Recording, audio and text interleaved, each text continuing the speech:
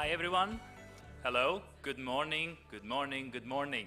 So I want to remind you we have breakfast right outside, so feel free to grab whatever you want and we will begin shortly. Thank you very much.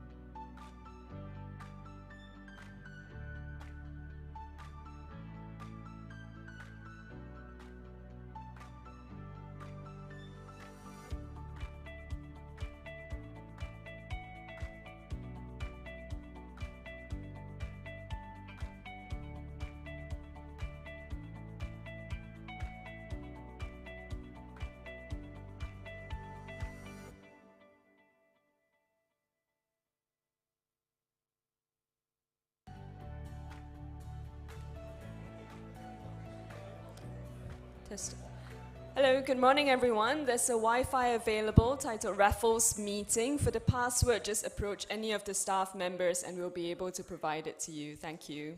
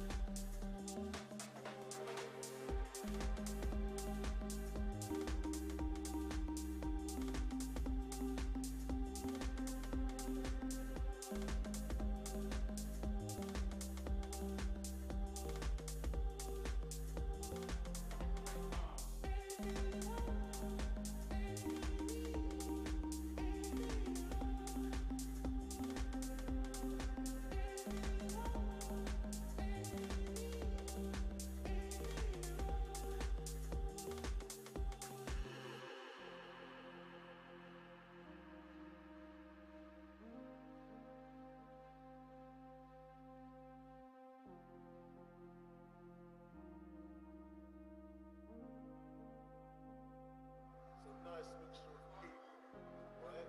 And everybody still vibes in, you know what I mean? Like they're still craving for that, you know what I mean, style of original music. Right, listen. Time to turn on the pace for the next chapter.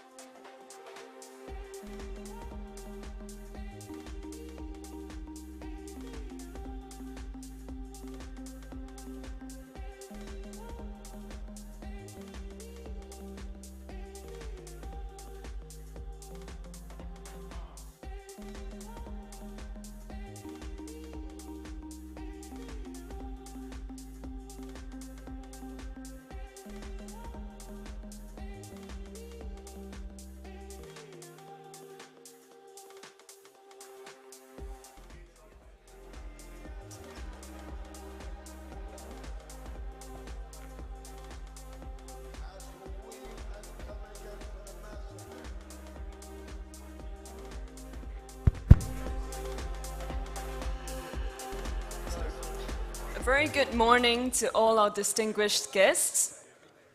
Welcome to the International Symposium of Blockchain Advancements 2023. We are thrilled to have you here with us today. My name is Yvonne, Director of Technical Communications at ParallelChain Lab.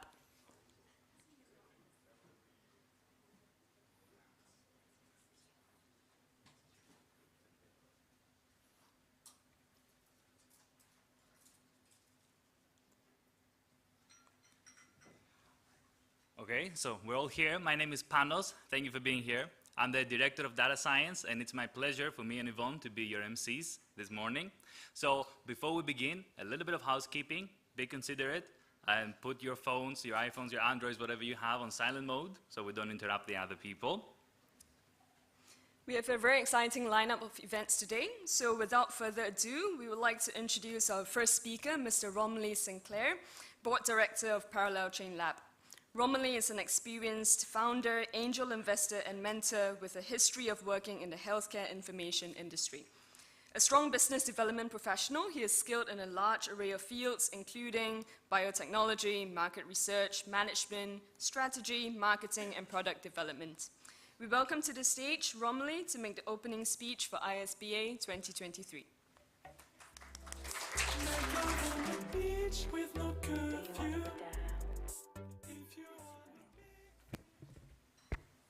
Thank you, Yvonne and Panos.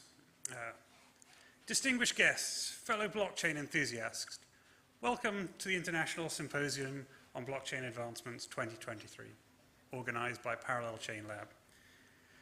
The International Symposium on Blockchain Advancements, or ISBA for short, is now in its second year. Since the inaugural event last year, we've continued to witness remarkable advancements in the world of blockchain. Gone are the days when blockchain was merely a buzzword or a concept at the fringes of a technology. Today, it is an integral component of our day-to-day existence.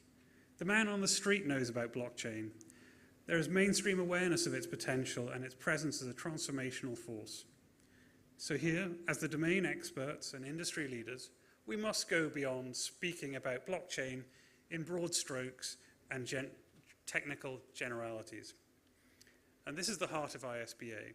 In this symposium, we've gathered the brightest and boldest thinkers, leaders, pioneers from a diverse range of industries.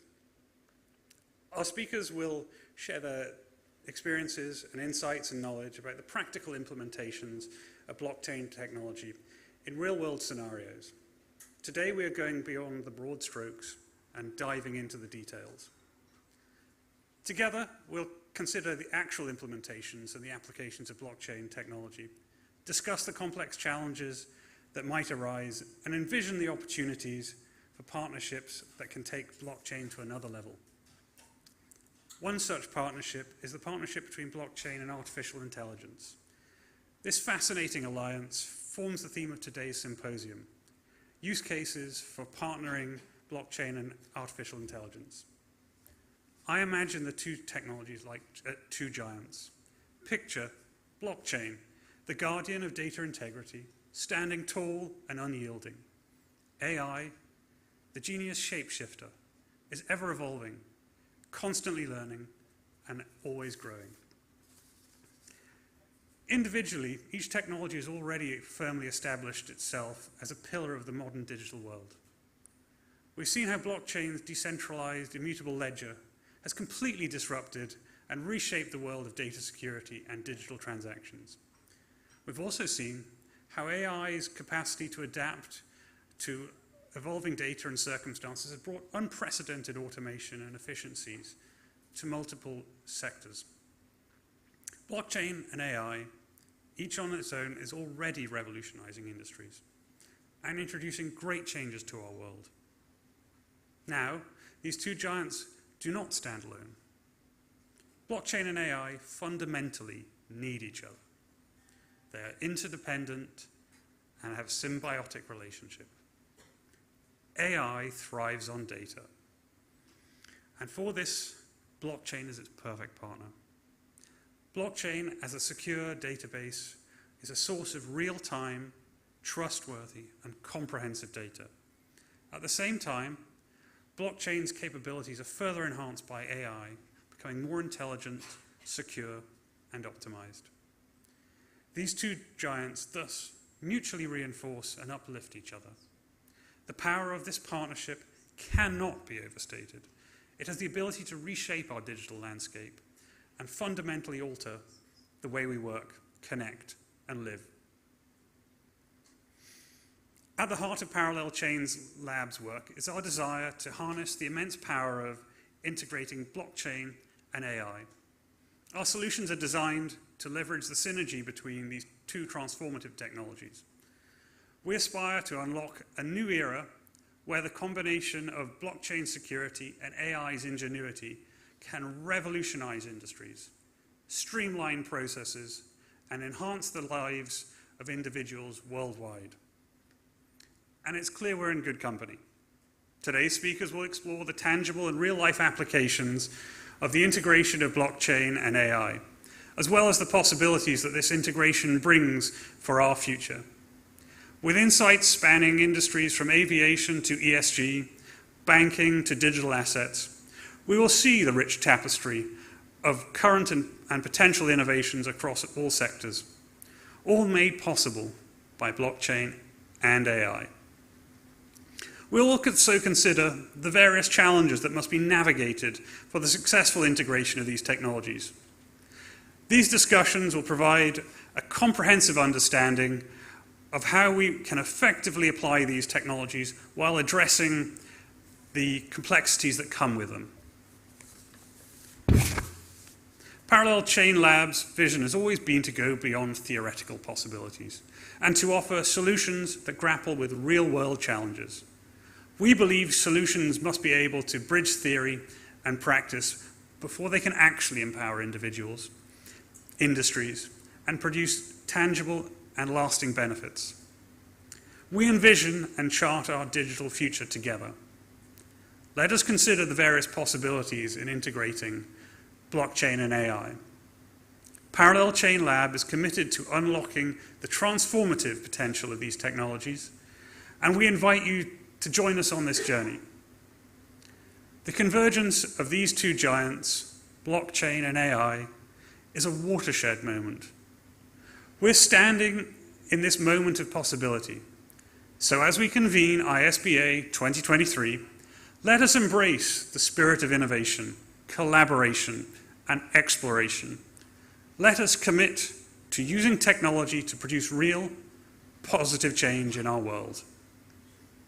Thank you for being part of this extraordinary journey, and let the symposium begin. Now I'd like to hand back to our MCs, Yvonne and Panos. Thank you.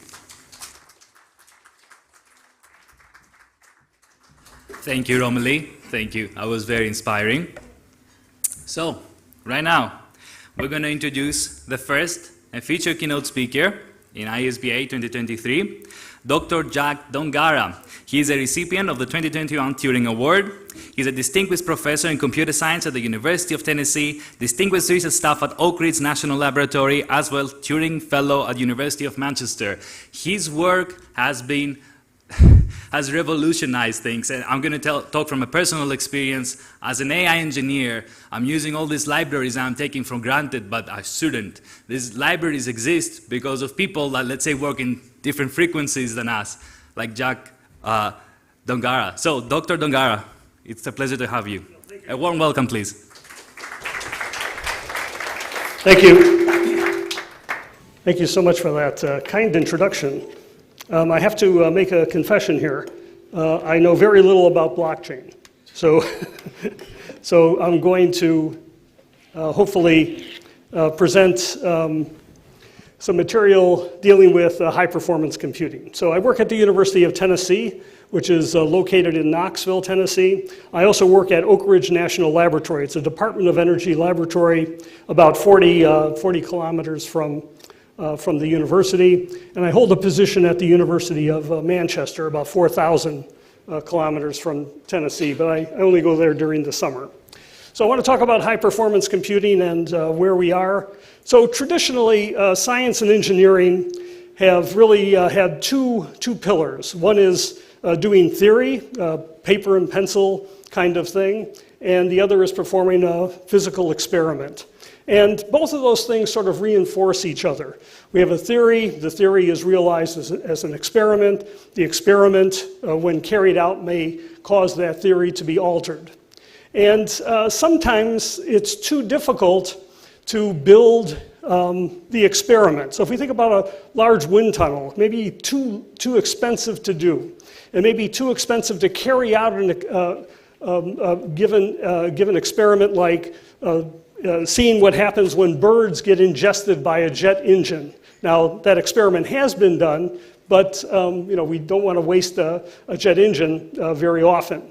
Sometimes it's too slow. So we think about galaxies colliding. That's an experiment that we can't do. So we have to go through different process to get that. And sometimes it's too dangerous to carry out those experiments. So we turn to computational science. So computational science is the use of high-performance computers to help us simulate what goes on in these physical situations. So computational science today is augmenting the theory and the experimentation. It's based on physical laws and numerical methods to allow us to carry out experiments.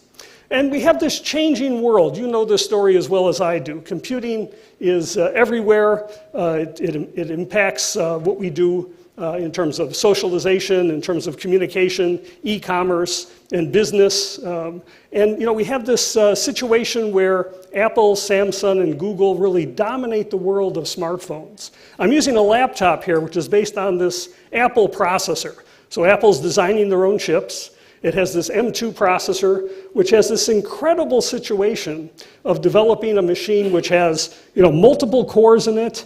It has, 5 nanometer technology in it. It's capable of really incredible rates of execution. And I use it to basically read email is the function I put it to.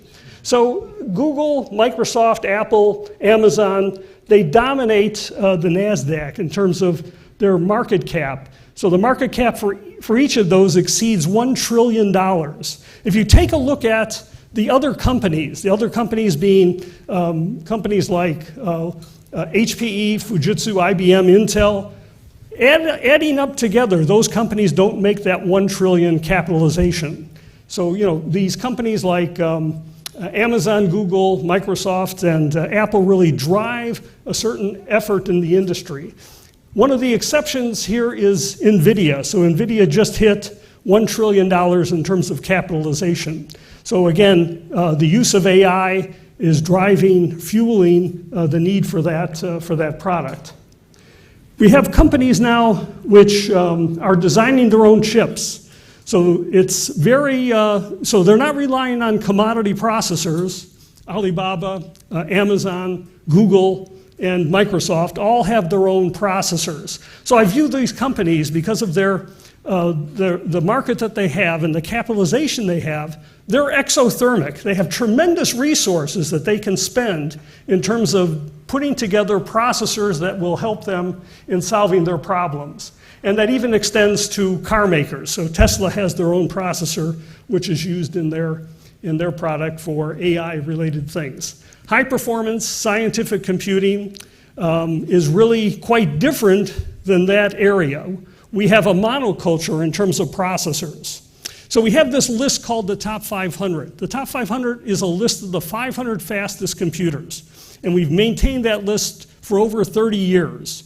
So we have a way to chart how progress has been made in terms of high-performance computing. So when we began this list in 1993, there were 65 systems that used Intel processors. And the remaining machines on the list had very specialized processors. So processors that came from companies like IBM, Cray Research, SGI, Thinking Machines, NEC, Fujitsu, and Hitachi. They produced the supercomputers which were used to help drive that simulation. And I've highlighted here in blue the products, the number of machines on the top 500 list that came from Intel. So a very small number of machines. And then something happened. And what happened was the attack of the killer micros. So the microprocessors became much more powerful, and basically it swept and overcame the companies that were producing those high-performance machines.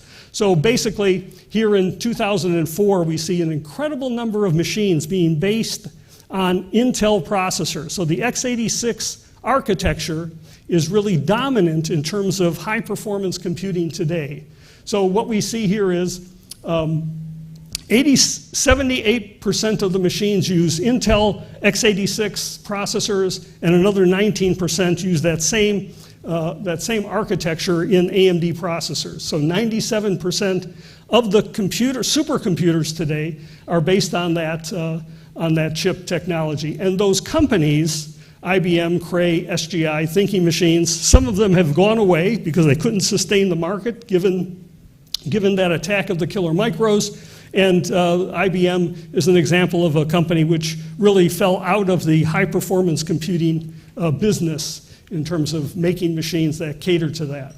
Today, we use accelerators to help get advanced performance, and NVIDIA dominates that use. So this chart here is looking at what's happened over time in terms of accelerators, and NVIDIA today is certainly dominant, and AMD is the other one that comes in second in terms of its accelerator that's being used. All the interconnects on these high-performance machines, we see either a gigabit Ethernet or InfiniBand on 85% of the systems that we have, and the remainder of the machines use a very specialized interconnect which is developed for their own use. And Linux is everywhere in terms of high performance computers. So this is the way we build our supercomputers. We take a commodity processor like Intel, multi-core, and those cores, of course, can access memory in a shared fashion.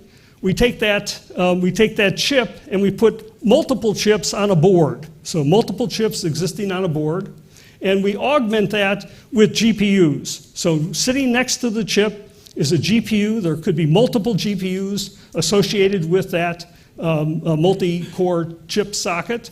And we take that board and we think about replicating it and putting it into a rack. So now we have a rack filled up with those components interconnected using some kind of network. We take that cabinet and we replicate it a number of times, filling up a room. So a room the size of basically 2 tennis courts full of equipment built on top of that technology. There's a machine at Oak Ridge National Lab called Frontier, which is exactly that architecture. There's another machine in China called the Tianhe 3, which has that architecture based as well. And many of the supercomputers look just like that.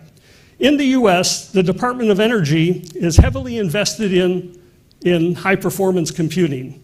Today, science is driven by simulation, and they invest a tremendous amount of effort in putting together the best supercomputers. So the Department of Energy has invested $4 billion over the last 7 years to deploy high-performance computing throughout its complex to advance science. So the question now is, what do you get for $4 billion?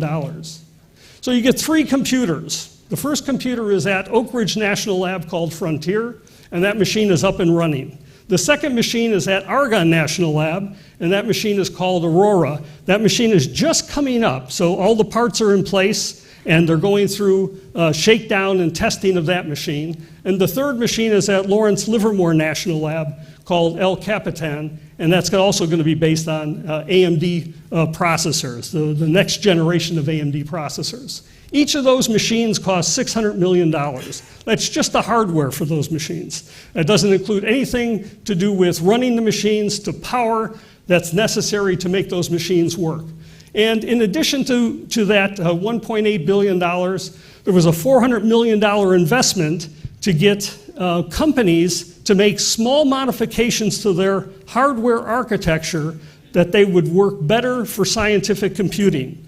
To be honest, I can't point to parts that were changed in that direction, so I'm not sure where that $400 million went.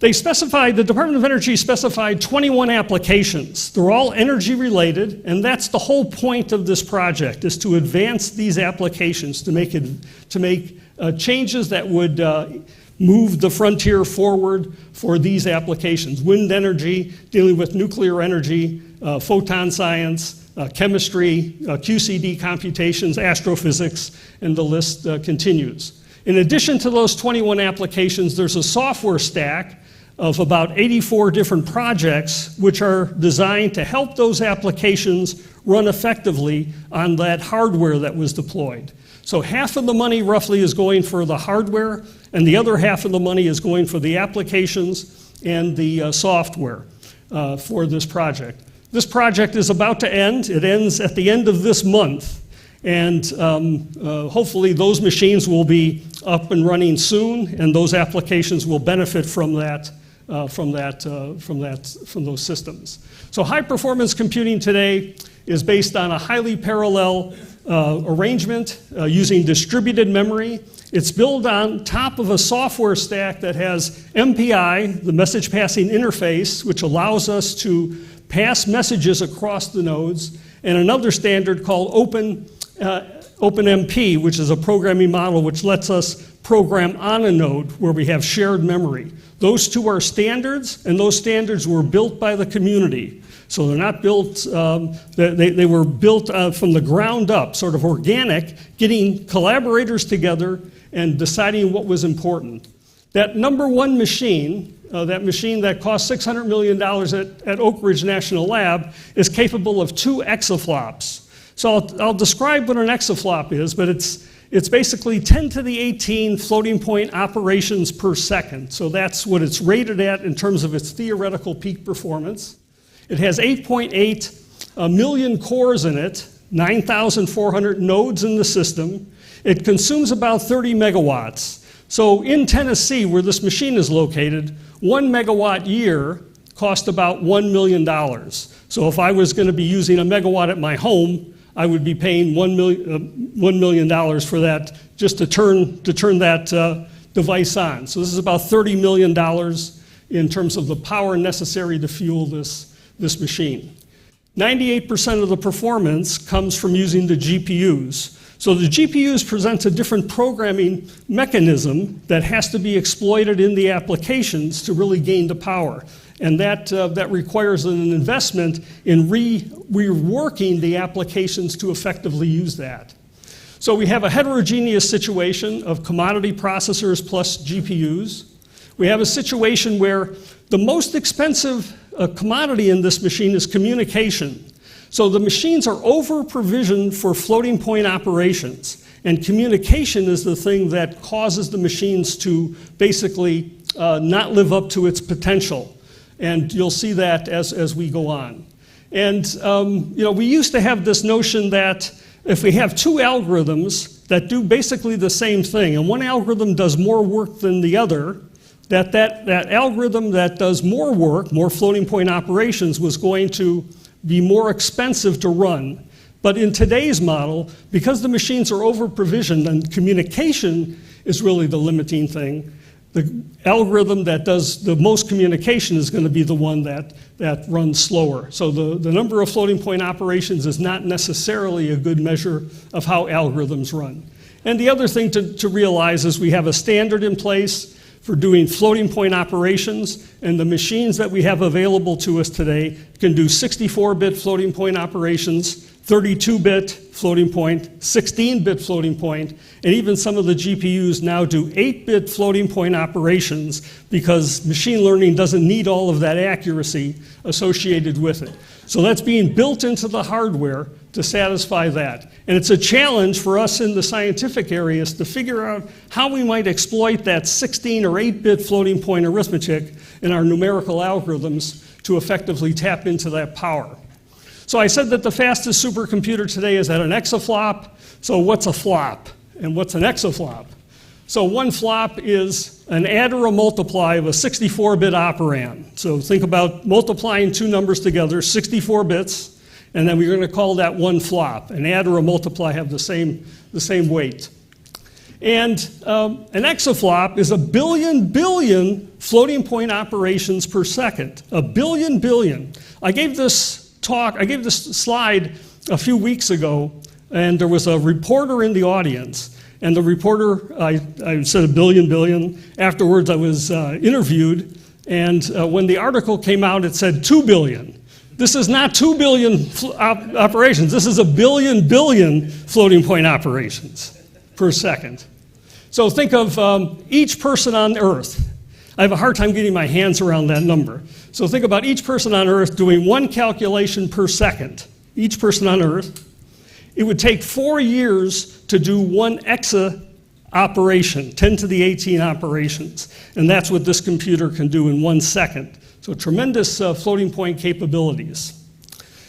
We have this list called the Top 500. This is a list that was started in 1993 by myself and a number of colleagues. It's a benchmark that we run on computers.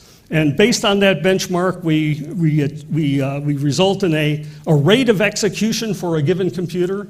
The benchmark is a very simple computation. It says we want to solve a system of linear equations, AX equals B. So that's a simple process in linear algebra. We require that the solution, this is a dense matrix computation, so think about a matrix, an n by n matrix filled up with numbers. You want to compute a solution, the matrix is A. You want to compute a solution X, you're given a right-hand side B.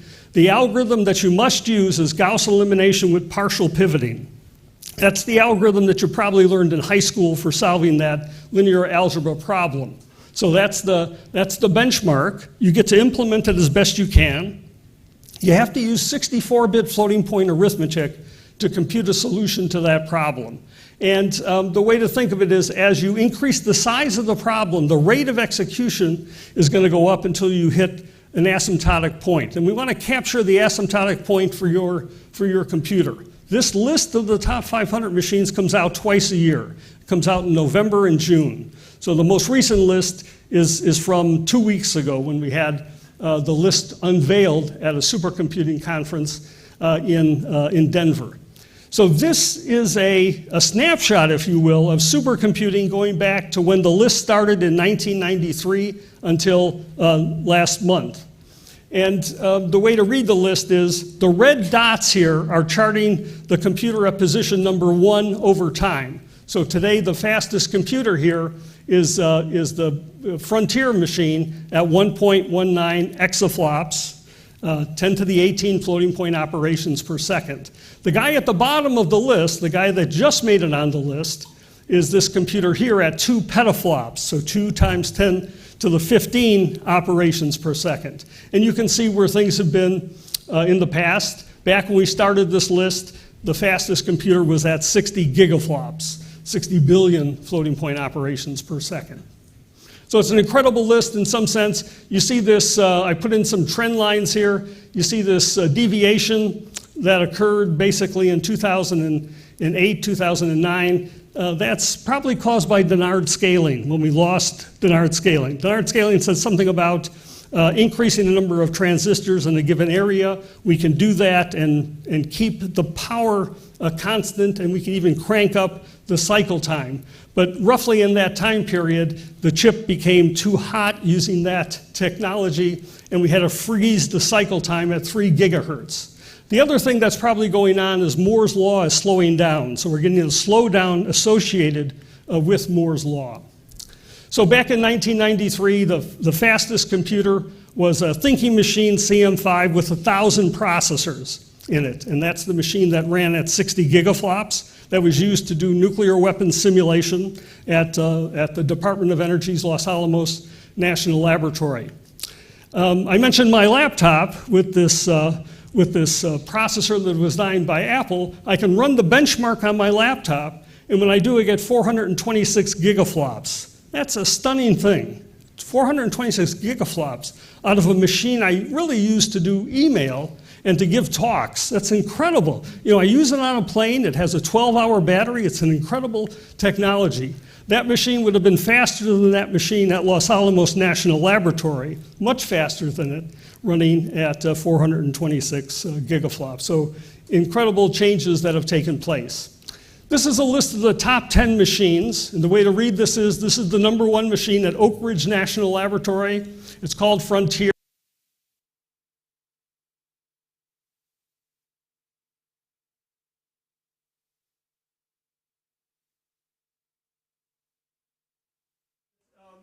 It has a Cray interconnect. It's based on AMD processors, and each processor.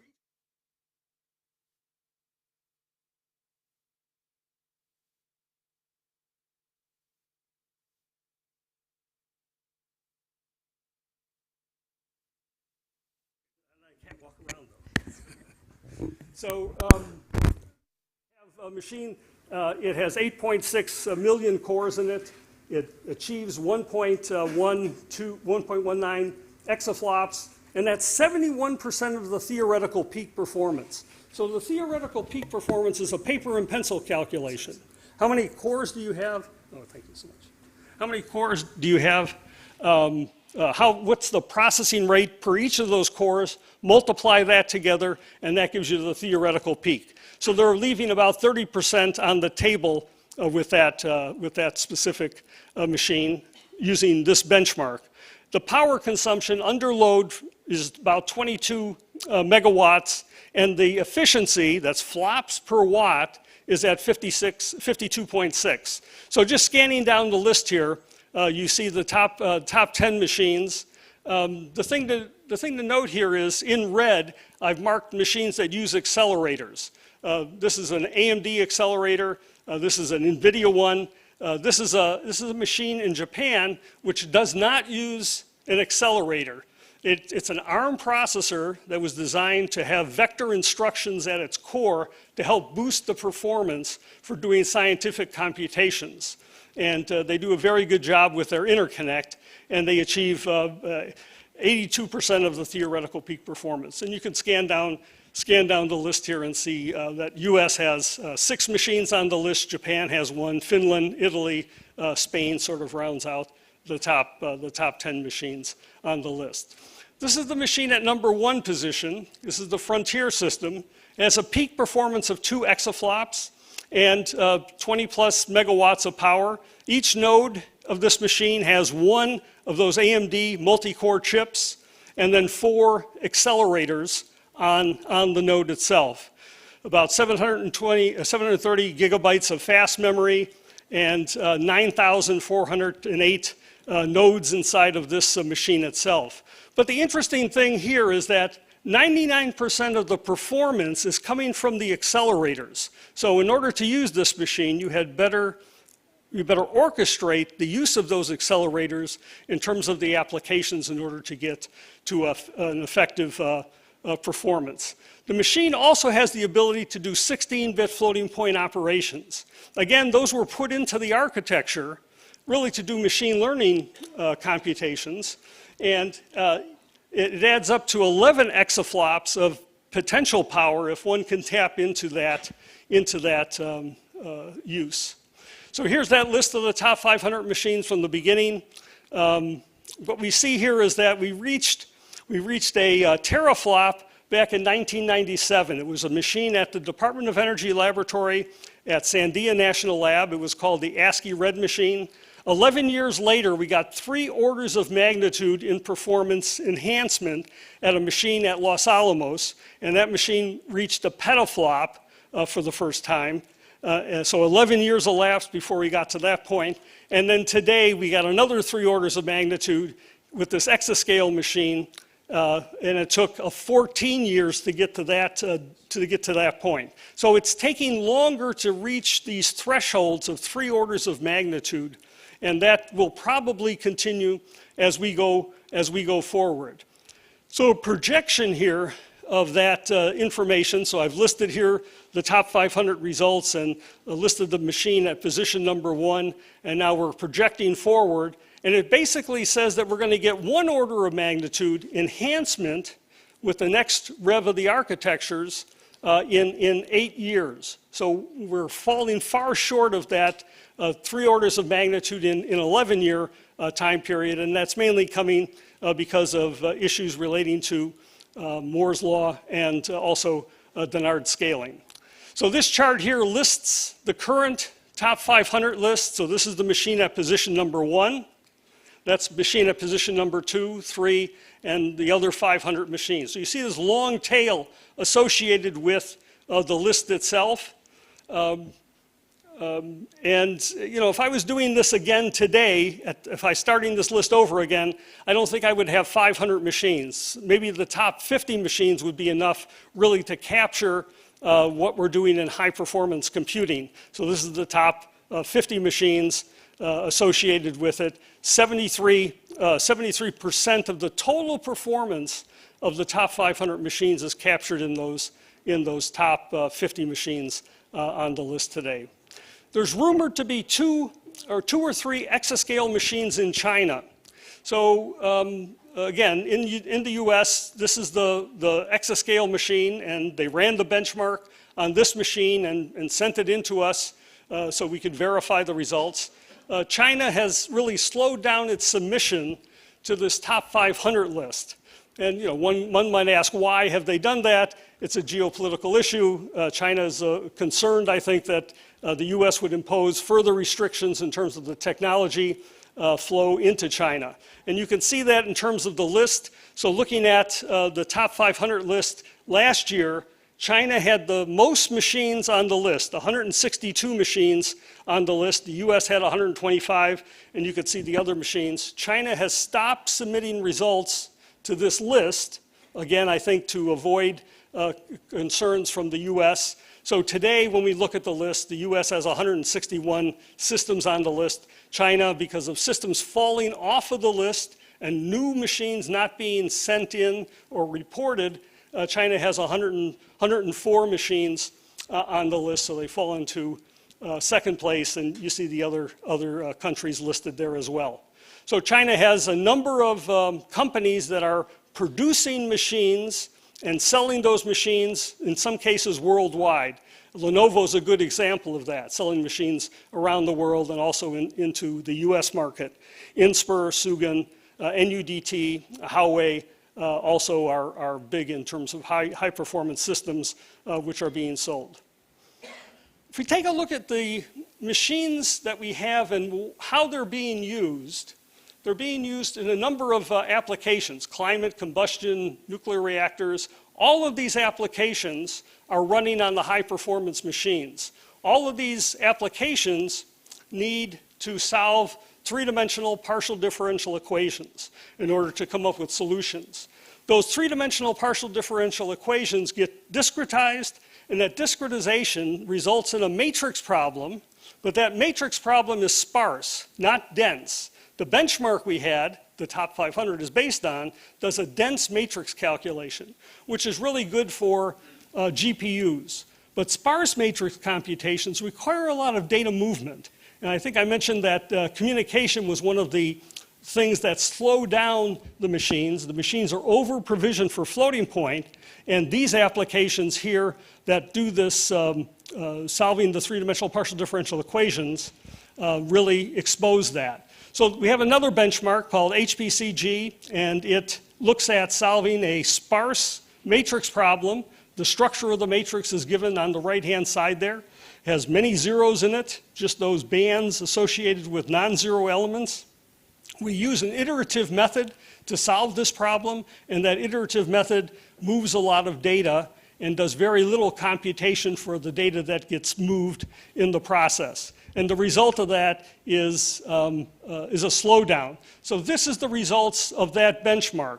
The way to look at this is this column here is what we did with the old benchmark, the benchmark that was doing a dense matrix computation. That's the rate of execution that we see for these machines. This is the rate of execution for this new benchmark that does this three-dimensional partial differential solution. The difference here is notable, and what's really quite striking is this last column. This is the fraction of peak performance that's being achieved for this problem, and this problem is very similar to what we see for many applications. So we're seeing results that show less than 3% for many of the machines here. And in fact, the machine that was number one on the other benchmark has a performance in this case of 0.8% of the theoretical peak. So less than 1% of the theoretical peak is being achieved for solving this problem. So you see how inefficient this machine can be for doing the solution of these problems. So that's a warning sign that maybe the machine wasn't constructed in a way to solve scientific applications. You know, if you think about a race car, and you think about the potential of getting 200 kilometers per hour, and you have that race car that only achieves 2 kilometers per hour, you're going to be pretty disappointed in that race car, given that situation. One of the machines that has a pretty good fraction of peak is a machine that was produced by NEC. NEC still makes traditional vector computers, which have very good interconnect, very good communication associated with it, and the results is that they're achieving about 5.4% of the theoretical peak performance for their applications.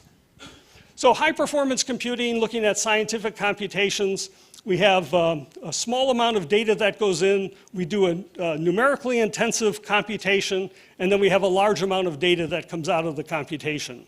And we can think about many things that result in that. Here's a climate model where we have a relatively small amount of data going in, and the output is this movie of what happens to the climate over a given period of time. And we take a look at the data-intensive applications. They almost have the opposite situation where data intensive have this incredible amount of data going in associated with the training process for machine learning, and then a small amount of data which comes out of that after the training is actually done or performed. So we have these two different models here. One uses 64-bit floating point operations, small amount of data going in, large computations going on, and a large amount of data results in that. And machine learning has a large amount of data going in using 16-bit floating point operations to carry out its processing to be in a position to drive a small amount of data coming out of that in the end.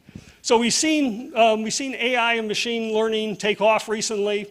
You know, they've been around for a long period of time. So why has that happened now? Well, today we have this flood of data. We're able to scoop up the internet basically for the training processing. We have an increased computing power resulting from these GPUs being put together and being used to solve the problem. We're having this growing progress associated with the algorithms and theory for the machine learning, and we have increasing support from industry providing us with the necessary tools to make this all happen. So machine learning, or AI, is multifaceted. There's machine learning, there's natural language processing, there's expert systems associated with it, vision, speech, planning, and robotics, just to filter out a few of these things. We see machine learning in almost every area of large-scale scientific computing today. So it's finding its way into solving problems related to climate biology, drug discovery, materials, cosmology, high-energy physics. And it's not solving the problem, but it's helping us to solve the problem. Helping in the sense that we get to a solution much faster than we could have in any other way. So deep learning, machine learning needs small matrix operations, doing very small, dense computations along the way. And we see companies being created which are designing hardware that fits into this space. It reminds me of the early days of parallel computing, when we had a large number of companies developing hardware to do parallel processing, and in the end, many of those companies fell out and were absorbed or went out of business because they couldn't sustain what was going on. And I would say that many of the companies pictured here will go through that same evolution in time where they would be absorbed. In scientific computing, we're trying to exploit performance, trying to solve the problems faster, and we can do that by using mixed precision.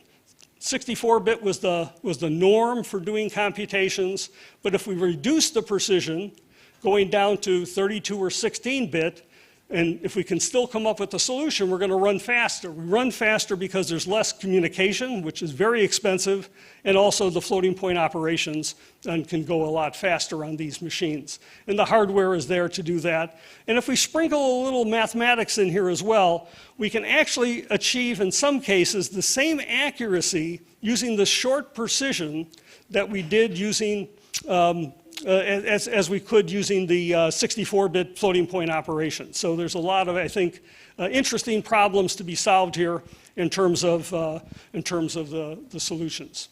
So there is a synergy between high-performance computing and blockchain. I've just listed a few things that come to mind as I was scanning some of the publications in blockchain. Increased scalability, reduced latency, improved security, decentralization, energy efficiency, interoperability, and robustness. And I think we have a number of common challenges associated with blockchain and high-performance computing. So high-performance computing can enhance blockchain by perhaps improving consensus algorithms, accelerating the cryptographic computations, and doing some large-scale data processing and analytics. And similarly, blockchain, I think, can help in the high-performance computing area by doing secure data sharing and auditing, immutable data record keeping, and decentralization, trust, and collaboration. So I think there is some synergy. Today, our high-performance machines are built on CPUs and GPUs. And that's probably going to change in the future.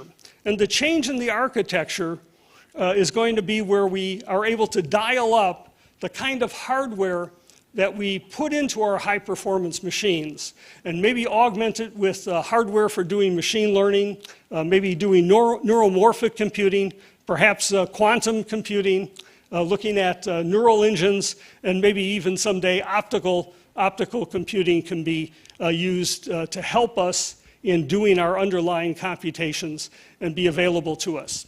So let me just say in conclusions, the high-performance computing systems are in enormous flux today, creating both opportunities and challenges for future of advanced systems. Looking forward, it seems that we're increasingly unlikely that the high-performance systems would be procured and assembled based on these commodity components. So the way the machines are put together today, we have a price point for a high-performance machine. We tell the vendors that that's the price point, and also we need to achieve this level of performance. And the vendor goes out and cobbles together a machine based on commodity processors that sort of meets that price point and the performance level. But the machine is really difficult to use. It becomes really an obstacle for the computational scientist to effectively use it because of the mechanisms that are put together inside the machine. So a machine gets thrown over the fence, and the computational scientist basically spends the next 3 or 4 years trying to figure out how best to use the machine, and at the end of that time they do a pretty good job, but another machine then gets thrown over the fence, and they have to start that process over again. So advances will require us to, I think, really do an end-to-end design. That is, do a real co-design of these systems. So be in a position to have the architects together with the computational scientists, together with the algorithm people, as well as the software designers, and get them to design a system that meets the needs of the application. And we've seen this in a number of large computational systems. We have these computational devices like the Large Hadron Collider, which is a specialized piece of equipment to do that one problem, spending billions of dollars on it because it was felt that that was an important problem. The LIGO gravitational wave thing is another example of that, where again it was put together, specialized pieces of equipment were put in place to do that. The Square Kilometer Array, this radio astronomy telescope that's being put in place in Australia and in South Africa, again, comes with tremendous computational needs being put together, specialized to solve this one problem. So many things can be done, and hopefully we can do them with specialization of that way. So that's my talk. Thank you so much for your attention. I'd be happy to answer any questions that you might have. So I'm here. Thanks. All right, so now we open the floor to questions. If you have any questions, you can just stay in your seat and raise your hand, and we will make sure a microphone makes its way to you. We've got a gentleman there. Thank you. Hi, I'm Brian. You mentioned about machines not being built for scientific purpose and therefore not being able to reach its full potential. My question is, why don't, instead of focusing on building better machines, why don't we focus on building a thinking aspect where we can synchronize human logic with the machines? So essentially to create a means for people and machines to understand each other in a very specific and meaningful manner. And as a result, we'll be able to solve our issues better. The reason I ask this is not that I'm trying to be theoretical. It's because I believe that I have developed a thinking approach that does exactly that. So effectively, it becomes, we are able to deal with constructs with inherent instability. And effectively, that's what machines lack, because machines tend to be very point estimate characteristic entities, right? And they cannot deal with constructs with inherent instability very well. With the advent of quantum computing, that is changing. However, quantum computing code is problematic because quantum computing code essentially tries to follow the best practices for classical computing. So if we are able to specify a means. In other words, to figure out a means to communicate with the machine, to input data in a manner that is meaningful to us humans, and yet it can be interpreted, translated into, utilize the power of classical computers, which is a point estimate characteristics, then basically there's a way to synchronize and achieve that power of a computer. So why don't we look at the problem from that aspect? Because I think it's a lot more realistic. And not only that, it will be a universal approach. So instead of so many different manufacturers with many different ways of building computers differently, different standards, right now we have a universal approach. Okay, that's a pretty long question. I hope Doctor remembers the whole thing. Is it clear, or should we repeat it shortly? I think you got it, right? I think I got it, yeah. So I'm not sure where we're going with this, but of course, a human is in the loop in our computations all the time. And the human is driving or coming up with the algorithms. But think about the computing power that these machines have. 10 to the 18 operations per second. That's very hard for us to drive to that point. So we can of course orchestrate things and guide things along. We may have an opportunity to steer the computation as it's evolving, to get in the loop basically to do that. But to have wires attached to my brain here, helping to do the computation, I don't fully understand how we're going to do that. Quantum computing, I think, is an interesting research area, but we're far away from having a quantum computer which is fault detecting and correcting, and doing the quantum computing at the gate level. That's sort of where we have to go in terms of that to get something that would be quite practical. And we're far from that. We have a handful of algorithms today that might work on a quantum computer. We have very little software that realizes that, and the hardware that we have is all over the place in terms of what the capabilities are. So I would see as quantum computing is a fad today. I think it's a great research problem and something that I think that's going to have a tremendous benefit down the road, but it's going to be a while until we get there. Anyone else? I want to ask something. It's probably a difficult question, but I think you're the only person on the planet that can potentially answer that. So you're following this list of the top 500 computers. Right now, the Frontier seems to be a very clear winner when it comes to that. Was it always this case, like a zip distribution, like someone is way ahead? And if that is happening, why is it? Is it because they throw more money, like more GPUs? Or is it because they have an idea, like the architecture is different from the rest of the computers? Well, so why is it the fastest computer? They invested a tremendous amount of money for that, $600 million for the computer itself. One of the previous fastest computers was the machine in Japan, the Fugaku system. That machine cost $1 billion to make it faster. So they actually accelerated how progress in terms of deploying hardware to get to that point. So they were willing to pay for it. So your question is, if you can pay for it, can you make a machine go faster? And of course you can. You can. But that machine may be very hard to use. It may be difficult to achieve that performance. So if we're talking about a machine for a specific task, maybe we can construct that machine for less money that does that one task very well, as opposed to having a general purpose machine that's at the head of the line. So as machines go forward, they're going to be roughly at this price point, I would say, $500 million to $1 billion to build the fastest computer. But if the problems are important enough, then of course we should invest in those machines to help move the frontiers forward. Thank you very much. Thank you, Panos and Brian, for the really good questions. Before we end, Mr. Ian Huang, our founder, CEO, and chief architect of ParallelChain Lab, has just a few thoughts he would like to share. Thank you. First, I want to thank Dr. Jack that his contribution to the computer science, and let me point out two major things. The first thing is the benchmarking. Supercomputing benchmarking.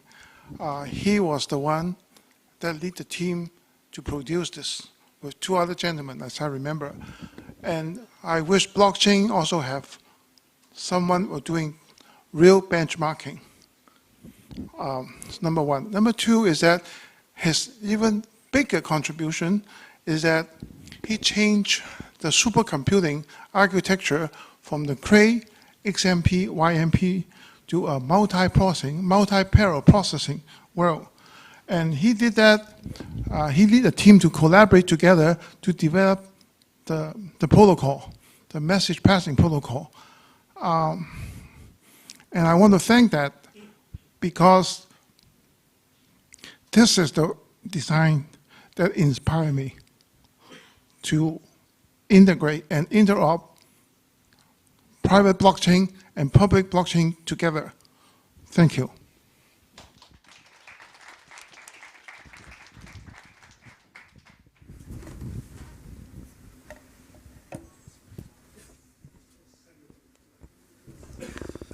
So, thank you, Dr. Dongara. That was an illuminating keynote speech, and thank you, Ian, as well. That was touching.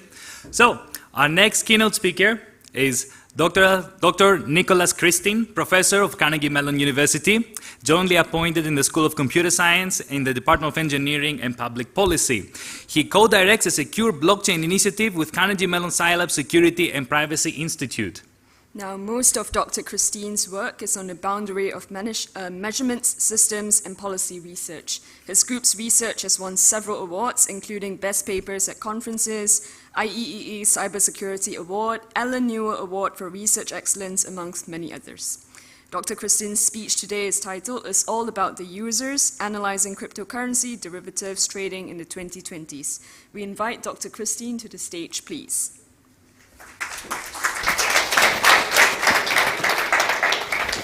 Thank you very much for the warm welcome, and I need my clicker, otherwise it's going to be a very short talk. Good morning. So, yeah, we are going to talk about users, and when I was asked,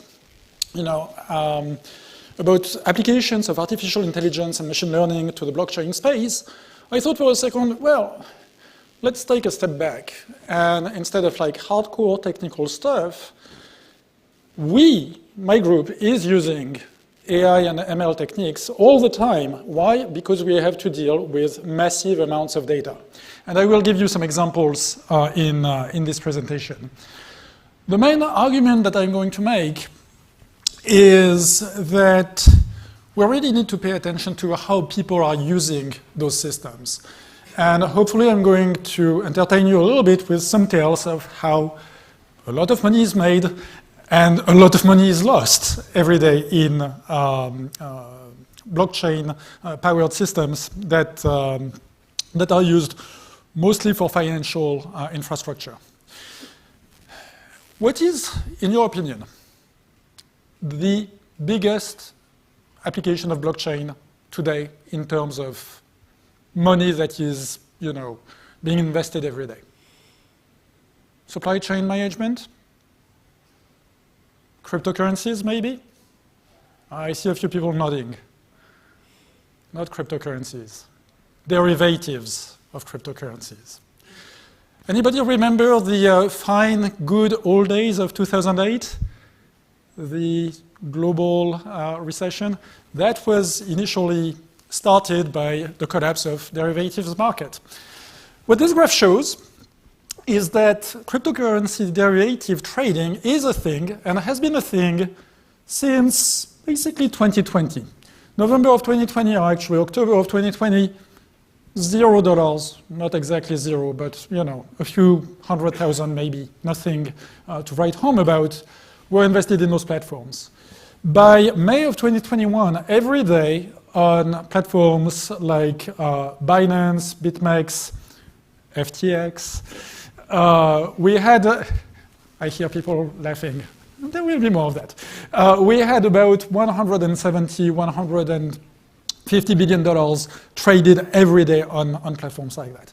Now, I was being ironic when I mentioned FTX, but that's the type of scandal that people in the financial industry don't really like. It doesn't look good when you have something like that happens. People have a short memory too. I mean, they don't remember who Bernie Madoff was, but this type of scandal definitely gives, you know, a black mark on cryptocurrencies as a whole. And so we could think that, okay, maybe this thing is fizzling out a little bit. And it is. I mean, it has decreased a little bit. Right now, day in, day out, we've got probably about $70 billion being traded every day on those derivatives platforms. If there are some economists in the room, finance specialists, please do not pelt me with rotten tomatoes. I'm going to make a comparison that I shouldn't be making.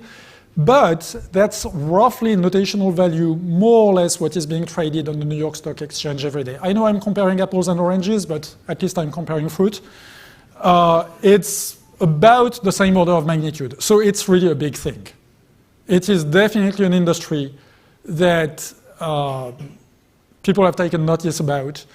And it's definitely something that if you talk to any banker, at least, you know, on Wall Street, they know about those things. They know that they exist. All right, so they're important. They were pioneered by an exchange called BitMEX, which I think originally might have been, originally operating out of Singapore by a bunch of American people. BitMEX started in 2014, and for about 5 years, if you remember the plot that I just showed you, there was basically zero activity on it. I mean, not zero, but you know, nothing to write home about. BitMEX became quite famous around 2018, as I will show you in a couple of slides. And the reason why I'm going to talk about BitMEX is because what they invented, the type of contracts that they invented, are basically what is being used today in Binance, in Bitfinex, in OKEx, in all of those exchanges that still exist. BitMEX still exists, but it's basically on its last legs, but their inventions have survived them. And so it's actually really important to try to see how people have been behaving on that platform, because that gives us some insights as to how they behave nowadays in 2023 and beyond on other platforms. So BitMEX operated as follows. If you wanted to open an account on BitMEX, let's say around 2018, 2019, what did you need? Did you need to show your US passport, maybe, your Singapore national resident card, your European passport, driver's license, maybe? No. You needed an email address. That's all you needed.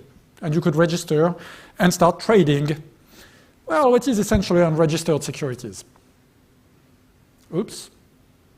So if there are some Americans in the audience, you know that you can't trade unregistered securities. The Security Exchange Commission does not like that. You need to be what's called an accredited investor to be able to trade those.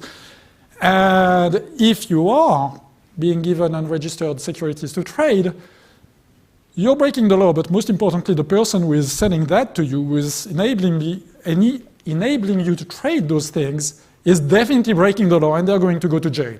Or they're going to get like a big fine and a slap on the wrist. That's basically what's happening to Binance right now.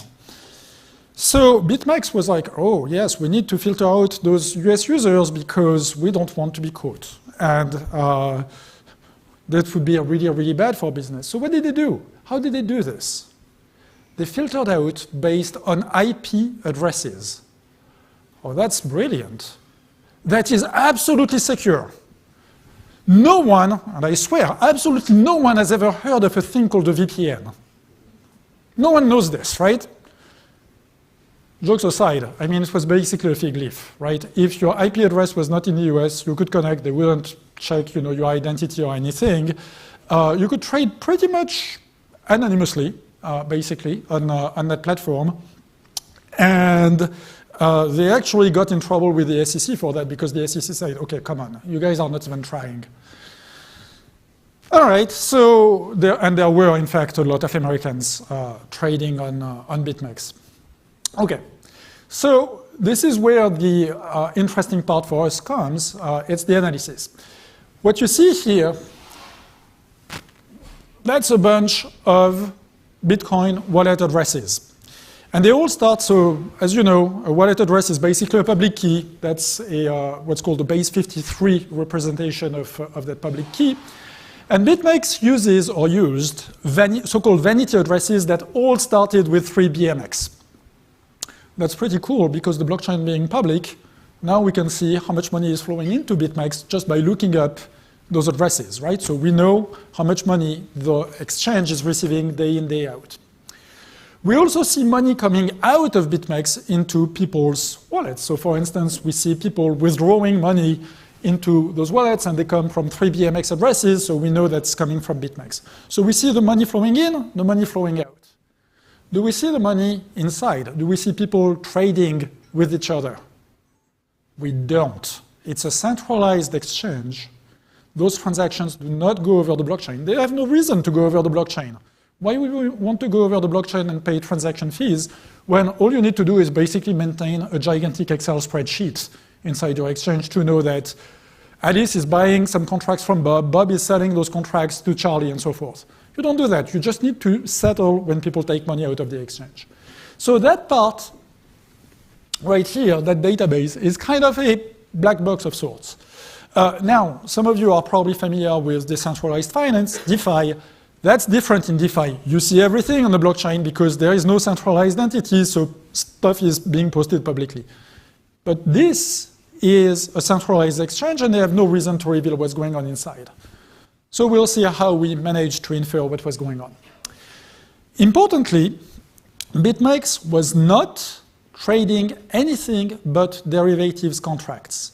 In particular, they do not have any cash in the exchange. That's important. Those of you who are in regulation know that as soon as you're holding US dollars or Singaporean dollars or actual currencies, things like the Treasury Department in the United States and related entities start to be very interested in you, and you've got to fulfill a bunch of requirements that most of these exchanges don't want to. So BitMEX only trades contracts, which means they don't sell Bitcoin, for instance, they don't sell Ether, they sell contracts on those things. And so they need as input something that tells them how much a Bitcoin is worth, how much an Ether is worth. And to do this, what they do is use a basket of exchanges as kind of an oracle. So they're like, well, what's the price of a Bitcoin today? It's going to be a weighted average of whatever the price of a Bitcoin is on Binance, on Bitstamp, on GDAX, and others. All right. So that's feed from the outside. Okay, so I'm a computer scientist, right? I'm going to pretend that I'm a finance professor for the next 30 seconds. I'm not a very good one at that, but hopefully I'm going to be able to explain what those innovative contracts are. Typically, when we're talking about derivatives, we're talking about options that expire at a given point in time. For instance, I'm betting that the price of oil is going to gain 10% by the end of the month. That would be a typical options contract in a commodities market. What BitMEX pioneered is something extremely weird. And my friends and colleagues at the business school at Carnegie Mellon were like, we really have never seen anything like that. That sounds stupid at first glance. It's a contract that doesn't expire. It's a perpetual thing. There's no expiry date, no nothing. It goes on until people say, yeah, we've got enough. Or they run out of money, which happens very often, as we will see next. Those contracts are a little strange. They are basically bundles of unit contracts, and each unit contract, I'm going to use the example of Bitcoin here, corresponds to $1 worth of Bitcoin. At any point in time, no matter what Bitcoin is doing, the contract is worth exactly $1 worth of Bitcoin. Okay, how does it work? Well, let's assume that Alice is very bullish. She thinks that Bitcoin is the best thing since sliced bread, and she wants to go long. She wants to buy Bitcoin because she thinks that it's going to go up and up and up and up and to the moon. Bob, on the other hand, is a little bit more conservative. He thinks, nah, this crypto thing, that's not going anywhere. It's dipping. I think I should sell. So he wants to go what's called short. He wants to bid against Bitcoin. So Alice wants long Bitcoin exposure, Bob wants short Bitcoin exposure. That's perfect. We've got a match. They want to trade the same amount, $1 worth of Bitcoin, and they're going to enter that contract.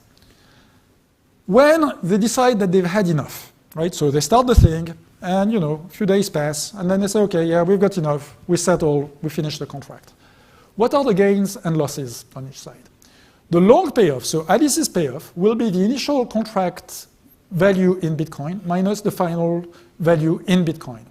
The short payoff, the exact opposite. It's a zero-sum game. Whatever money Alice makes, Bob loses, and vice versa. Let's take an example. Let's assume that a Bitcoin is worth $10,000. I know it's not, but it's so that I can do math in my head on the stage. That means that the contract initially was worth 0.0001 Bitcoins, or 10,000 Satoshis, right? If you want to use a slightly more understandable unit. Let's assume that when they stop 5 days later, a Bitcoin now is worth $100,000. Bitcoin gained a lot, so we are expecting Alice to have made money. She wanted long exposure. And she did. The new value of a Bitcoin is 1,000 Satoshi. How much did Alice make? 10,000, the initial value in Bitcoin, minus the final value, 1,000. She made 9,000 Satoshi. How much did Bob lose? The exact same thing, 9,000 Satoshi. Everybody's with me? So far, so good. You've got somebody who wants to go long, somebody who wants to go short. One of them wins, one of them loses. Everything is fine. So far, so good. Until we start implementing things that belong more to a casino than to a financial exchange. Leverage. Alice does not have a lot of money. She's a starving student. She has 0.1 Bitcoins in her account. But she's really bullish. She really wants to trade a lot. Bob is maybe, I don't know, a hedge fund manager. No, not with $50,000, but a very small hedge fund manager. He has 5 Bitcoins and he's like, yeah, I'm shorting this thing. It's going to 0. Alice wants to trade with Bob. Bob has too many Bitcoins. She can't do that. Oh, except she can, because the platform very helpfully tells her, hey, you want some of that sweet money? How about you leverage your trade? What that means is that she's putting a multiplier on her trade. Anytime she wins money, it's going to be multiplied, in this case, by a factor of 50. Oh, that sounds super cool, right? Well, until you realize that anytime she loses money, that's going to also be multiplied by a factor of 50. What that means, if you can do simple math, is that if the market moves in the position opposite to what she bid on, so in this case, she goes long, if the market loses 2%, Bitcoin decreases 2% in value. 2% times 50, 100%, she lost everything. So this is very, very dangerous, right? Because you're putting, the higher the leverage, the more risk you're assuming. For Bob, it doesn't really matter. He's got constant exposure to the US dollar. His leverage 1x is actually a more reasonable guy. All right, so example number 1. Bitcoin goes from 10 to 12,500 bucks. That's awesome. Alice just made 1 Bitcoin. I leave you to do the math, but basically the new value of the contract, I mean, initially those contracts were worth 5 Bitcoins, now they're worth 4. They're worth 4, which means that Alice made 1 Bitcoin. She's at 1.1 Bitcoins. Everybody's happy. Bob lost 1 Bitcoin, but he doesn't really care. He's got constant dollar exposure. So yeah, he lost 1 Bitcoin, but he still has the same amount of money in US dollars. Alice, on the other hand, is like, frolicking in money, and she's really happy about it. Awesome. Should we all leverage? No. Like I told you, when things go bad, they go bad really, really quickly. Let's assume that instead of going to 12,500, Bitcoin goes down to 9,804. What that means, effectively, is that, give or take, it's lost 2%, right, in value. Those 5 Bitcoins worth of contracts now are worth 5.1, which means that Alice is down 0.1 Bitcoins.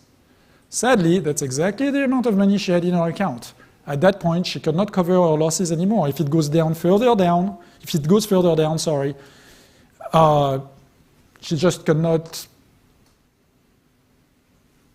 provide any money anymore. She doesn't have any margin anymore. What happens in that case?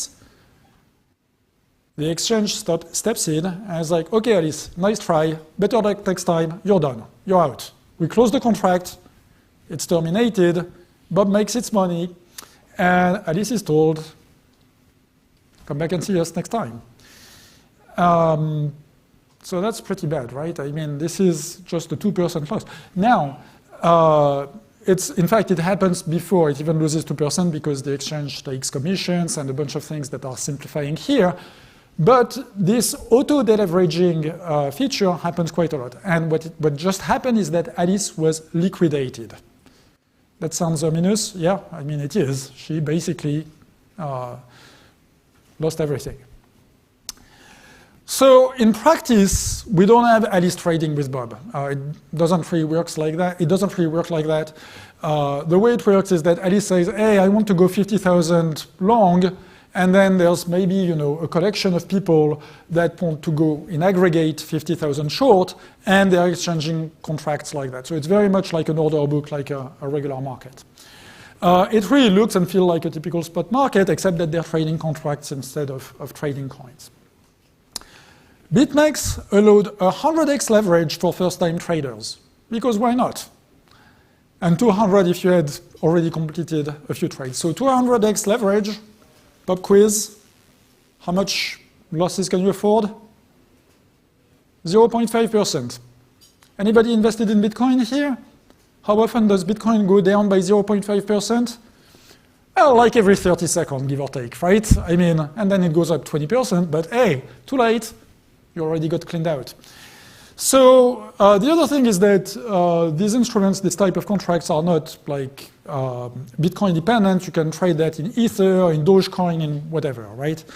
Saudi Shiba Inu coin and other very valuable cryptocurrencies.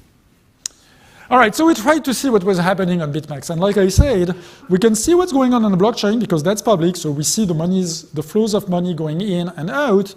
We don't necessarily see what's going on inside BitMEX. So the first thing that we looked at was the blockchain itself. In a paper, we looked at 7 years worth of transactions. We've got a website that is actually using live data because BitMEX, believe it or not, is still alive. Like I said, it's on its last legs, but still there are a few people that are trading on it.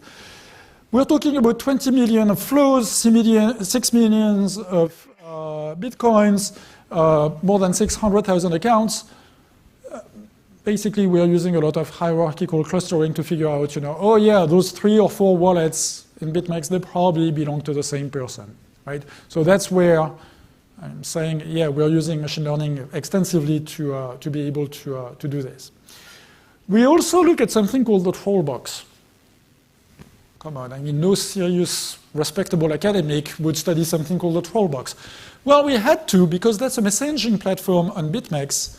And it was actually extremely active, and it combined some automated bots that would tell us, hey, this person got liquidated, which is actually useful information to know, with mindless banter. The contents of the troll box, really not interested. Any of you have been on Reddit? It's a cesspool, right? Well, the troll box is even worse. But what is interesting to us is the timing of messages, and I'll get back to that in a second.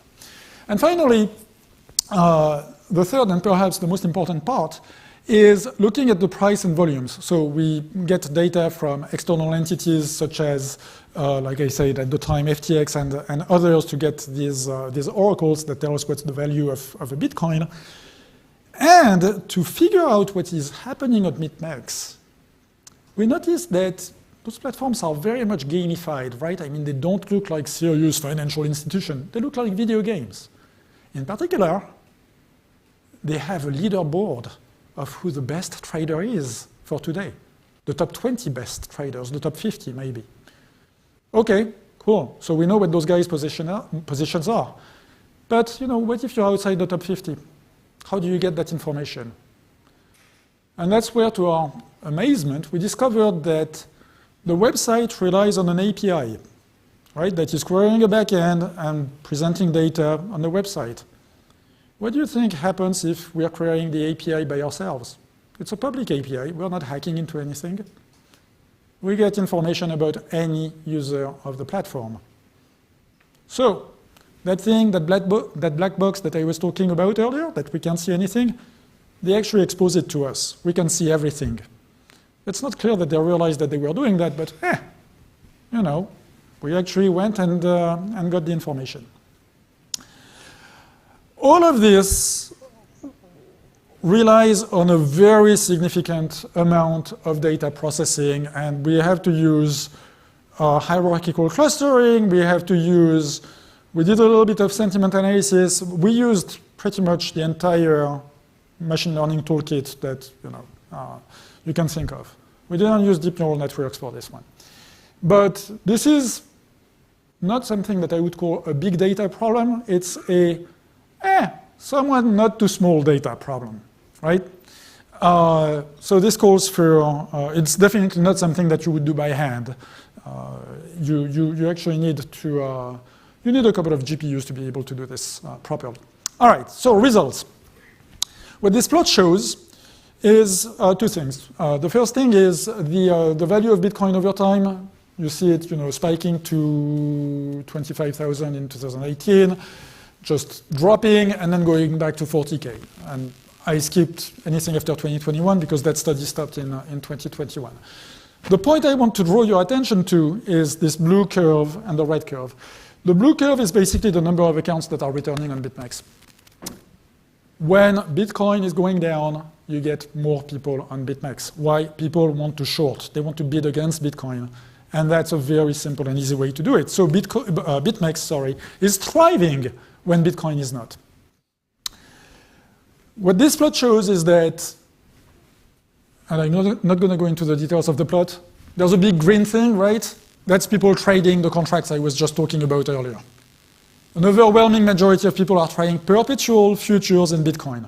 There's also Ethereum and other things. They don't matter. Bitcoin is where it's at. Now, most interesting thing, again, the white curve, that's the evolution of the price of Bitcoin. And what I want to call your attention to is the yellowish area. So this is a heat plot, and basically what it shows is the warmer the color, the more accounts are in that tier of money. So initially in like 2018, early 2019, you see a lot of accounts that have like, 1, 2, 3 Bitcoins worth of contracts in their accounts. Small retail investors, people like you and me. Well, not me, because I got like 0 Bitcoins, but, that type of people. And as time progresses, you see this yellow hue kind of bubbling up and going all the way to the sky. What does that mean? That means that money is going to accounts that have 10, 20, 50, 100, 1,000 Bitcoins in it. Oh, that's great. People became very rich. That's one interpretation. It is not the correct interpretation. What happened is that money went from small retail traders into the pockets of hedge funds, people who have a lot of money and who can actually hedge. That's the definition of a hedge funds. So when they're down, it doesn't really matter because they've got complementary positions in other exchanges. They essentially have the ability to cover for their losses. The retail investors do not. So money moved basically from small pockets to deep pockets. So people lost a lot of money. How do people talk about this? Well, they use the troll box, and what the previous plot was showing, and I'm skipping over it because that's not so interesting, is that there was a lot of activity. Here I really should have broken this plot in 2 parts. I didn't. My apologies. What this is showing is basically when people are using the troll box. What time are they communicating? So in English, you would have expected to see pretty much 24 hours a day because English is, well, the language that everybody speaks, right? So all time zones, the sun never sets on the British Empire, right? So that's normal. What about Korean? 95% of Korean speakers are in one time zone, KST, Korean Standard Time, and 5% are elsewhere. So we should see very strong time of the day effects if this were a real normal market. We shouldn't see people talking at like 4 in the morning Korean time. And you don't see this very well on this plot, but the green line does show some time of the day effect, but they're very, very mild. People are literally on this platform all the time. Anything particular about Koreans? No, other than the fact that it's a good control group because most Korean speakers are in the same time zone. So what this shows is that on that platform, you've got people that are talking 24/7. All right, put 2 and 2 together. People going to a place, playing with money, losing that money, and at the same time, obsessively talking about stuff 24/7. Does that remind you of something? Yes, casinos, gambling. Not good, not good at all. Finally, what this plot shows is that most of the liquidations, the stuff that I was talking about before, it's hitting small owners, so people who have a couple $100,000 up to $1 million, that's still small. The larger liquidations, there's a spike at the end at $10 million. If you've noticed that, congratulations, you get a brownie point. That's because BitMEX breaks contracts down into $10 million contracts, so you're going to get a jump at the end. But most of the liquidations, you see this big band, that's for small owners. So people literally lose their retirement plans very quickly on BitMEX, and that's the vast majority of liquidations. All right, so what did we learn? Small portfolio owners tend to lose out in derivative markets, and large players win. That's good news if you're running a hedge fund. It's not so good news if you're playing with your 401k. Okay, we got cleaned out, we got liquidated, but we are gluttons for punishment, so we want to go back again. But this time we're going to get some advice. Where do we get advice from? Let's take a time machine and travel back to the 80s. Where did we get financial advice from? Banks, brokerage firms, investors, publishing newsletters, you know, those very boring newsletters. What was so special about it? They put their name on it. They put their reputation. Trade with me, I've got good returns, follow me. And you knew that the person was, you know, had some track record. What about today? How do people trade cryptocurrencies? Well, same, right? I mean, there are still those prospectus and things like that. But there's also this thing, I don't know if you've heard about it, it's kind of a fad called social media. And people follow advice of accounts like Dogecoin to the moon 712. And they get, you know, investment advice from those people, and they follow it with the results that you can expect. Social media is great. It gives a lot of diverse viewpoints, including that of complete morons. But we get a lot of information, and a lot of it is not filtered, is not curated, is not, you know, there's no reputation behind it. I mean, most of those things are semi-anonymous or pseudonymous. And there's very little quality control. So we wanted to see how bad it got. How reliable is that online advice? Yeah, I wouldn't be standing here if I was dispensing some pearls of wisdom about the answer to that first question. It's not reliable. But what's more interesting is how much of it is in good faith. And that's actually quite interesting because that's borderline fraudulent. So we published this last year at dub, and we got data from a large derivatives exchange, which is not BitMEX. I cannot tell you which one it is. It's a very, very, very, very, very large one. We got data of about 5 million investors. 75,000 of those people link to their Twitter accounts.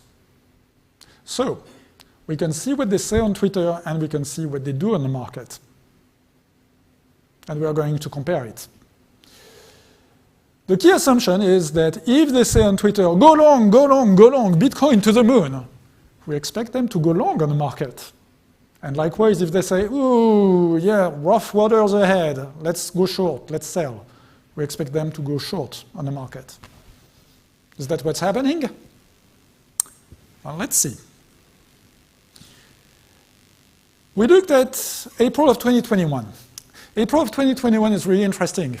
Bitcoin skyrocketed to $64,000 to the Bitcoin, give or take, before plummeting to like 48,000, 28% loss in like 2 weeks. It's a good time to jump off of a building, I mean, if you're going long. And then it kind of recovered a little bit, then it fizzled out again. But so we've got like a pretty choppy couple of weeks, which was a major decision-making opportunity for investors, and a lot of chatter on Twitter. So it's a really good event study.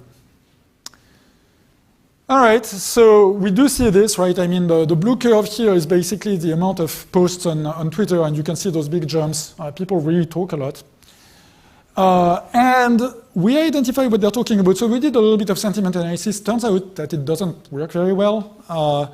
We ended up doing something that is extremely difficult to do in computer science, regular expression matching. I hear some people laughing. There's a joke from JWZ, who was one of the guys who invented Netscape. A computer scientist has one problem and thinks, oh, I know, I'm going to use regular expressions. Now he has two problems. That's kind of what we faced. But eventually it kind of worked. So there's a hashtag HODL. It's basically internet slang for holding. That means, yeah, I'm going long. And on the other hand, you've got things like storm. That's always indicative, almost always indicative of people saying, hey, take it down. I mean, we probably should be selling. Blockchain is neutral. Other bullish keywords include deep and moon. Again, it's internet meme type of subculture. Moon, it means going to the moon. Deep is like, it's just a dip. We're going to make money. And so we were able to identify those various posts. We did a little bit of controlled coding, so we did this automatically. Then we took a sample of posts, manually coded them, and realized that, yes, okay, yeah, those people are really going long or saying that they're going long. All right, so how do we figure out if they're going long or not? We don't know exactly what their positions are, but we see what their returns are. If their returns are positive when Bitcoin is going long, that means, when Bitcoin is rising, that means that they're going long. So we should have some correlation, right? I mean, among all of the people that are saying we're going long, when Bitcoin is going up, we should be correlated. On the other hand, if you're saying I'm going long and you're losing money when Bitcoin is appreciating, that means that you're actually going short. So that's an anti-correlation. So for instance here, if you've got a set of users, let's say that they all say that they're going long, and Bitcoin is rising in price. Well, we figure out that there's 30% of people that are lying because they're completely uncorrelated. They are actually oppositely correlated to the price of Bitcoin. Right? So that's kind of the way we figure out if people are going long or short. Details are in the paper, but basically that's the gist of the idea. And what do we see? Well, initially, things are going fairly well, and you're not going to get like a very nice, 90-degree angle, but people are fairly consistent, and in particular, people who are going long are really going more long than people who say, hey, we should be careful. Okay, so far, so good. Then there's the downturn. That's the plot in the bottom corner. And what do you see? Well, first of all, the blue guys, they should be here, and they are not. They're actually going short quite a bit. The other guys, they're going short, but they say they're going short, so that's okay.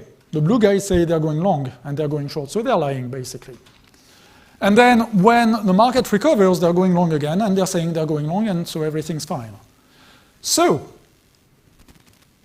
what we saw is that during the downturn, do as I say, not as I do. Go long, go long, go long. Meanwhile, I'm selling everything that I have. That was true of about half of those people, 40%. It's pretty scary. On the other hand, what about their followers? Hey, we've got access to Twitter accounts. We can see what people are doing, right?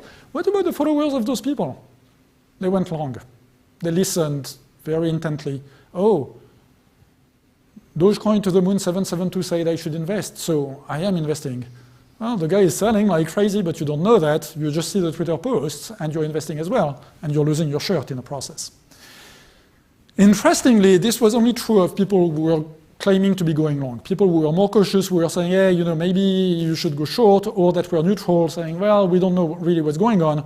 Those were consistent. The only group that was not were those ruthless, rabid advocates. So, Twitter advice from those advocates is as good as the money you're paying for it. frequently it's dishonest. 40% of the time it was dishonest. So that's a bit of a problem. What do we take away from this presentation?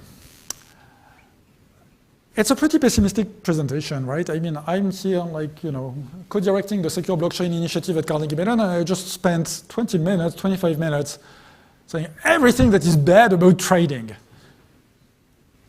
I want to mitigate that a little bit. We see big problems. We see big problems because people, let's face it, are making big mistakes. We see that the trader wealth is getting more and more concentrated over time. When you're playing on one of those things, if you're there to have fun, that's great. Do not invest your 401k in it. The guy on the other side of the trade may be running a hedge fund, may have $1 billion that they can play with, and they can cover. You go long, great. You go short, great. You go leveraged, they don't care. They've got constant exposure. They can kill you if they want to. And they do.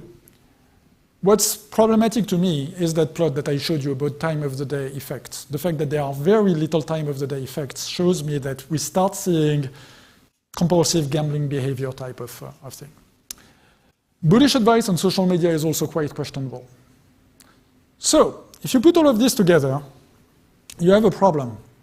And I don't know if we've got regulators in the room, but I know a few regulators, and they see this and they're like, oh yeah, we really need consumer protection laws. Because people are losing their shirts, and that's not good. I am here to tell you that this is coming. If you work at an exchange, this is coming. Regulation is coming. So, the idea is try to be a little bit proactive and try to yourself put protections for your users, because you're probably not going to like what regulators want to do, right? So trying to work with regulators, trying to provide some sort of consumer protection mechanisms so that people don't lose their shirts is probably a good idea. Incidentally, I'm not opposed to those systems. I think that's great that people can trade derivatives. I think that's great that they can do all of this, but they need to be aware of the risks. They need to be aware that, hey, it's not a video game. You're playing with real money. We see this time and again where people are like, well, I thought I was going to make a killing. Well, no, but I played my retirement money. You probably should have known better, but to be fair, the platform led you to believe that this was a video game and that, those magic tokens were going to be worth something. So we really, really need those actors, the exchanges, those various places where you can trade, to actually provide informed disclosure to customers. Only if they do that, then I think we can have a thriving ecosystem. And by the way, as a researcher, that's fantastic. That's super interesting because we get a bunch of people trading money, so playing with skin on the game, and we can actually monitor their behavior. We can see what they do. If you're an economist, I'm not, I'm a computer scientist, but if you're an economist, you love that data because you can test economic theories in real time with an actual, not even a simulation, something where people actually play with real money. So that's great for research. With that, I'm going to conclude. All of our papers are publicly available. It's the link at the bottom. And I'm going to be here all day, so I'm more than happy to take questions, engage with you. But yeah, that's essentially what I wanted to say. It's interesting, it's fun. This is going to decentralized finance also, where there's even less responsibility because it's completely decentralized, but we really need to provide consumer protection. With that, thank you very much. Thank you, Dr. Christine. Any questions from the audience? Again, you can just raise your hand and we will get a microphone to you. Don't ask me how to make money on those platforms, I don't know. Let me ask you something about this. So you're saying regulation is coming. This is unavoidable, okay? Do you think AI can help in this? Like KYC, for example. So AI can be helpful in a number of domains. One is fraud detection. One is detecting whether people are doing things like wash trading, for instance, selling stuff to themselves. Absolutely. This is a fairly simple clustering algorithm problem where you're trying to identify that patterns of trading are related to each other. So absolutely, yes, for fraud detection it can. Can AI do anything about making people more aware of the risks? No, that's different, right? But definitely for fraud detection, definitely to see when people are engaging in questionable behavior. So basically anything that is pattern matching of weird trades, yes, absolutely. In fact, that's what we do, right? I mean, we are clustering those people and we're like, oh, those 20 small accounts, yeah, they're the same person, right? I mean, it's not like 20 small wallets, it's one big one that has been split into 20. So for that, yes, absolutely. It's actually not very new, right? I mean, credit card companies have been using AI-like primitives. They didn't call them that at the time, but that's what it was, to detect fraud in credit card transactions. You can do the exact same thing at a larger scale with those trades. Thank you. Merci. Anyone else has it?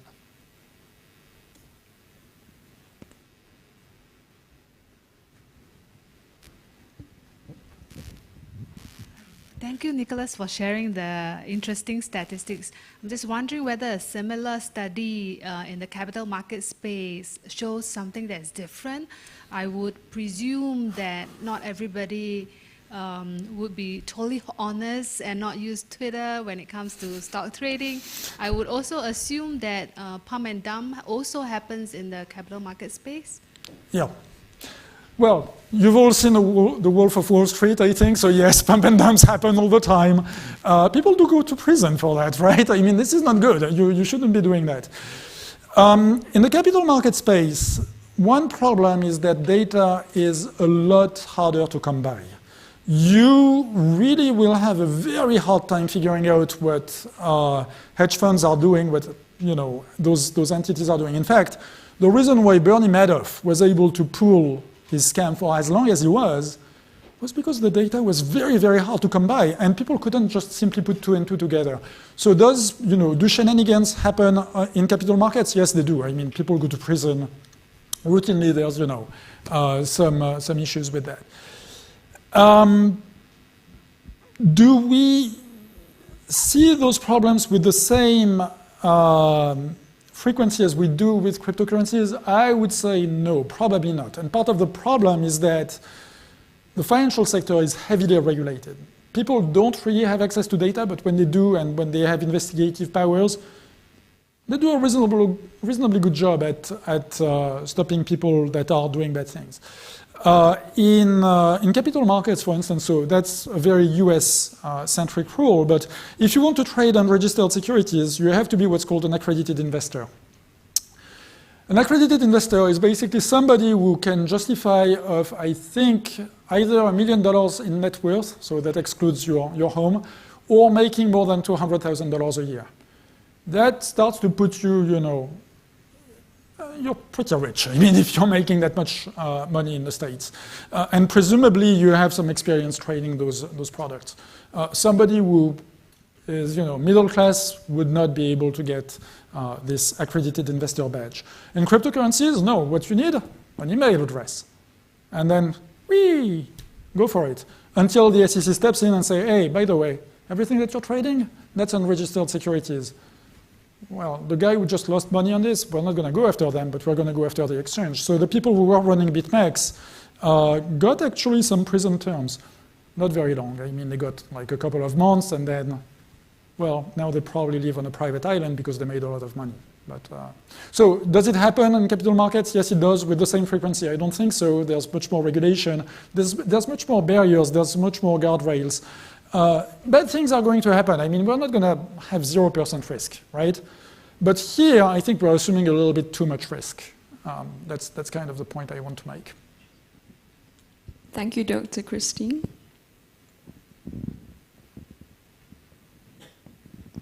If there are no more questions, thank you, Dr. Christine, for the illuminating talk. Thank you.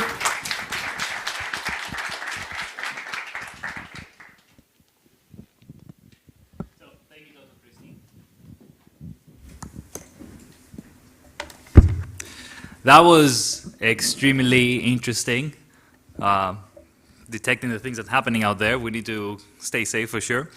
So next, We would like to introduce our final keynote speaker, Dr. Stephen Hu. Dr. Hu is a global head of digital assets, trade working capital at Standard Chartered. He spearheads a digital asset strategy for international businesses, driving strategy initiatives across cryptocurrencies, asset tokenization, and CBDCs. Dr. Hu has been at the forefront of several digital asset initiatives. These include the issuance of asset-based security tokens anchored by the Monetary Authority of Singapore, and the compliant use of decentralized finance tools for SME financing with the Bank of International Settlement Innovation Hub Hong Kong. Today, he will be sharing his thoughts about real-world asset tokenization in the era of digital finance. Please welcome Dr. Hu.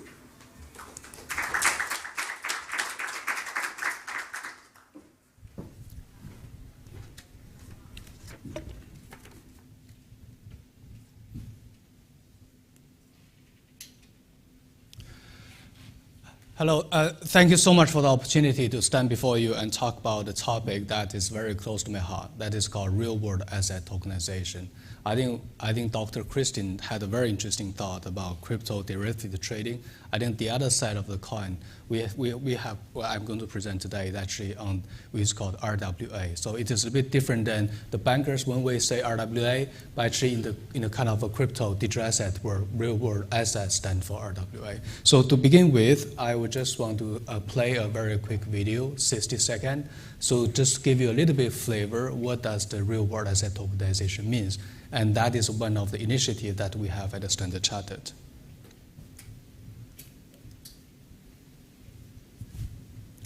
No sound?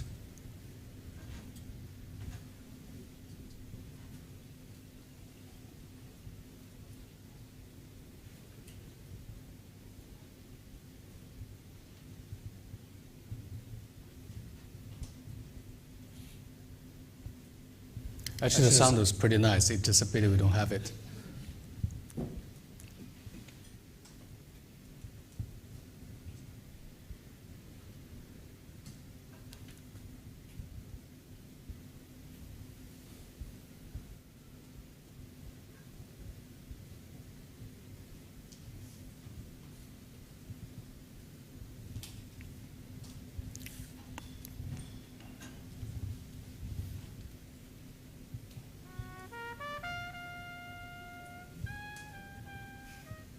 No, definitely not this one.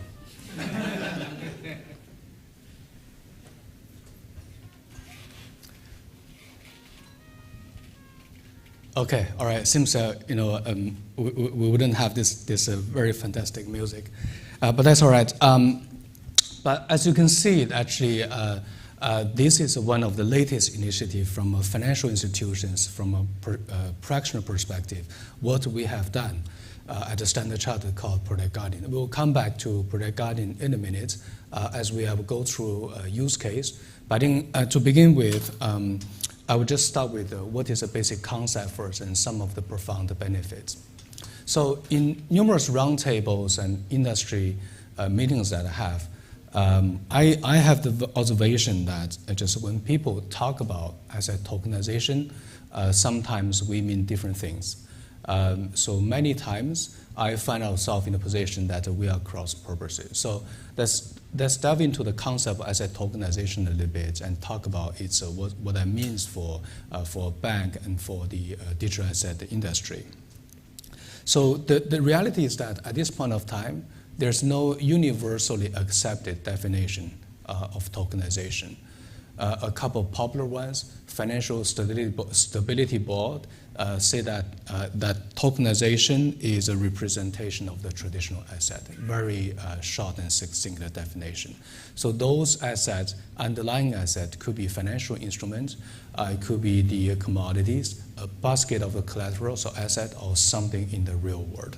And it also being represented in the blockchain system. So I've also seen some academic paper defines tokenization as a process to represent such asset on the distributed ledger system. So despite all different, slightly subtle difference of definitions, I think we do have one consensus. I think consensus is that asset tokenization will somehow require a blockchain or a distributed ledger system to represent assets. And the blockchain system can be either public or can be private. And that is used to record, to process, and distribute the tokens representing underlying asset, those assets in the real world. And we also have another consensus, is that tokenization presents a profound opportunity for the financial industry and has a significant financial market potential.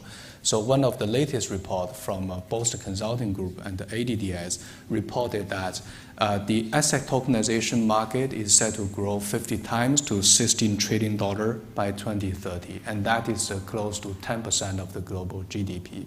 And this number is consistent with recent HSBC and the Northern Trust estimation that 5% to 10% of the assets are going to be tokenized in the, by 2030. So they didn't provide a number how large the market, but we can easily calculate that is close to $20 trillion. So as Standard Chartered, we hold a similar view that tokenization market presents a $1 trillion market for the financial industry. What exactly that how tokenization is being done, right? So I think the most talked about and the easy to understand and also the basic form of tokenization is actually very straightforward. That is to apply a blockchain wrapper on top of the existing assets. And that blockchain wrapper and the vast majority of the tokenization initiative today is following this blockchain wrapper approach. For example, if we got a corporate bond, the bond is being issued as per existing practices, and then you apply a second step, which is to apply a blockchain wrapper by tokenizing those assets and fractionizing those underlying assets into smaller pieces in order to improve the accessibility to this bond and improve ultimately the liquidity in the secondary market. So the tokens carry the right of the underlying assets and then acting at a store value. And the real asset at the back will continue to exist in the real world without any change. And usually this requires those assets to be placed at the custody. So the theory is that any asset in this world can be tokenized. So, and that means actually there are tremendous opportunity if we can actually transform many real-world assets into a tokenized form, right? But is that just as it is so straightforward and promising as it sounds? Actually, it may not. So if you notice, there are many fintech players. They are very active and front runners in the asset tokenization world. They adopted this blockchain wrapper approach, and this approach. It means it's very easy for them from a technology standpoint to transform asset into a digital form. But if you have a look at for example, some of the data website, rwa.xyz, then you will notice that actually very few tokenization initiative by fintech has a big size. So, and you can hardly see any issuance bigger than $1 billion. So, and the challenge may come from both the supply and the demand side. And from a supply perspective, so there are many, typically these companies, they will involve a process, they purchasing the asset first, and then they will need to warehouse them, then they can tokenize them for the financial innovation. So that means actually the capital constraint by smaller players will be a key constraint here. And that requires actually the resources to innovate at the back. You need to add value to the customer. And if not, then it become a bond or similar instrument being tokenized, and then you got added risk as well as the cost to that, right? So that may not be a deal. So to address that point, I think the selection, the right asset, and actually make the user experience at the distribution side have a very good user experience at the distribution side will be a very important aspect to achieve the critical mass of adoption. So similarly,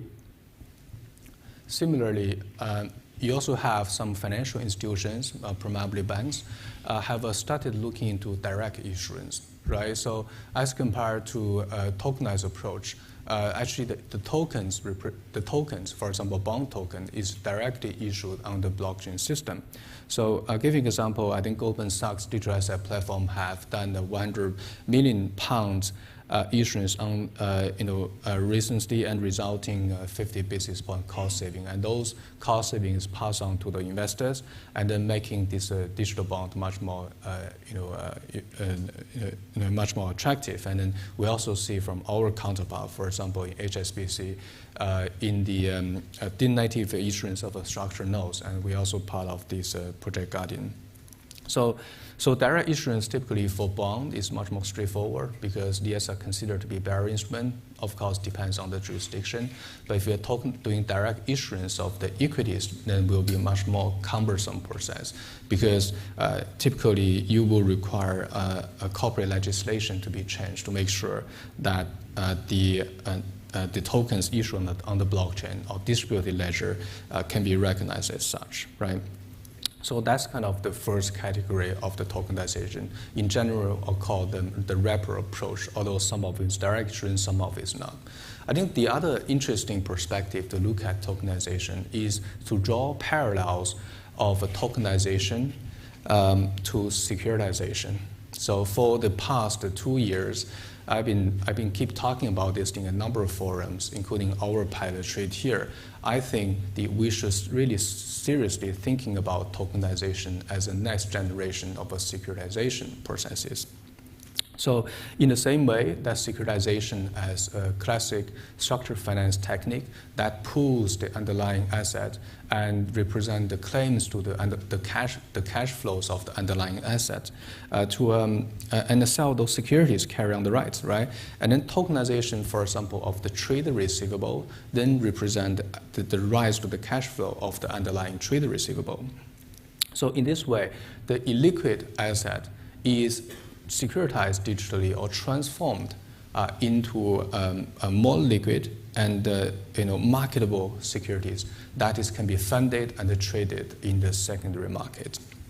So there could be cost savings if we pursue in this way, due to the improved efficiency and automation enabled by the smart contract. The cash flow waterfall can be fully codified, and there could be cost saving due to less intermediaries being involved in this process, right? And usually setting up a structured finance product or securitization is expensive, and is actually take a long time. And then this investment produced by securitization is typically buy and hold instrument. So by doing that, with the tokenization, can make those the ultimate securities it represented in a digital token form on the distributed ledger, and it can be fractionalized into smaller pieces, which is beneficial from a liquidity formation perspective. So, and now to mention, the once become token, there will be numerous opportunity to innovate the product structuring process.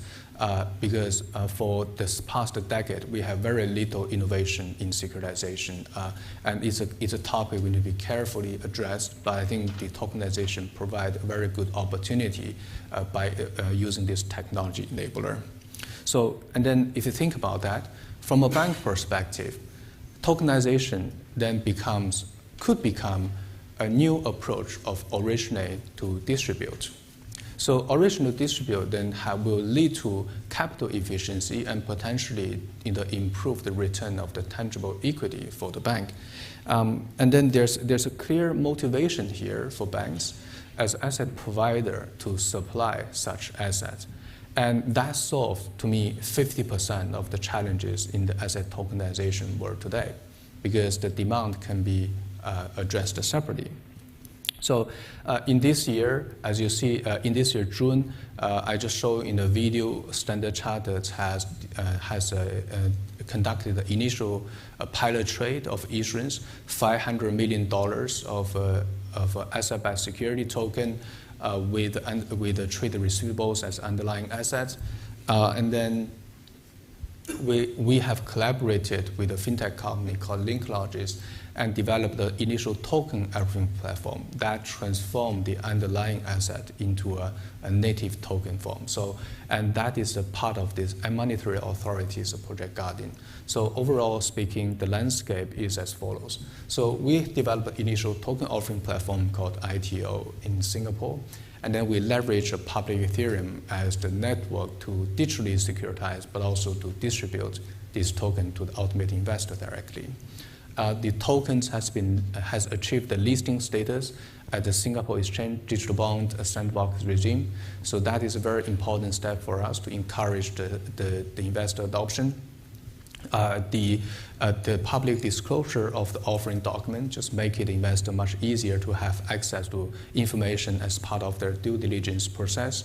And then it also ascertains that a certain regulatory disclosure requirement is fulfilled, which is actually very critical to many institutional players. And that listing status, that's why is actually part of the very important part of the entire token offering. And ultimately, we want this token to be traded in the secondary market. I think this is how we look at the tokenization, which draws a parallel line to securitization. These are just some details of the offering documents. The $500 million has been tranched to a senior and a junior tranche, respectively. And then it's unrated token. The senior token is with a guaranteed return, where the excess go to the junior token, which is you can call it a first loss piece. And this has achieved several industry firsts. I think firstly, it has been the first repackaged token for the bank-originated asset, right, on the public Ethereum. I think secondly, it has also been the first token being listed in the national exchange. And then we got 7 institutional investors oversubscribed the token, achieving a combined subscription ratio of 1.37 within a very short one week of the subscription window. So that indicates a significant potential to achieve the depth of liquidity, as well as the reflect the investor interest into a digital token that has intrinsic values. This is what I just showed. Actually, 2 technology has been used here. The first technology is called tokenization, where we transform the underlying asset into thousands of non-fungible tokens. The second technology is called trenching. So trenching is the core of a securitization. By combining these two, we will actually produce tokens that can go to the initial token offering platform that will be distributed to the investors. Okay, so I think this is, hope you enjoy these use cases. That is also the video that I played at the beginning of this. We can definitely talk about that later on. But as we navigate this global landscape, and it's definitely evolving for that field that's attracted a lot of attention from regulators, banks, as well as industry players. We have started to see several interesting industry trends in the field of the real-world asset tokenization. So I think firstly, the regulatory frameworks have evolved to the worldwide to accommodate this new type of the transformative technology. So government, financial institutions have recognized the value of a real-world asset tokenization, and then have worked to establish the robust framework to ensure the investor protection, but also to encourage the financial innovation. So in November 2nd, 2023, during the Hong Kong FinTech Week, I was there. SFC actually have announced 2 circulars related to the securities tokenization. I'm just reading it out in their exact language. They say these securities are fundamentally traditional securities with a tokenization wrapper. Given this, the SFC has emphasized in the circular that existing legal and regulatory framework for securities will continue to apply to tokenized security. So if you reflect on what they say, you will be able to see actually the regulatory clarity is a very good benefit that's for encouraging adoption of a tokenized asset. And the other regulation recently is called, not so recently, probably this year, is called the BCBS consultation paper by Bank for International Settlement. So a lot of this crypto discussion, why banks do that, we don't do that, actually related to the potential treatment of such tokens. So according to the BCBI final version of consultation, the tokenized asset is likely to fall under the group 1A or 1B category. So that means the prohibitive risk weighting of 1,250% to a cryptocurrency will likely not apply to tokenized assets. So which is very good news for the regulated financial institutions and investors. So this relative regulatory clarity and as compared to the unbacked cryptocurrency is beneficial to the development of tokenized economy. So that's the first trend. I think the second trend we have started to see is there has been a sudden surge of tokenization platforms and tokenization marketplaces. So providing avenues for investor to have access to various asset classes in the tokens form. So this platform leverages blockchain technology, uses smart contracts to improve the automation, and then they actually enhance the, they want to create a frictionless marketplaces for the asset tokens. So there's also a growing number of secondary trading venues. Interestingly, we have started to see some traditional crypto exchanges also looking into asset tokenization field. So it is very critical to establish the regulated secondary marketplaces for tokenized assets. So thirdly, I would say is explosive development of artificial intelligence that has brought just a greater imagination to the future development of the tokenized asset. So AI can play a very key role in optimizing the performance of the underlying assets as part of the tokenization or digital securitization process to ensure there's a proper optimization function within the set of the constraint outlined either by the rating agency or either outlined by the investors. So that is something is only achievable when we have a smart contract to make the whole end-to-end issuance processes and asset servicing automated. So, for example, in the use cases, we have just have a look at that.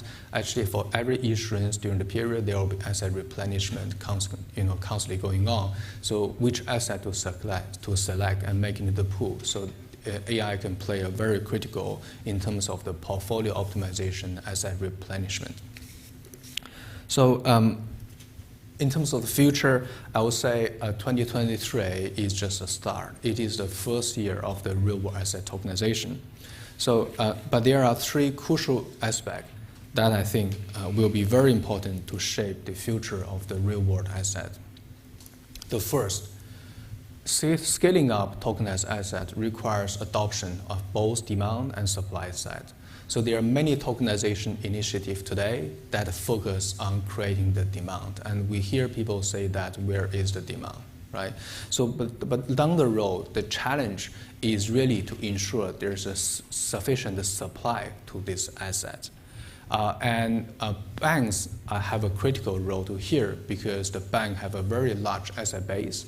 And this asset base, once being motivated, the banks can actually supply such asset base to the tokenization world. And as I said, that solves the 50% of the problem of the challenge of asset tokenization. So to address this, we must consider the use case of originate to distribute in order to motivate asset owners and asset suppliers. So by offering those incentives and showcasing the benefits of tokenization, we can encourage a broader base of asset being brought into the tokenization world. Second, unlike cryptocurrencies, tokenized assets requires a smooth and instant connection with the real world, and to ensure the underlying assets firstly are real, they are not a fake asset, and they are not misused, they are not no double spend. Centralized authority, centralized party or centralized authority has a critical role to play in the tokenized economy. So through the various pilots that we have conducted, we have already concluded that it is not realistic or desirable to achieve a full scale of a decentralization in the tokenized world. So the banks are going to be the trust anchors playing that role, but the banks are going to be the bridge between the on-chain tokenized asset and the off-chain underlying asset. And typically that role could be reserved by a custodian, but because the new innovative ecosystem, I think wallet provider or tokenization platform has the potential to play that role. So financial institutions, established financial institutions, are going to be a critical component to bring the tokenization opportunity to a bigger, much bigger market. So thirdly, while the technology is a fundamental enabler, the development of a robust ecosystem is going to be the key. So for example, to achieve the most recent interlinking network as outlined by Monetary Authority of Singapore during the Singapore FinTech Festival as part of Project Guardian, to have a blockchain bridge solution between one to another is not sufficient. So the custodian banks, for example, need to be comfortable to work with a blockchain protocol that beyond their choices. So, and that includes both private and public protocols. So this requires a proper legal framework and commercial contract in place to make sure in anything happen in the blockchain bridge and a blockchain bridge system, there are people being accountable, and there are going to be processes to address that point. So technology is important, but we need that legal framework and a contract. So collaboration between the various stakeholders, including regulators, financial institutions, technology companies, and as well as the wider community is crucial to fostering inclusive, interoperable system.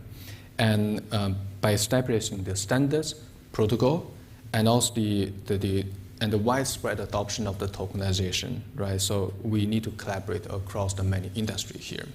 So in conclusion, tokenization is a journey, and we are at the start of the journey. 2023 is the first year of the era of a real-world asset tokenization.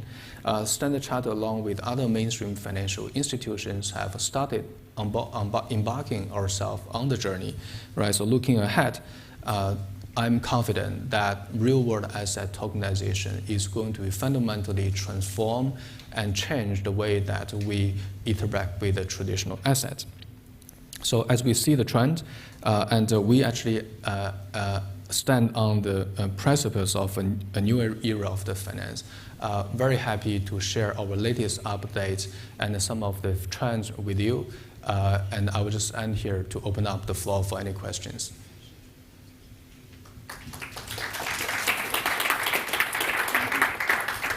Thank you, Dr. Hu. Any questions from the audience, please? I'm coming. There you go. Hello, Dr. Wu. For your presentation, there's a junior and senior token. What's the difference and what's the function? Okay, you want to know more about senior. It's actually a very classic securitization structure that we have.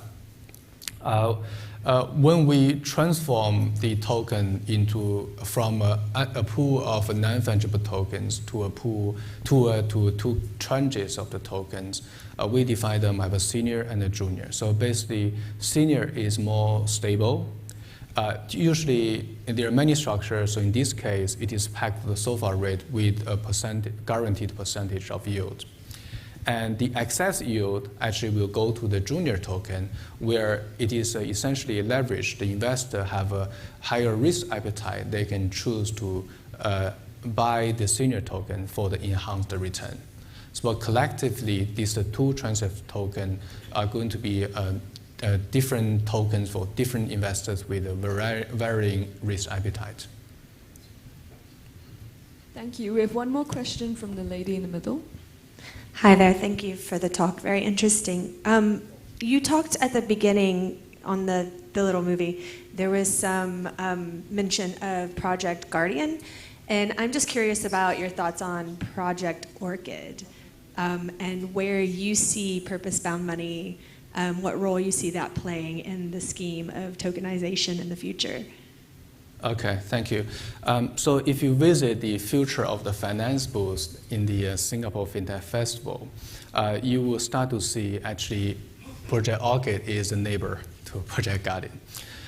So the fundamental value of the tokenized money or the digital money is going to be very key to the developments of the tokenized asset market. Because when we have a delivery versus payment, for example, and we want to have a real-time kind of a settlement, digital money that is digital is required. I think so far the ORCID has focused on the programmability of buying the conditions to the daily usage, and that is very interesting use cases done by, for example, OCBC Bank and UOB Bank. And that is a very important part because you're going to embed conditions to the money itself, then you can only purchase that as a targeted use cases. But I think another opportunity that may present to ORCID, I think now is not in that scope, is look at how the programmable money can play a role, firstly, in the global trade market. Global trade is a $27 trillion market globally, right? We have, historically, we have a payment instrument and we have a trade documents, which is two separate processes. And then you're going to have two operational teams looking at the same thing. But I think there's an increasing trend that the payment information and trade information are combining into one single instrument. And when money becomes programmable, that just presents opportunity to transform the way that trade financing is being done today. Of course, that is not part of the Guardian first, right? I think the other one is really, I come back to the point of the capital market. So we will need a digital form of money to interact with a digital asset. So cash and assets need to go in parallel. So that's another opportunity in programmable money in general.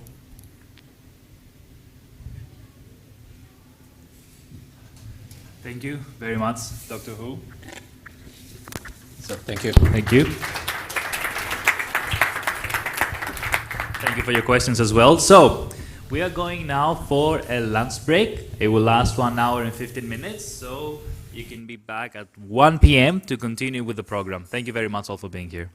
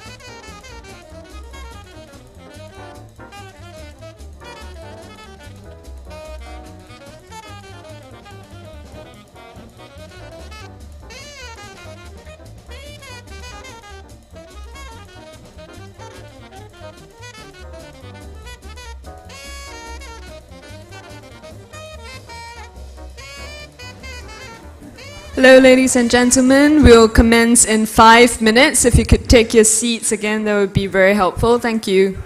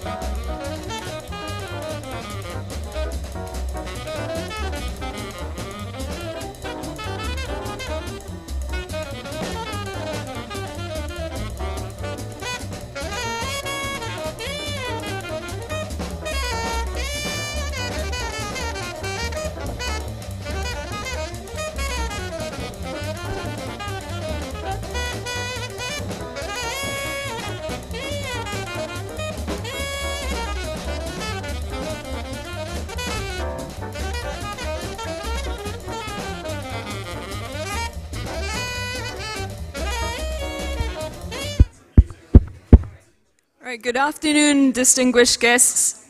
Welcome back to ISBA 2023.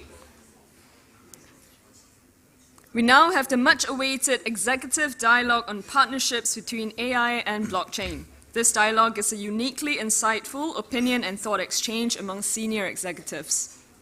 So, let's welcome Dr. Nicholas Christin, Professor of Carnegie Mellon. We have Mr. Nitin Gaur, Global Head of Digital Asset and Technology Design at State Street Digital. We also have, he's also the founder and former director of IBM Worldwide Digital Asset Labs and IBM Blockchain Labs. And joining them will be Mr. Debasi Padiyai, Director of Financial Service Advisory in Crypto Blockchain at KPMG Singapore. So, speakers, please come up. We're eager to hear Moderating you. this dialogue is Mr. Ian Huang, founder, CEO, and chief architect of ParallelChain Lab. Ian is an infrastructure technologist and entrepreneur with an extensive career in renowned technology corporations. It is my pleasure to welcome them on stage.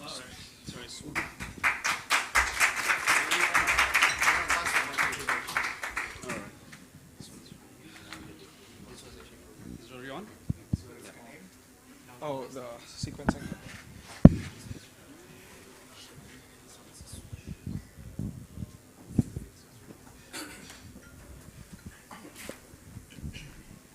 Hi, good afternoon. Let's get started.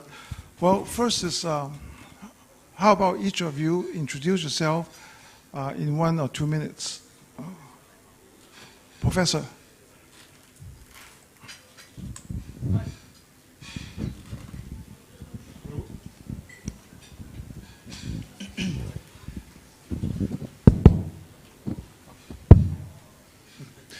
Never mind.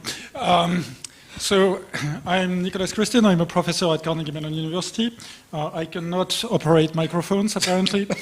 I'm in computer science and in engineering and public policy. I do mostly work at the boundary of computer security and data analytics, so applications of machine learning, artificial intelligence, to basically try to study very large data sets and say interesting things about them in the context of computer security and public policy. I mean, computer security applied to public policy. So I've been doing work in the realm of blockchain for about 12 years, give or take, starting in 2011, 2012. And it's been interesting. I co-direct the Secure Blockchain Initiative at Carnegie Mellon, which is essentially an umbrella of research that is related to, distributed systems, cryptography, and also fintech. So the type of stuff that I presented this morning. Thank you. Cool. Thank you again. My name is Nitin. I'm a global head of digital asset and technology design at State Street, and my current role is figuring out the capital market infrastructure and what we need to do to move tokenized assets, including cryptocurrencies and crypto assets. Prior to this, my educational background has been in AI. I never got to use it till I got into blockchain, which is an interesting perspective that I'll share. But I was leading the future of finance at IBM in IBM Research. And in that context, everything that's discussed today early on, some really interesting conversation in terms of high performance computing.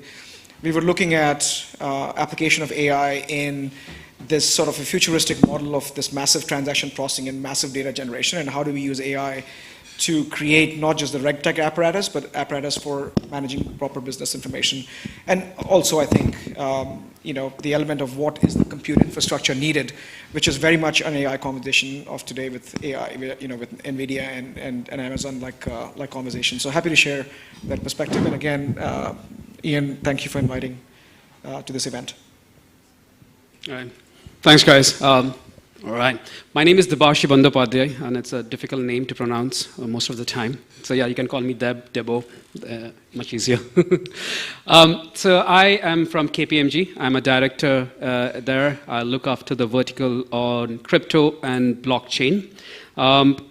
Primarily, I have been a banker throughout my life. I was with Standard Chartered Bank for 10 years, for Citibank for 5 years, became a consultant by accident last year. So we started this team on crypto and blockchain. I think it was the right time to start that, and probably we are one of the only ones in the big fours who has a very dedicated blockchain team.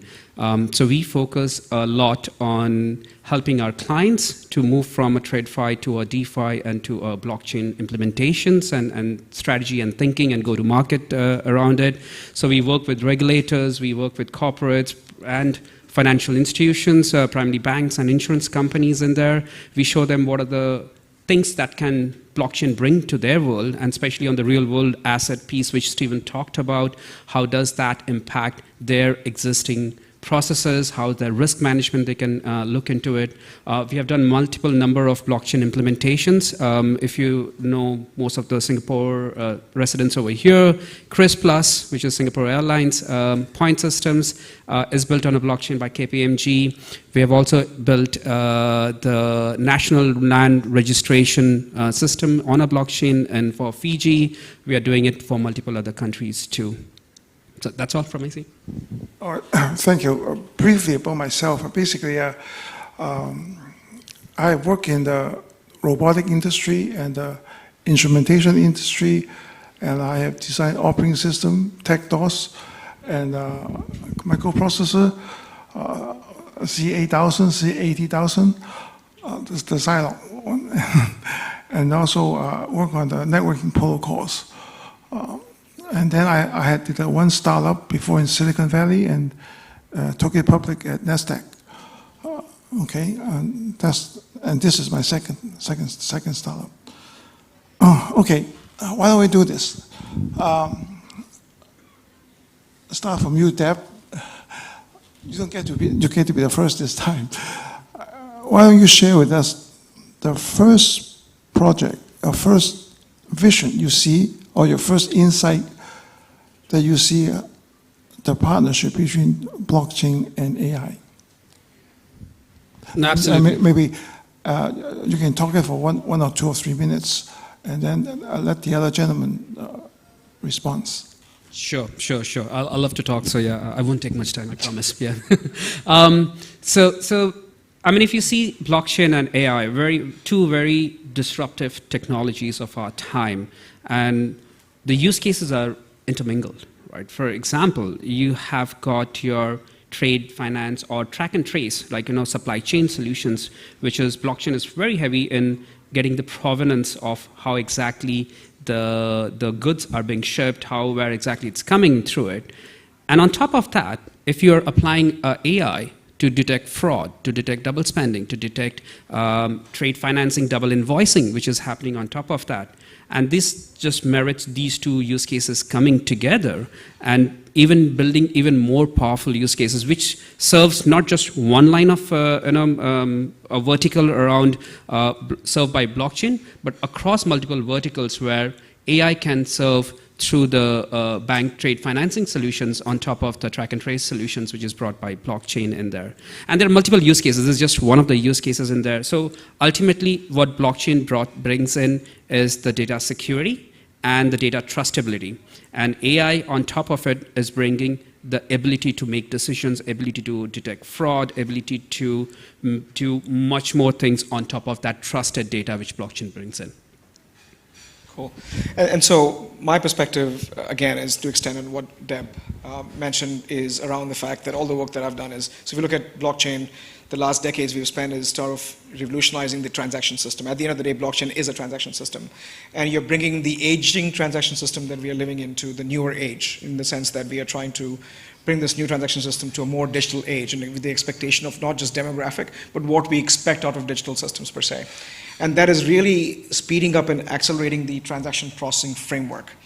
Now, to keep up with that, I think that the nexus of blockchain and AI are complementary to each other in the sense that they're not happening in islands. They're all happening sort of in a conjoined fashion where I need a digital infrastructure to do things like regulatory and compliance apparatus that is needed, which today is rather fragmented. I need to take this information and have real-time analysis. And so, for example, one of the things that I was working on towards the tail end of my career at IBM was looking into, if you have seen Minority Report type structures or movies where we look into structures where, let's say you create a digital asset wallet, and all the things that Dr. Nicholas, you talked about this morning is ability for me to discern the fact that your wallet could be engaged in financial crimes. What is the probability of that happening the moment you create a wallet, as opposed to doing post-facto analysis, which is what we do in financial services today. So I think these are a few things that we are looking at, and I'll say one last thing before I pass it on to you, and I could speak for days on this topic, but the main thing is that what's underappreciated by both financial services industry and the crypto tech industry is the amount of specialized infrastructure needed, which is both in terms of supercomputing, conversation we had this morning, the chipsets needed. It's rather complex and expensive, which I think is oftentimes glossed over in pretense of the cloud can do anything, and that's not exactly true in terms of cost and apparatus needed. So I'll pause here and I'd love to get your perspective as well. Well, thanks. Both Nitin and Deb pretty much said what I wanted to say. I think, so if you think about it, what's a blockchain? It's basically a very large, very, very public database, right? I mean, if you really distill it to something really dumb that you can explain in one sentence. What that means is that you're going to have lots of people writing to it on something that is essentially a public record.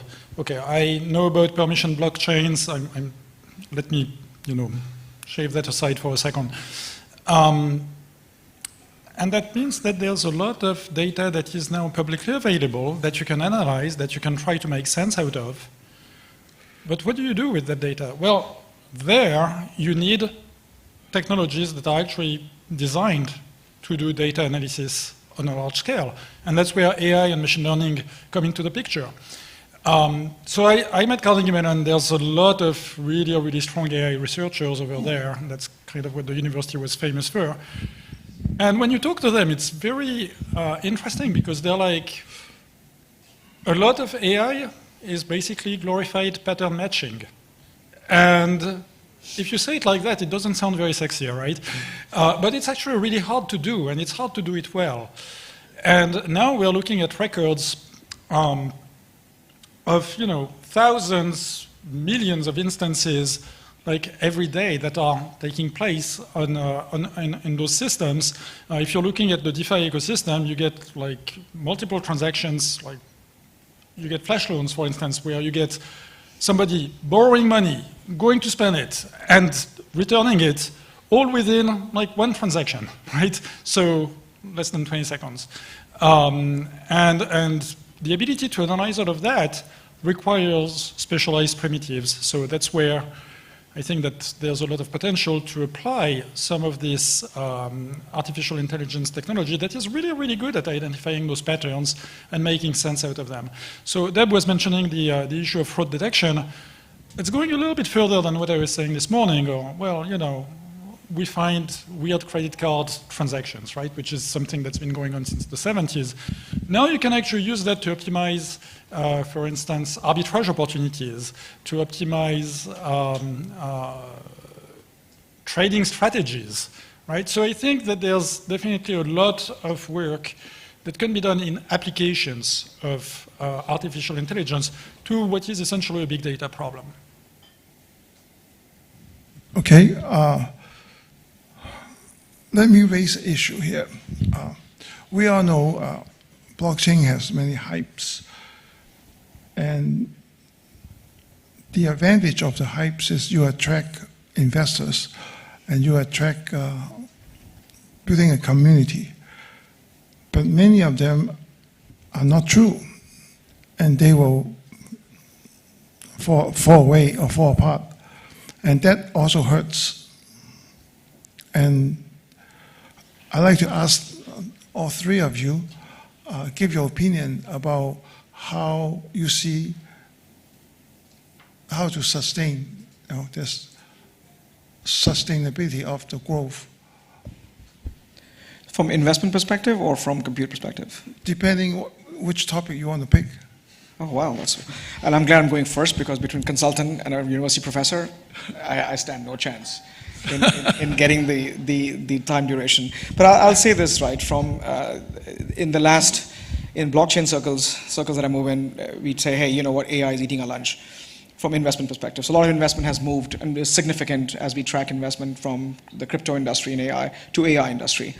And the fear is that, is blockchain the thing of the past? And I just think besides the seasonal movement of funds or seasonal movement of the rhetoric on AI versus blockchain, I have firmly believed that the nexus of them, I will say this though, that the amount of investment being made, I think, is not well understood, in my opinion, because the idea is that this software has potential, as opposed to understanding the end-to-end to say, for this software to work, while it may have been an amazing idea, you need this much more investment, and do we have the appetite? So I'll give an example of, for example, this financial fraud detection, the RegTech element. You could make an investment potential that I was working on, and we spent like $2 million plus to find 68% certainty that a wallet could be engaged in financial crimes. Well, 68% is not good enough. You need to have 99.9% for any prosecutorial sort of event to happen. To get the 99%, I needed 40 million more to make that thing work. So the question then becomes is there an appetite to make that investment going forward? And I just think that oftentimes that investment decision comes much later, and I think that should be analyzed up front, both in terms of infrastructure, technology needed, and the money that goes into funding it, so to speak. But we were having this conversation prior to this whole thing in terms of where does the money come from and who really understands this. And that understanding should be done before. But I'll pause, since I have only 2 minutes, and give the next 5 minutes to my colleagues. Yeah, I like to talk a lot. That's why I'm in this line of work. Does anybody remember Napster? Does that ring a bell? Peer-to-peer networks, right? They had a very, very bad rap, right? I mean, people are like, oh yeah, this thing is technology used to steal digital assets and to steal basically music. Fast forward 20 years, 25 years actually, 2023. A lot of stuff that you don't even think is using peer-to-peer technology. A lot of software distribution systems are using that. Why? Because it saves money on infrastructure. You can scale down a little bit your data centers by having people essentially doing your work for free, right? So I think that what we start seeing with blockchain technology is somewhat similar. The hype has subsided, and some of 2018, 2019 was actually pretty bad with a lot of investment money that was lost and never recouped. Also, you know, things like FTX, that's definitely not very good advertisement. But I think that now we are in a more mature phase where people see the technology for what it's good at. It doesn't solve everything, but it's really, really good at solving very specific problems where you basically have a bunch of untrusted writers to a database. At the core, it's that. And the thing is that it's really good at that. It's only good at that, but it's really good at it. And fortunately, this is something that we need because there's a lot of cases where we need to have non-exclusive multiple access to a database with multiple untrusted writers. And so I think that, you know, the hype may have subsided, but that's a good thing. No, I completely agree with what both of them have said, is there was a need for the hype to subside. And that's the right track for it. So we have looked into our PageBook data, and you guys, it's a public report which we publish every half year. It's called Pulse of FinTech. And we have published how the VC funds are going into different segments, right? So what we have seen is from 2018 till all the way to 2023, ESG has picked up. ESG and AI has picked up, right? Even when there was, like, you know, the whole VC funding was dry last year and early this year, ESG continued.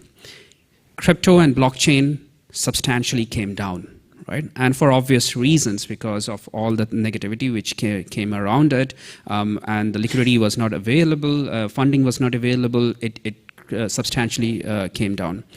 Which in my thinking, and I definitely think it's a good thing, right?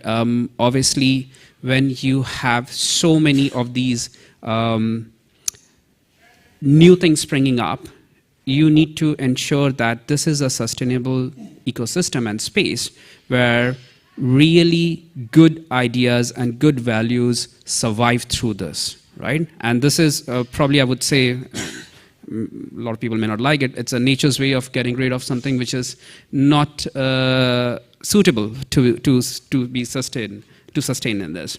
So I think it's definitely good in that sense. AI is going through a similar phase, I would say, because obviously the whole generative AI, which picked up in the last 2 years, has created a lot of hype. It's a little different from the blockchain and the crypto world because it's not easy that you go and invest in AI, just go, because there's no coins available and there's no wallet just to like, okay, I'm going to get an AI wallet. So the investment still is coming through the VCs, who are looking through it, who are validating it and going through a proper process around the risk management piece around it. Crypto and blockchain was different because even for the retailers, getting a wallet, getting your money inside it, buying coins which you don't know anything about it was way too easy. Way too easy in that. And Singapore MS had taken a stand that it's not for the retailers, right? And they do not ban it, but they openly say that this is not for the retailers to come in yet. This is not an investment class retailers should be going in. And I think that's absolutely the right stand in there. Okay, another thing is, I like to call, I'm older, so let me call it history. Some of you may remember, some of you may not know about this. Many years ago, there's a small disk drive industries, and there were many startups. And now only get the big one left. It's called Seagate Technology. There were a whole bunch of them. One example. Another example is microprocessor. There are so many microprocessors, not just the three. You have TI, you have National Semiconductor, and they all no longer there. It's just Intel together with RISC, MIPS. And basically there was a fallout and some remains, okay? Now, and then you're talking about networking company. There were a lot of them. Also, it went away, okay? So the hype is gone. There are many, and we have a saying in America, is may the best man win. Now we change it to may the best person win. So the point I'm trying to say is there will be fallout, but it's good and it's best for those who can continue. And how blockchain is going to continue with AI. AI is based on database, data sets. And the data sets are continuous changing, expanding, growing.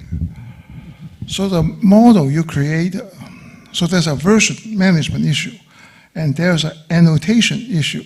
The annotation, I'm not talking about forward annotation, I'm talking about backward annotation issue. And then you have a performance validation issue, okay? All those, you need to have blockchain. There's no other technology available today that can deal with all this. So what I'm trying to say is AI is a big booster for blockchain for those who seize it. Okay, that's all. So one thing I'd like to add to that, I think where Ian, you're heading is twofold, right? One is there's AI for blockchain and AI in blockchain. And what that means is that at the end of the day, in technical circles, we use the word linked list. So if you look at blockchain, the reason why it's blockchain, because it's a chain of blocks, and each chain has a certain amount of data, which talks about the transaction sort of, so it's sort of a structured element. It's a database per se. And the idea behind using AI, at the end of the day, in simpler terms, it's connecting dots and finding patterns. It's exactly what you were saying, Dr. Nicholas, and using, so we use AI, machine learning in context, but machine learning is a field of AI that we end up using, and saying what can we do this in a continuous manner. And to be able to achieve the near real-time analysis, you need a lot of compute power. And then this notion of AI in blockchain, which is what can we use AI to make more performant data structures? What we use AI for making better and more secure smart contracts? What can we use AI to be able to obfuscate the data and still analyze the data from that perspective? And I think that, one, it's a very deep technical, which is always hand-waved from that perspective. And second thing I would think is that from the earlier question that you asked, Ian, is around investment circle. Blockchain is an infrastructure play. So you don't make a mile of highway and say, let's see how this works before we build the next 400 miles for this project to complete. And oftentimes the Silicon Valley mindset, I think in many cases of saying, let good be not best of the worst, so let's build a prototype and we'll build on top of that, oftentimes that negates the seriousness of this infrastructure building that needs to happen. Where else we can deploy these AI modules, which requires some intensive investment to make this really work in a meaningful way. But I'll pause here and I'd love to get your perspective as well, just if that makes sense. No, I really like this AI in blockchain, right? When it is integrated, I think it's technically tremendously challenging. And is there a cost to benefit analysis? If you do, is the benefit really that much than how much it's going to cost? Probably it may not add up to today's. So whatever we have seen the models today, when AI and blockchain has come up, is AI is off-chain, and then it has an oracle with the on-chain smart contracts where they trigger each other and provides the thing. But I would love to see the pre-modeled AIs to be deployed within the smart contracts. So institution doesn't need to carry two different sets of infrastructure and can run it within one thread. I know some of the companies are already trying to do that. How successful it would be is a question, and whether at the cost where the benefits can be justified. I think that's a great question, and we need to see that, how it's coming around in there. And primarily, the concept of decentralized AI, like, the whole blockchain is decentralized, right? Where you have got multiple nodes computing, you're not dependent on a single node. AI generally, obviously, AI is multi-processing computing, but it's not decentralized. It's breaking down a task into multiple tasks and getting it to run through multiple processors, which I understand. But having this running as decentralized, where you do not depend on a single model and have a consensus mechanism, will that be the AI of the future? I don't know the answer, but yeah, those are some of the thoughts which I have. Yeah, I think that the last point is interesting because AI itself, if you're looking at, for instance, LLM, large language models, those need petabytes of data to actually work fairly well. I mean, you can come up with a large language model with a couple of kilobytes of data on your computer. If you think that ChatGPT is bad, try that, and you will see something that makes absolutely no sense. It really needs a lot of data to be able to produce its analysis and to produce good answers. And one of the things that blockchain-like technologies do is to essentially decentralize storage. That's one way of doing it. Now, I'm not talking about Bitcoin. That's actually a really bad way of doing distributed storage, right? I mean, Bitcoin is, because everything's replicated all over the place. But there are alternative, primitive alternative currencies that have focused on, hey, let's try to decentralize storage and let's try to do this right. And I think we're going to need this because otherwise what's going to happen for us is a future where you've got a handful of companies, and you know who they are, that have basically all of this data. And it's a little bit too much power concentrated in the hands of a few. So having some of those, what is essentially distributed systems, right? I mean, that's not new, that's from the 70s. Technology in, a newer, fancier way available today is probably helping us kind of retain a little bit of a control that we can have as individuals or as smaller corporations, as opposed to have something completely centralized in the hands of, literally 5 players. So I'm quite optimistic, actually. Okay, why don't we open the floor to the people, and can you turn on the light so I can see the. We don't see you at all. No, we cannot see you. It's like a dark screen in front of us.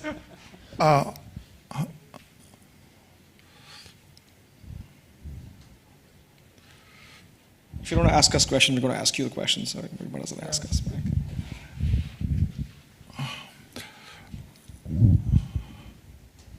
How difficult is it to turn the lights? Great. Hello. Okay. People. Let there be lights. Hi, Ian. You mentioned that the link between blockchain and AI is a good link because essentially there's a. I'm here. Could you identify yourself? Okay, sure. Please. Hi, I'm Brian. You had mentioned that the link between AI and blockchain is a strong link because of the data link. But that is also assuming that AI stays in its current form, where it is data-centric, and essentially some may call it in stage 2 using memory. However, the next stage in AI is supposed to be stage 3. Excuse me, what is the question? So, setting up the base for the question. So for stage 3, essentially AI deals with identity, which would potentially make AI logic-centric, meaning data now plays a secondary role instead of a primary role. Are you making a mini speech, or are you raising a question? Yeah, so the question is, how will the link between blockchain and AI be when AI makes that switch towards being logic-centric, where data is secondary? So that's an interesting question because AI is not like one thing. You have to collect the data, organize the data, model the data, find a model, and the model has to be tuned for you to be able to make a relevance of. So the way I've defined this, and if I'm getting your question right, correct me if I'm wrong here, is from blockchain perspective, I've helped my peers and my high-level executive understand as 3 I's. You need infrastructure. Without that, you can't do anything. You need instruments. So instrument in the sense a token is a token is a token, but you have different asset classes, whether it's real world assets or whether it's tokenized bonds or whatever. And then the third eye is insights. So the question is the traversal from the infrastructure all the way to insight, you have to create, and there is a logic that blockchain uses from a smart contract perspective that processes these transactions, and that logic needs to be then transposed into insight, which makes sense, whether the insight is used for business analysis or the insight is used for financial crimes or analysis per se. And that's how I would distinguish between the two, but to your assertion, there's logic everywhere. There's logic in blockchain world, there's logic in AI world too. In fact, there's a lot of logic in AI world, I think. That makes sense. Yeah, no, I mean, I'm not totally sure that we are going to see a transition away from data in AI. That's right. I actually would dispute that. I think that, yeah, we might be able to get stuff that is a little bit less pedestrian, like, decision trees, for instance. If you've taken a computer science class, what are they? They're basically glorified if-then-else statements. So much for artificial intelligence. I mean, it's 3 lines of code, right? So you see stuff that is getting more and more complex, but I don't think that we're going to get rid of the data. You can't. I mean, AI itself builds on data to be able to produce those insights. I do agree. I mean, I know you're shaking your head there, but if you look at the areas of AI fields in general... Let's give other people a chance. Let's take it offline, and I'm happy to explain that to you. Yeah. I think we can move on to the use case panel. So,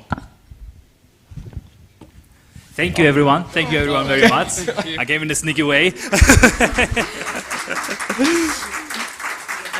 I'm sure we would all love to hear more, but unfortunately that's all the time we have for this item.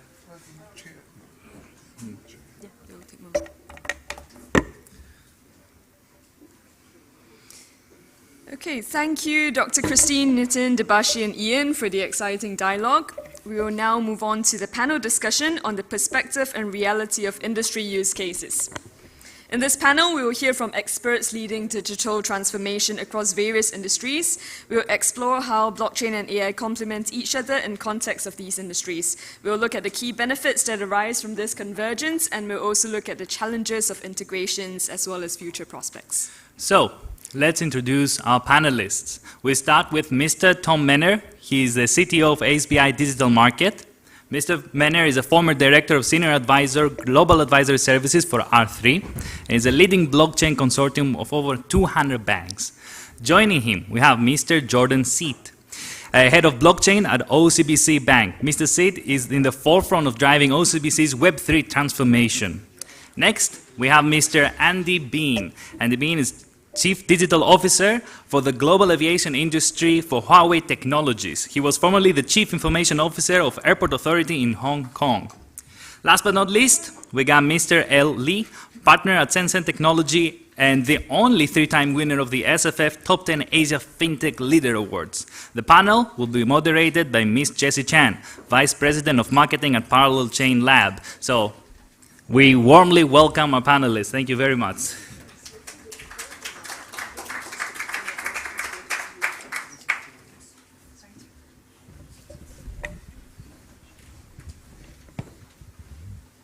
Good afternoon, everyone. So we're in for an extraordinary session featuring a dynamic panel of experts representing different sectors like digital asset, banking, aviation, and payment infrastructure. Our focus of the discussion today is on the ever-evolving concept of digital experience. And our panelists are here to unravel how blockchain and AI are weaving the narratives of digital experience within their domain. So let's also begin with a quick introduction of each speaker, spending 1 to 2 minutes. Thank you, Tom. Sure, I'll start. I'm Tom Menner. Again, I'm CTO for SBI Digital Markets.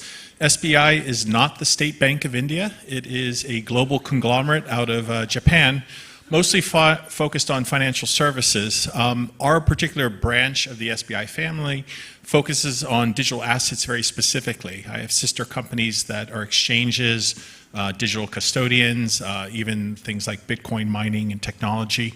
Our focus here in Singapore, where I'm based, is around distribution of digital assets. So things like tokenization, custody, but also basically connecting issuers and sellers to buyers in different markets. My background originally was, so my connection to Ian and Dr. Kristen is I'm a Carnegie Mellon graduate. My connection to Nitin was we're IBM alumni. And my connection to Debarshi was we were here at ISBA last year. My connection to Jesse is we share a love of hard rock and heavy metal. Thank you. Let me end there. Thank you. Jordan? Hello. Hi, I'm Jordan. So I'm the head of blockchain at OCBC Bank. So at OCBC, I think it's intuitive to think that we explore blockchain for the digital asset use cases, right? Your CBDCs, your tokenized assets. But apart from that, we also look at using the same blockchain to actually figure out how we are going to reinvent the way we work, how we are able to leverage this in order to implement use cases that are fundamentally different from a paradigm perspective, for example, Web3, or even how we can use smart contracts to actually automate processes in the bank, and what does it mean for cost savings when we oppose them against traditional stacks like microservices and stuff. So unlike Tom, I'm a newcomer to the space. I do see a few familiar faces, so I guess I look forward to having a great discussion and meeting everyone here. Thank you very much. Thank you, Jordan. Andy? Yes, hello everyone. My name is Andy Bien. I'm currently the Chief Digital Officer Global Aviation for Huawei.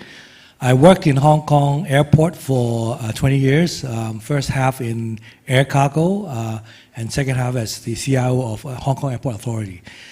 My background is obviously in computer engineering, technical, but I think for the most part of my career, my target is to bring technology to be used in industries, in my case, aviation. So today, hopefully, we can share a bit about that because after COVID, I think the industry has experienced an unprecedented disruption.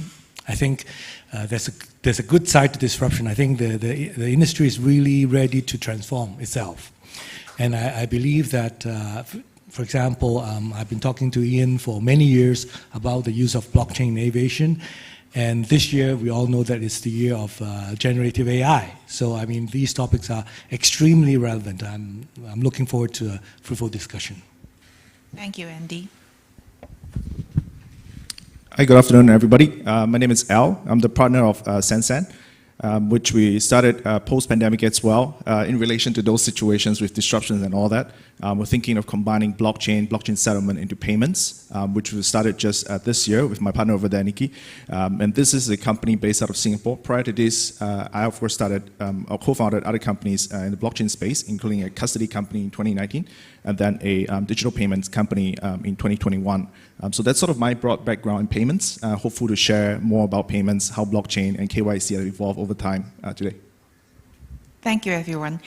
It's clear that each one of you will bring unique insights into the discussion today. So let's start with digital assets.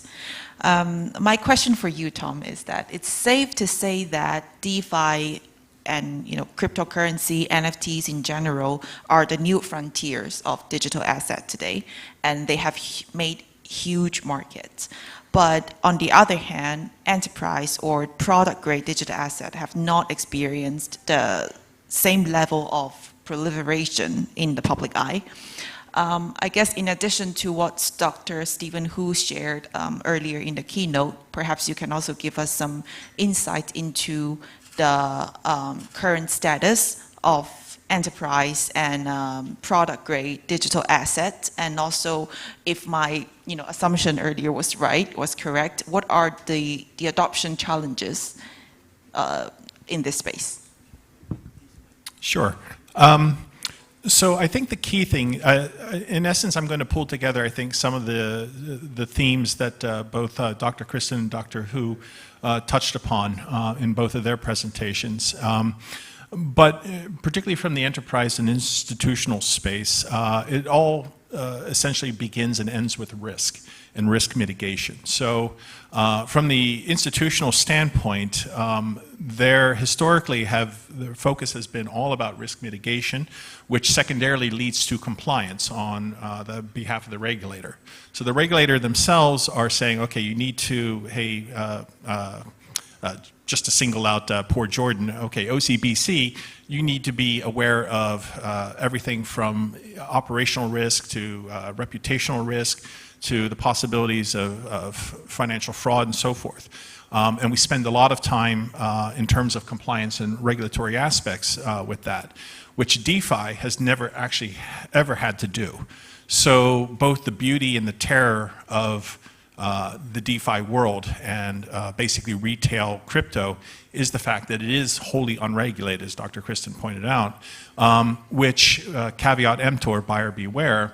But as we've seen, FTX, for example, is the most egregious example, but by no means is the only one, leads to all sorts of different kinds of malfeasance and all sorts of operational and fraudulent risk. So again, from an institutional standpoint, what we've seen, and I should also mention that I used to work for a company prior to this one called R3, which was a blockchain technology company, but very much focused on enterprise and institutional clients.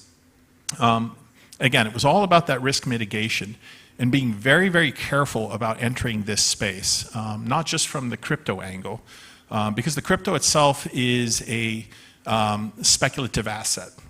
Let's be frank about this. Let me point to Dogecoin, my favorite punching bag. But the fact that you have a speculative asset that people are essentially gambling on and that the exchanges are set up to facilitate that has kind of muddied the waters of this technology. And those of us who have been in this space for a number of years have kind of seen that. We lived through the ridiculousness of the ICOs, for example. But what has emerged, and Deb kind of pointed to this, is that we've seen the value of this technology as it applies to more traditional asset classes.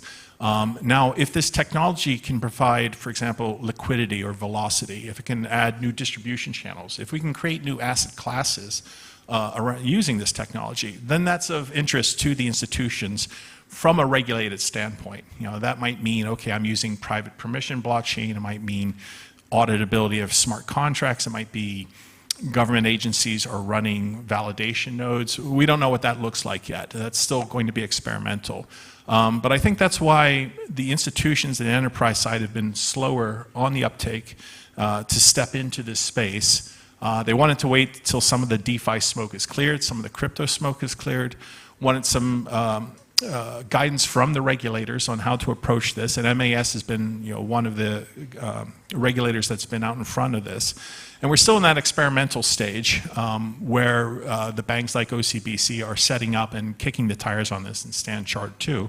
But we're also starting to see some traction too and starting to see the value emerging from this technology. Definitely. It's safe to say that DeFi, cryptocurrency, and NFTs made headline often because of their high return potential, but instead on the enterprise level, they explore and adopt digital asset in a more controlled and a strategic way because these assets need to serve particular business objectives in most often objectives that have been already established. So let's bring AI into the question. How do you envision AI, changing the way we create, monitor, or utilize blockchain-based digital assets? Hi, so maybe I can take that. I think there are definitely two separate technologies, right? But AI has been a great enabler for, I would say, blockchain, smart contract related development and progress, right? One of the many things that at OCBC Bank we have rolled out, AI through generative AI and stuff, coding assistant tools like Wingman. We have done even just a form of ChatGPT called OCBC GPT. And what we have discovered is that when without these tools today, there's tons of process when you want to write a smart contract, do your due diligence and audit and stuff. And I think this refers to Tom's point on risk, right? As a bank, or I would believe any particular company that wants to do due diligence, it is extremely important to ensure that you cover as many bases as possible. Sure, you have static code analysis tools, you have plenty of tools in the market right now, but what we found is that AI tools has helped us code faster, code more securely, and also code to a certain extent more robustly, enabling us to actually scale our use cases at a much more rapid pace, and at the same time also gain the comfort that whenever we are building smart contracts which are running on the blockchain, these are all going to have a certain degree of assurance at a minimum level before we pass on to further checks. So I think the assurance and risk is where we have seen AI really contribute to blockchain development so far. Thank you, Jordan. Digital asset on a more meta level is an essential component that enables and facilitate, all sort of digital experience. And here we're not just talking about financial instruments, but digital asset as a layers of influence that they have on the digital experience.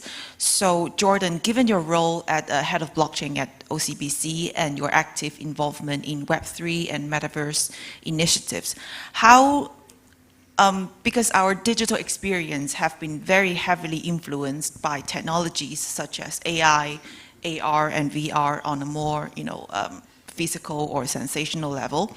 How do you see blockchain contribute to take these experiences into the next levels? Sure, thanks. I think it's important to note that just blockchain is a tool, right? The applications and how you define these applications to leverage on the aspects of blockchain to define new use cases, that is what is critical, right? For example, we have found, as we are progressing, right, we have found very interesting use cases for verifiable credentials when it's deployed on the blockchain. It actually, our observation is that it gives us very interesting use cases in terms of interoperability, in terms of modularity, and most importantly, through standardized computation, when we have, for example, two different EVM chains. The smart contract that interoperates between both, you can have two standardized smart contracts that operates between both. That gives us a degree of assurance in the manner in which it's being computed, right? We therefore are able to make assumptions and computational trust when we are identifying these credentials on the blockchain, when we're verifying the issuance that it was done on. And this is just one aspect of it, right? The other thing that we have done, for example, NFTs. One of the things that OCBC has been very, very heavy on is to take a look at NFTs and think. Now, NFTs, take away the speculation, has largely been a social thing, right? Even today, there are various community-based NFTs that are still going strong, even in the bear market, right? The price may not be as strong, though, but the usage and the involvement amongst each other is strong. And what we found is that the concept of NFT as we see it today, PFPs or etc., largely stem from the ability to associate yourself, your identity, and your ownership of that particular vehicle, right? So when we implemented this as a use case in learning journeys, in OCBC Bank, for example, our staffs have the option to participate in workshops for various kinds of education, right? It could be data literacy, it could be coding for various languages. And what we found was really interesting, where we always had a rewards point system, right? You take more workshops, you're able to get rewards points, you can redeem it for vouchers. But when we introduced NFT to the mix, where NFT started to capture your progress of your learning journey, giving an identity that says, hey, I am at this level now, right? If I go for a few more workshops, I can go to the next level, and this gives me more points. By introducing it and seeing how the gamification is done, we saw really significant, I would say, numbers when we come and look at our learning journeys today. We have clocked significant hours, retention, throughput, sign-ups are all very positive, right? So I do think that there are use cases when we look at Web3, fundamentally it's a paradigm shift, right? It's rethinking about the way we do things. And when we take these aspects of what we see in the world and try and localize this and see, can this apply to our internal use cases? We found some successes there as well. So I do believe, yes, for sure, there are use cases that would be beneficial in the, even internally to bank, as well as externally to the bank for Web3. Thank you. Thank you, Jordan, for introducing the concept of digital identity into the conversation. That's definitely an important dimension to talk about. As digital experience becomes a primary landscape for customer and product interaction, digital identity comes to the forefront. So perhaps we can hear from Andy if I think aviation and in-flight, passenger digital experience, customer engagement, these could make a very interesting use case for the topic we have here. Perhaps Andy can also share some insight about the current landscape of the aviation industry in this direction, and if there's any progress or upcoming breakthroughs that you are particularly excited about. Okay, I think aviation by nature is, first of all, it's a physical activity, and it involves a lot of different stakeholders because you have obviously the airlines, but on the ground you have multiple people, you have, everyone is concerned about security, and there's a big service component to it. So I think the distributed nature of technology like blockchain has a lot of application use cases. For example, we were investigating about baggage tracking across different airports using blockchain, because then you have to share these very important user data among different stakeholders. The second one was also mentioned by one panelist about Chris Plus. I think loyalty program. Now not solely the area that is only interested by airlines, but airports also run loyalty programs. So I think the concept that we've tested in Hong Kong was that how do we make the points transferable across different organizations. And of course, another typical, very well-known use case is on supply chain. And take COVID as an example. While passenger traffic has been severely impacted, I think the cargo side, in the contrast, is remaining quite strong. You have the usual stuff that needs to be transported by air cargo, but obviously pharmaceutical, all these things that need to be temperature controlled. You need to be assured that they are handled end-to-end in a safe and reliable manner. But relating to the trend of the aviation industry, I think, particularly after COVID, one thing is very certain, that we need to be extremely flexible. We believe that disruption like COVID, unfortunately, while we don't want it to happen, but it will happen. Not necessarily in the form of pandemic, probably climate change, and things like that. So going forward, I think one thing is, first of all, we need to be very flexible. So the adoption of digital technology, the adoption of AI and data, big data and whatnot will accelerate. That's one prediction there. And secondly, I think airports or airlines need to think about what we called non-aeronautical revenue. Because I think if you tie all your earnings solely to the travel, if something stopped the traveling, then that dries up. So, for example, in fact, it's very interesting. For example, there's some online shop from airports. They are trying to build business for their loyal customer beyond the air travel. So, for example, they can buy things even when they're not flying. So that is another form of income, and there are also some experiments about using air tickets as an NFT. Okay, so I think there are a lot of interesting new ideas that will be coming up in the next few years, which I'm quite excited about. Thank you, Andy. In digital experience, right, there are many there will be more and more online and digital transactions, happening, whether on-chain and off-chain. And these might not necessarily be financial transactions, right? So coming from a payment infrastructure background, L, I'd like to know, how is this disrupting the established practices of user onboarding, KYC, authentication? And do you think our current infrastructure or the current technologies are adaptable to this evolving landscape? So I think for a start, in the Web3 space, we all know there's a move towards putting data or identity on chain itself and using what we call decentralized ID for verification. But the truth is, a lot of times at conferences, I tell people about the potential of crypto space, Web3 space. It's a fast-growing space, but it's only a small fraction of the whole market, actually.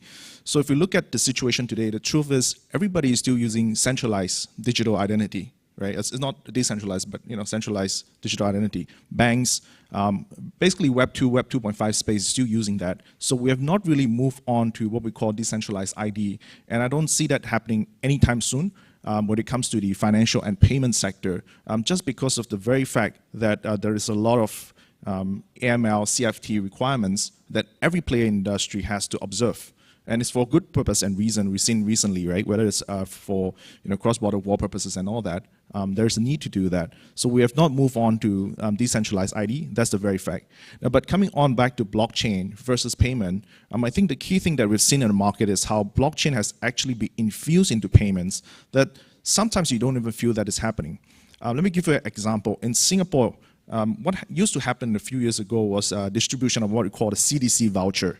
For those Singaporeans and PRs here, you've known that. It's a subsidy, right? And how the government issues that to you is actually by mailing to you a few pieces of voucher that you can go to your NTUC, your cold storage to exchange, right? It's paper. Last year, what happened was at Singapore FinTech Festival, they pushed out a project called Project Orchid, and you could have a digital wallet. You could download something like a voucher they call a soulbound token, where you can then actually spend an expense at cafe. So it actually changes the whole process, right? It's a lot more carbon friendly.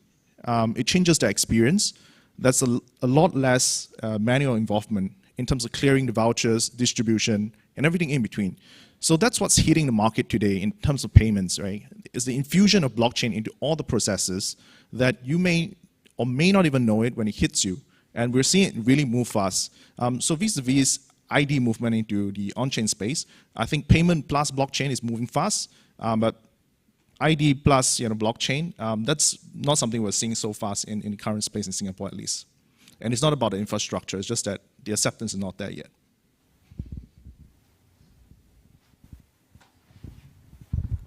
Yeah, so maybe I'll just lay it on, right? So I absolutely agree that DID as a concept, right, is incredibly hard to take off at scale because of all the compliance that you likely face from regulators if you want it to be a regulated project. But if not, then you're going to face issues of how you're going to grow this economy, right? But there are lessons we can learn from DID. We have seen a few DID use cases across the world that have certain degree of successes, right? Each of them leveraging on the fact or the concept that they're breaking the triangle of trust.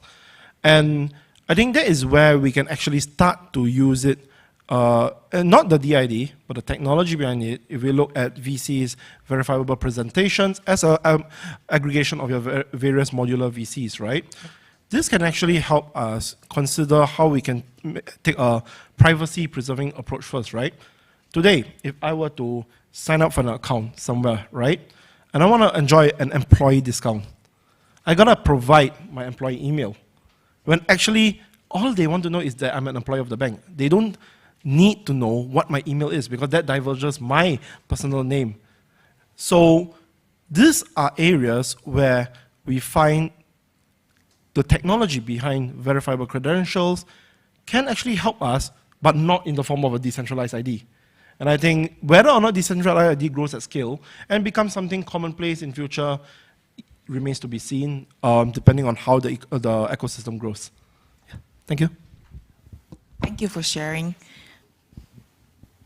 Okay, sorry to be the timekeeper here. We'll just take a question from the audience, please.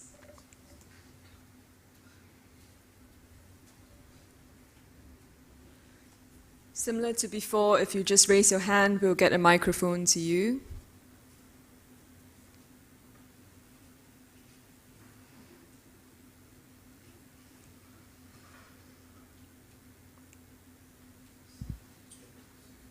Well, maybe I can ask a question to all the panelists. So as industry leaders, what strategies or steps do you think need to be taken to encourage and facilitate the exploration of collaborative and use cases between blockchain and AI?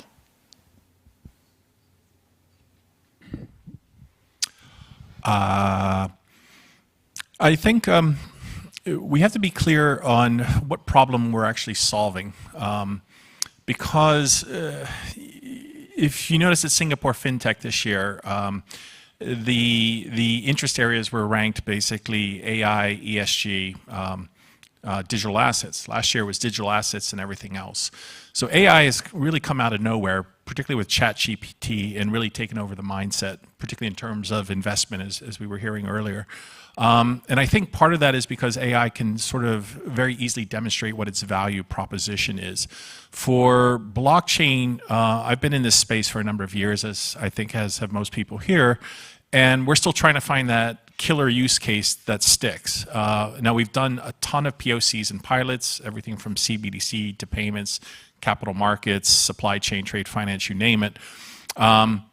But a number of companies have failed already. A number of use cases in very specific verticals have not quite worked out.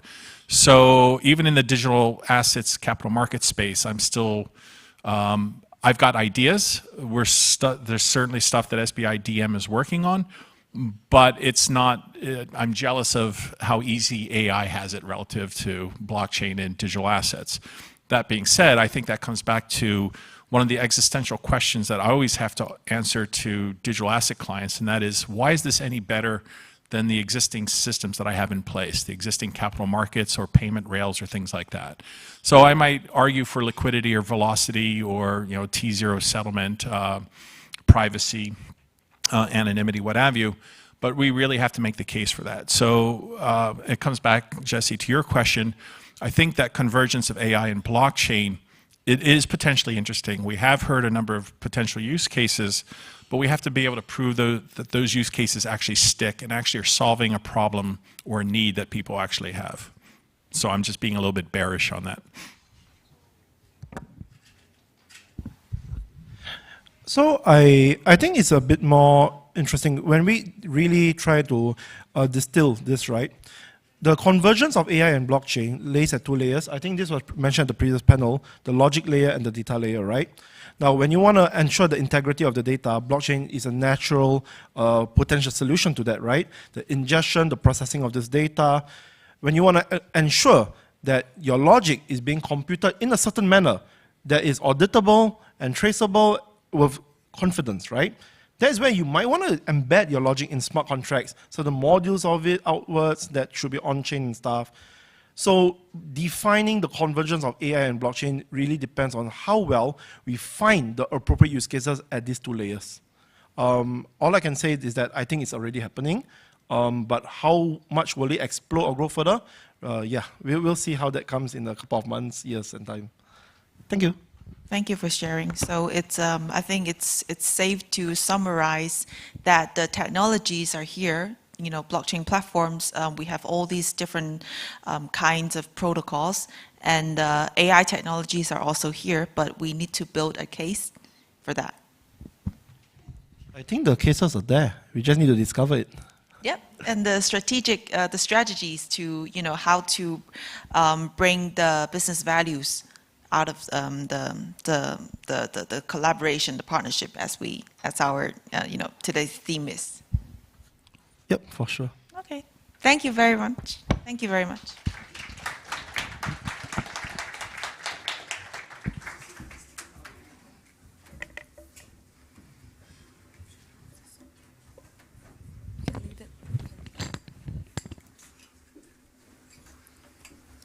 Thank you to all of the panelists for that very illuminating discussion. I definitely learned a lot about the use cases myself and how blockchain and AI can be applied to such a large variety of industries.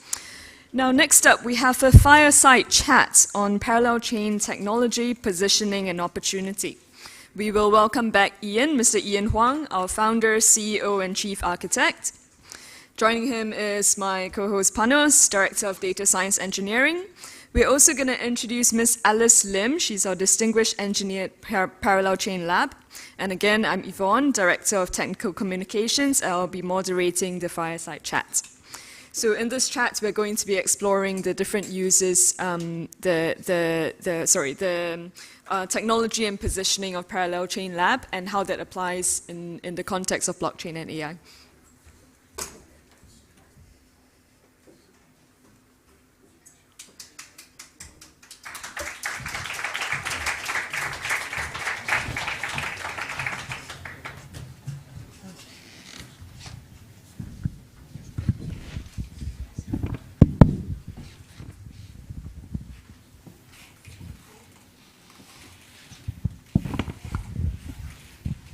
All right, thank you everyone, and thank you for joining me in this fireside chat. For those of you who are not familiar with Ian, Alice, and Panos, could I just invite each of you to share a little bit more about yourself as well as the roles that you're playing at ParallelChain Lab. So perhaps you can start with Panos. Sure. I'll keep it short. My name is Panos. I'm the Director of Data Science at ParallelChain, and I do everything that's AI related with my team. I'm Alice. My title is Distinguished Engineer at ParallelChain Lab, but my role concretely is as architect of ParallelChain, particularly ParallelChain mainnet, and also like software engineer leading the team for mainnet development. Well, I already introduced myself, so it's okay. We know you. We know who you are. Okay, we'll get straight to it then. So the theme for today's symposium, as we all know, is blockchain and AI. There's been a lot of buzz, there's been a lot of hype around these two words. And as a layperson myself, perhaps I could invite you guys as technologists, as engineer, perhaps you could distill what exactly do these two technologies mean? I think the Professor Kristin from Carnegie Mellon put the AI in a very dry but correct way. AI is nothing more than a very cool way to do pattern matching. So you give it like loads and loads of data and it detects patterns out of this data. So yeah, that's like the basic thing about it. And it's going through, I think we can talk about how it goes in and out of fashion quite a few times in the human history. But in general is you give it a lot of data and it manages to detect patterns and it can apply these patterns to things it has never seen before. That's what AI is. As for blockchain, I think this is a similarly dry description of what it is. It's basically a way of replicating state many places securely in a deterministic way, and when coupled with things like VMs, like EVM or WebAssembly, also a way of replicating computation. So, same computation happens the same way in every computer. Yeah, it's just a way of coordinating many data silos, many computers together, so that they act in the same way. They act in agreement. Okay, I want to kind of rephrase what Professor Christine said earlier. What's blockchain? Many people believe distributed database and blockchain are technically identical, so there is no need for blockchain. And let me just make it, the big differentiation is distributed database, the administration of the distributed database is one organization. In the real world, in the real business world, that is not going to happen. You will have multiple masters, And blockchain allows you to do that. Just like you're running your company, would you let another company administrate your database? The answer is a flat no. And so blockchain can do that, and a distributed database cannot do that because it will not allow other organizations to come and administrate the database. There's no trust there. Okay, because I can change things, and you cannot stop me. And there's no record of I change the things. I can turn it off. Okay. So we've spoken about blockchain and we've spoken about AI, and often we speak about them as kind of independent pillars that stand apart. But one thing that ParallelChain Lab is doing is that we are seeing the synergy between these two forces, and we are trying to converge these two giants. So what is the strategic thinking and motivation behind this strategy? Maybe you can start with Ian for that. Start from me? No, start from me. Panos then. I'm not really the idea maker in the company, I'm more the implementer in the company, right? The thing is, the way I see it, as we said, AI needs data, okay? It needs data to detect patterns, and blockchain is actually a database, putting it in a very dry manner. So it's up to the sky is the limit how you want to use this database and this pattern matching model. It's up to the people how they want to use it. Do they want to, I mean, there are many interesting applications, for example. Do you want to decentralize your training on your inference of the machine learning models using federative learning, like breaking your models into a blockchain, for example? Do you want to have some version control of your AI training and its accuracy using blockchain? Why use blockchain? Because you don't trust other people? Like, I can tell you, I trained the model, it has 95% accuracy. You're like, really? Yeah, trust me. No, look at it in the blockchain, you know? So how do you combine these two different tools? It's, I think it's only bounded by the imagination of people. Yeah, and I think it's not, well, technically it's just a database, but from I think what blockchain can bring that might excite data scientists is not the fact that it's a better database, but because what I'm hoping blockchain can do is get more organizations, get more institutions to share their data. What do I mean by this? I mean by moving their data and their computation from private databases and backend services, web services, things of that sort, putting it on the blockchain, running their business logic on smart contracts. This brings benefits. We're not going to get businesses to adopt blockchain by coercion, but by offering benefits, and there are many benefits. And as more companies bring their data into blockchain, I'm talking about public blockchain here, we're gonna have like a quantitative and a qualitative shift in the nature of the data. First, you're gonna have more data, obviously. But it's not only the magnitude of the data, it's also the nature of the data. A lot of the things that were private back then is going to be public. The sources of the data is also going to be more diverse. You're not, when we do AI now for business, we typically run, each company have its own AI model. It trains and runs on its own data. But if we have on the blockchain the data of multiple companies from all around the world, you're going to have, you're going to be able to build models that have like more, make predictions on like more broader things, on bigger things. And I think this is how like blockchain, what it does to data, which is what data scientists will like. Okay, let me look at from a broader view, and let's talk about the smart city and also the central digital currency and things like that. and also talking about pandemic control, or prediction and control. All they all need a private and public blockchain, because you're sharing data with the public. So there has to be privacy and there has to be public data. In addition, there are data that, let's say, tracking your location to control the pandemic. And all this has to be AI, also AI related, and also blockchain, public and private blockchain related. And also they can change, they can switch. It's dynamic, it's not static, based on, depending on the data.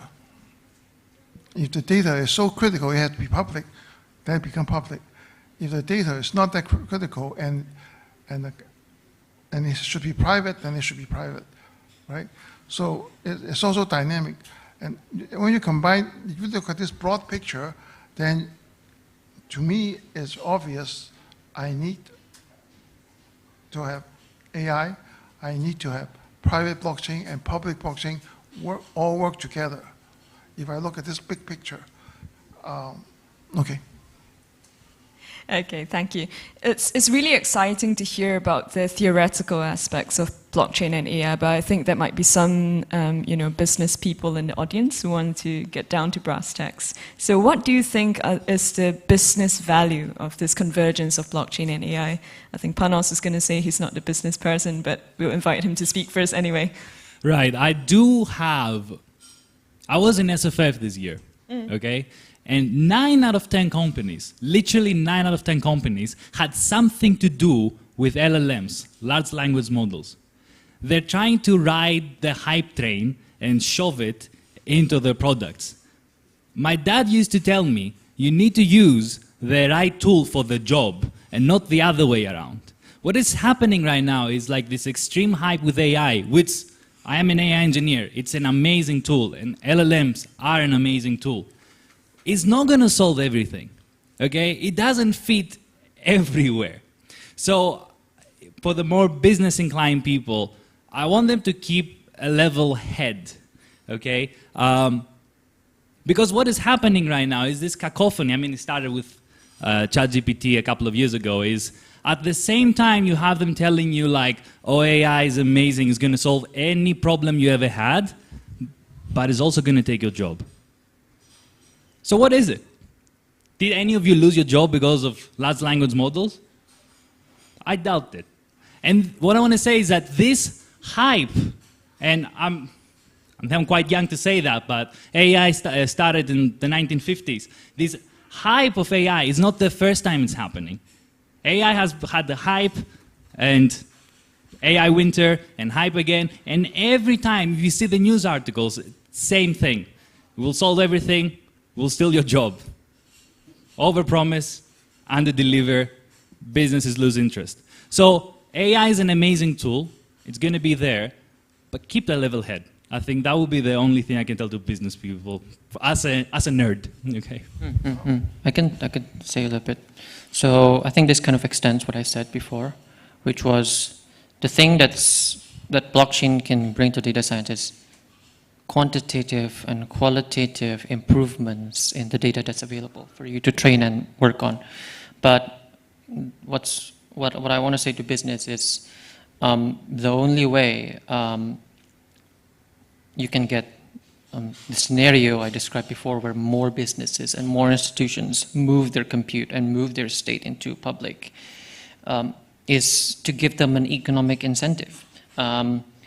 But that's like something that us technologists cannot do. It's what governments, it's what business has to do. And the thing about this is that it needs to reach a critical mass, you know. If it's just 2 companies, company B and C, want to move their data into blockchain, the benefits of them having their state together is very small.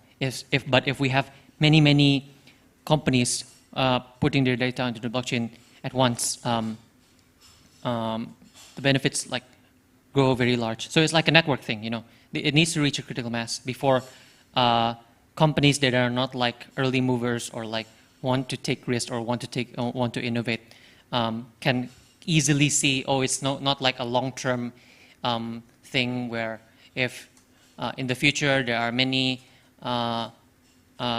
companies or institutions already putting their state on the blockchain. But if I put my company into the blockchain right now, the network is already there. I don't have to build it anymore. You know? So something that technology cannot do, business need to do, regulators need to do. Maybe regulators can have you know, have some way to give an economic incentive for businesses to share their data in this manner. Ian, any thoughts? Okay. Earlier, Tom, my fellow CMU alumni, mentioned that it's hard to get adoption for the enterprise or the private blockchain. The public, no problem. The problem with any time you change an infrastructure, it will take time and there will be many failures. I give you a specific example that I personally experienced. My first job was working at Westinghouse. We do robotics. And that time, Westinghouse was the #1, because they bought Unimation. They were the #1 blockchain company in the world. And mainly they doing was the automotive manufacturing. That was the main business, the GM, Ford, and American Motors. Guess what? The United Auto Workers went on strike. And to negotiate, to demand, do not use robots. 7-axis welding and EDM, electronic discharge machining, and all those things. And the auto union won. Auto worker union won. And Westinghouse sold the business to Mitsubishi in Japan, and Japan becomes the #1 robotic technology company. And so it's the ignorance, and people use this, something like this, to bring it down, and it's really sad. So, and right now we have the similar problem. Blockchain was 2 or 3 years ago said it can solve all the problem. If there's a famine there, blockchain can solve the problem. I don't know what the hell is that. Is that how that comes from? It's bad for blockchain when you seeing things like this. The same with today's AI. It can solve everything. Okay. The people doing that, I don't know if they're trying to help AI or trying to hurt AI. Okay, thank you for the business perspective, but I wanted to pick up on something that Panos mentioned just now about LLMs, large language models. So I'm sure all seated here, you know about LLMs, you've heard about generative AI, you've probably used ChatGPT to write your emails, plan your holidays, whatever it is. So we know that there are such advancements in technologies, but how are these advancements affecting your work as an engineer, particularly in blockchain, perhaps? I don't code blockchain stuff, but I can tell you how it can affect blockchain developers. So generative AI, I mean, let's be specific, large language models that can actually also write code are actively being used by developers nowadays to write the code for them. The thing is, they're so new that we don't really know what the problems might be. Personally, I have come across issues, and I'm pretty sure these issues will become more well-known. Large language models have outdated data. So for example, let's be specific, ChatGPT, if I'm not mistaken, stopped training about a year ago, okay? And the data that it has is actually from years before that. So let's say you ask it to write for you like a simple script. When it will write that script, sorry for the non-programmers, you always have to include some libraries there. ChatGPT might include outdated libraries because it doesn't know about the new ones, right? So that's a problem. That can come up with something. And another thing, it might sound old school, if it writes the code for you, you don't know if it really, you don't know how it works. It seems like it's working, but you don't know what it's really doing, right? So we should use it more and more because we need to find these problems that might come up, but we should definitely not rely on ChatGPT or any large language model to do all the developing for us. And that development doesn't mean AI, it means anything. Front-end, blockchain, etc. Don't trust it 100%. Put some elbow grease in it. Double check what it's telling you. Yeah, and it's the fact that LLMs can make mistakes like this is even more important for blockchain because you're not only building a toy web service. The code that you write is going to go and be executed. It's going to be it's going to change state permanently and immutably on the a ledger, right? So I think I also use LLMs. I also use ChatGPT to help with development. I know members of my team, some members also use it, but I don't think we don't yeah. Don't feel bad about it. We all do. No, I feel good about it because it's really helpful, and it's not.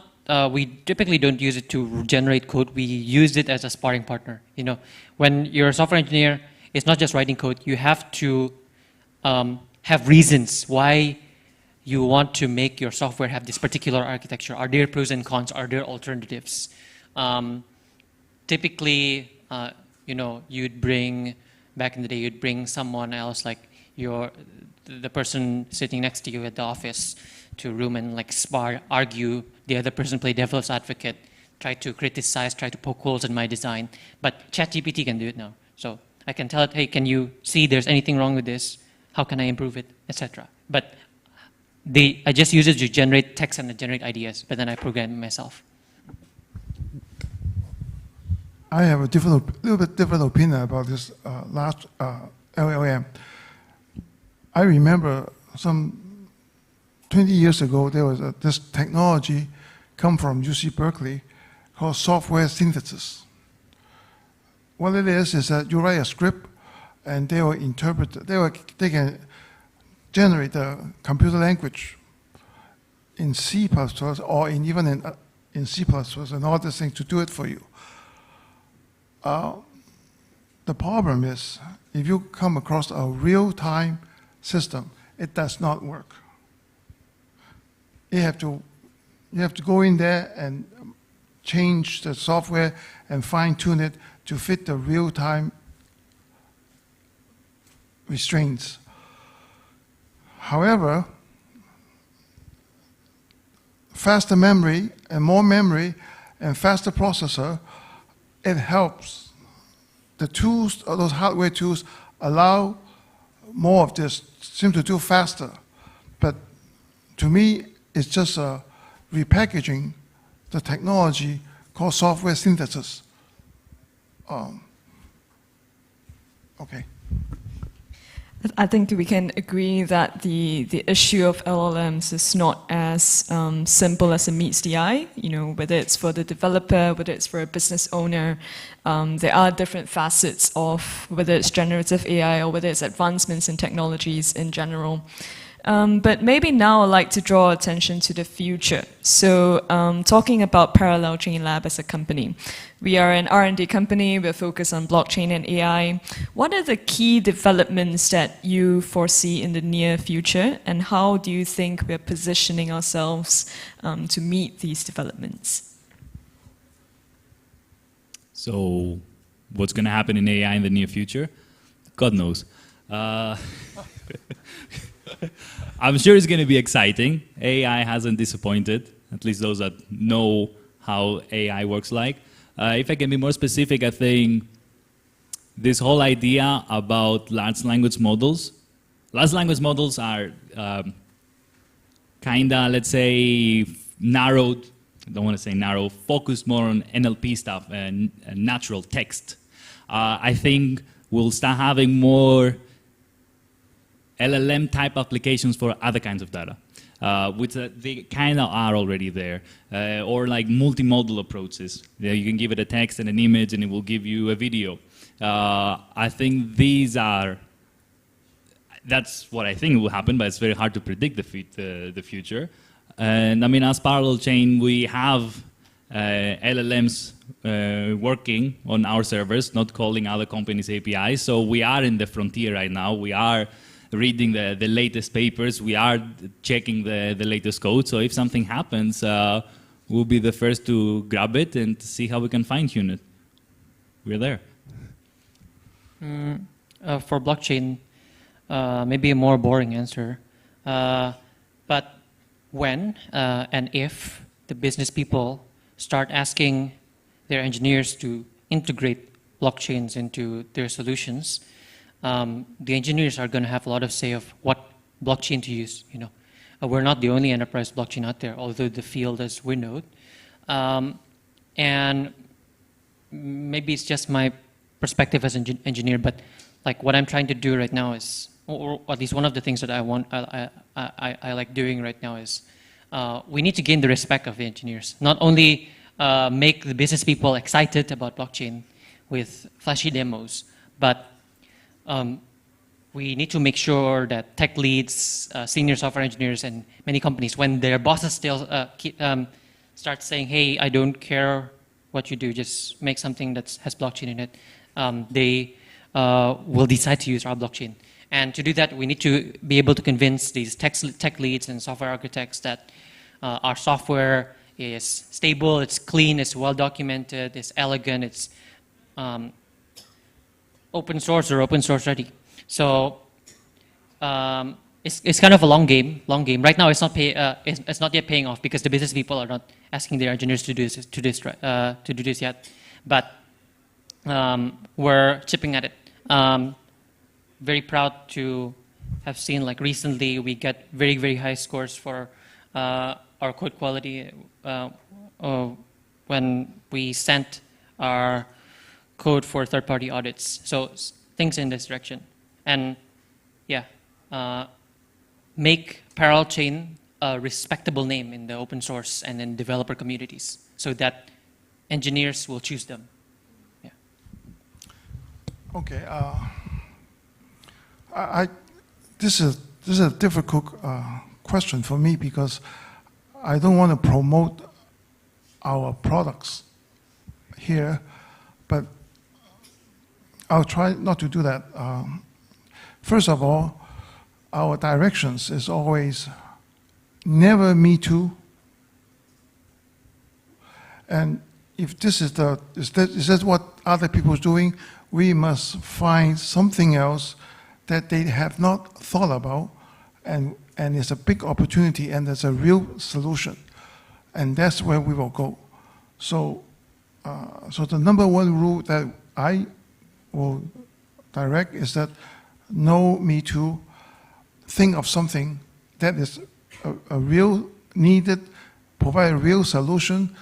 People have not thought about it, and that opportunity has to be big enough to sustain the business. Number one.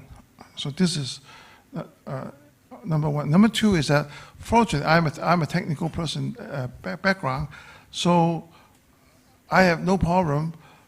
I think convincing my engineers, senior engineers, to go this way, and so far so good. But you know, I do think about why some of the very successful big company fail.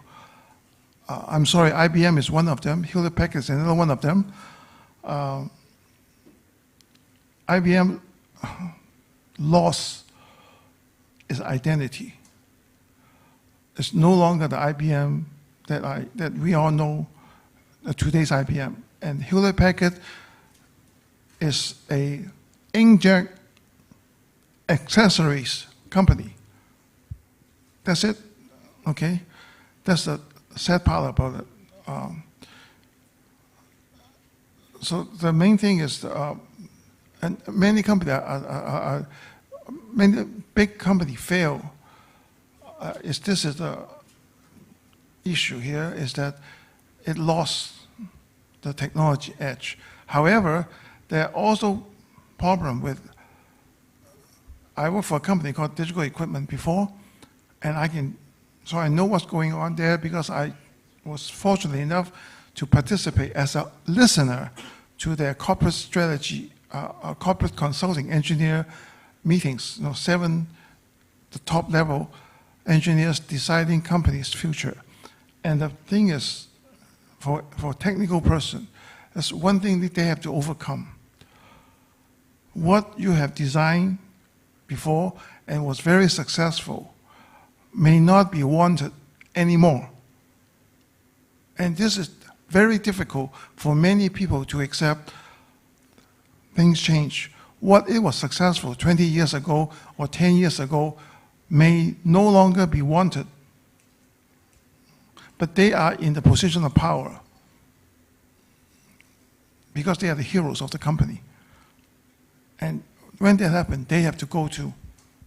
So many companies, actually, this is a problem. Wang Lab is one, no, you guys may not never heard of it.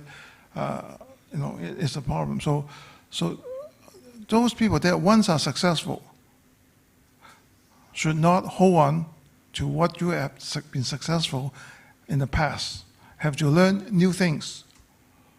And this is hard. This is not easy to do. Thank you, Ian. I believe we have time for one question from the audience. If not, it's okay. We don't have hard feelings, don't worry. Okay, if not, that just leaves me to thank Panos, Alice, and Ian. Thank you for the illuminating discussion. I really had a good time.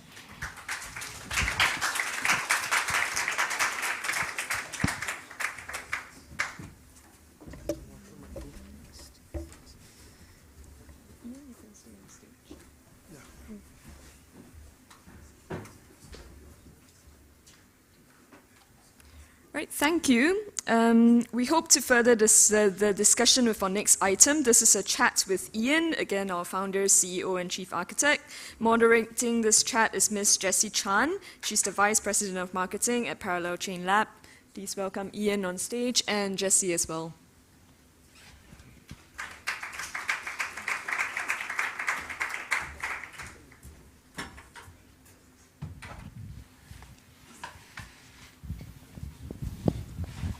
Hi, Jess. Hi, Ian.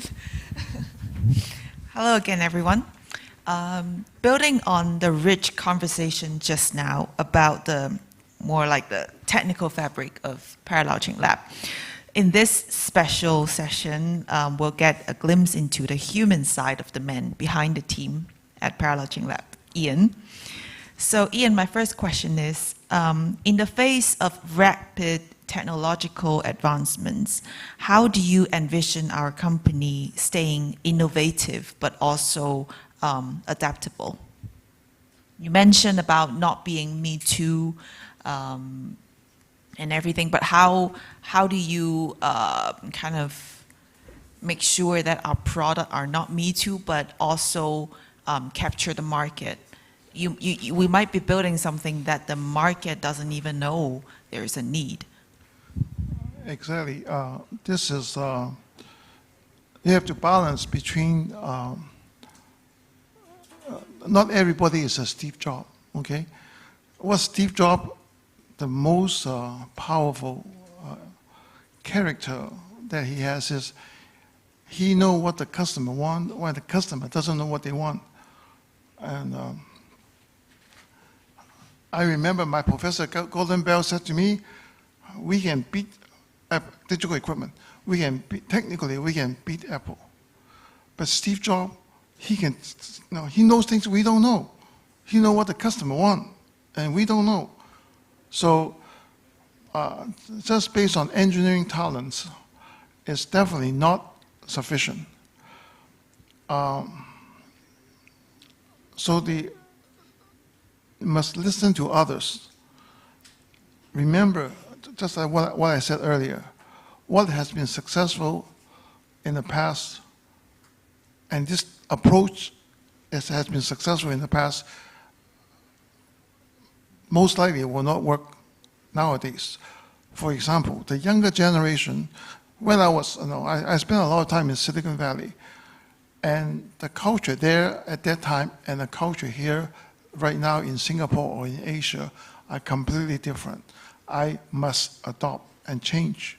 I cannot use the same way I manage in Silicon Valley and in Boston and in New Jersey to apply such in here. It will not work. So I have to change with time. Not easy to adjust, really not easy to adjust. And also the other adjustment is the decentralized world. I come from the enterprise world and centralized and to become decentralized. But we can learn all this also from Steve Jobs. Steve Jobs, the way his organization is a flat organization and is ambiguous. But come on, all senior people must work with not sure, uncertainty, and all those things. Okay, when you're a junior, yes, you want preciseness. But as you grow in your career, things will become more ambiguous. And that's the challenge. And that's also the fun. Thank you, Ian. So our approach at ParallelChain Lab to innovation extends to providing value to our customers. It's not just about making breakthrough technology for the sake of this being breakthrough. So how do you ensure that our research and development efforts are cutting edge, but also stable and customer-centric? Okay.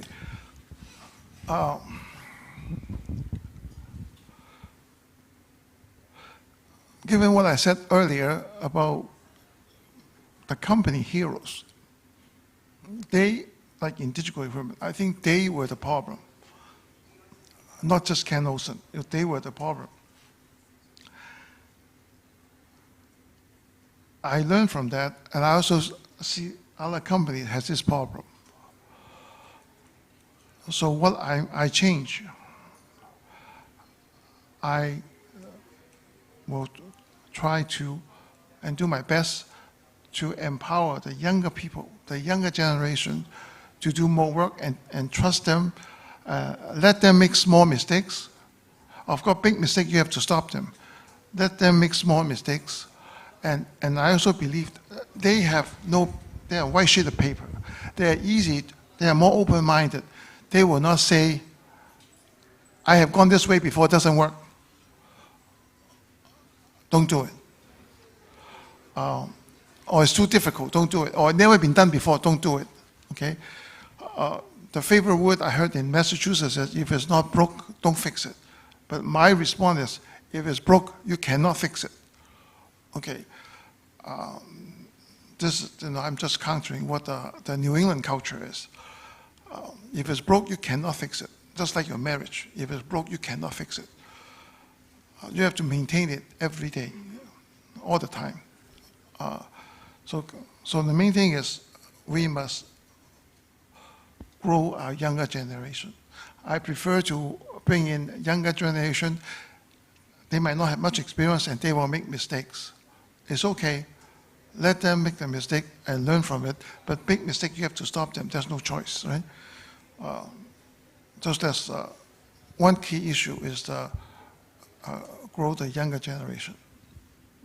They are the ones that can be truly provide you with breakthrough innovation.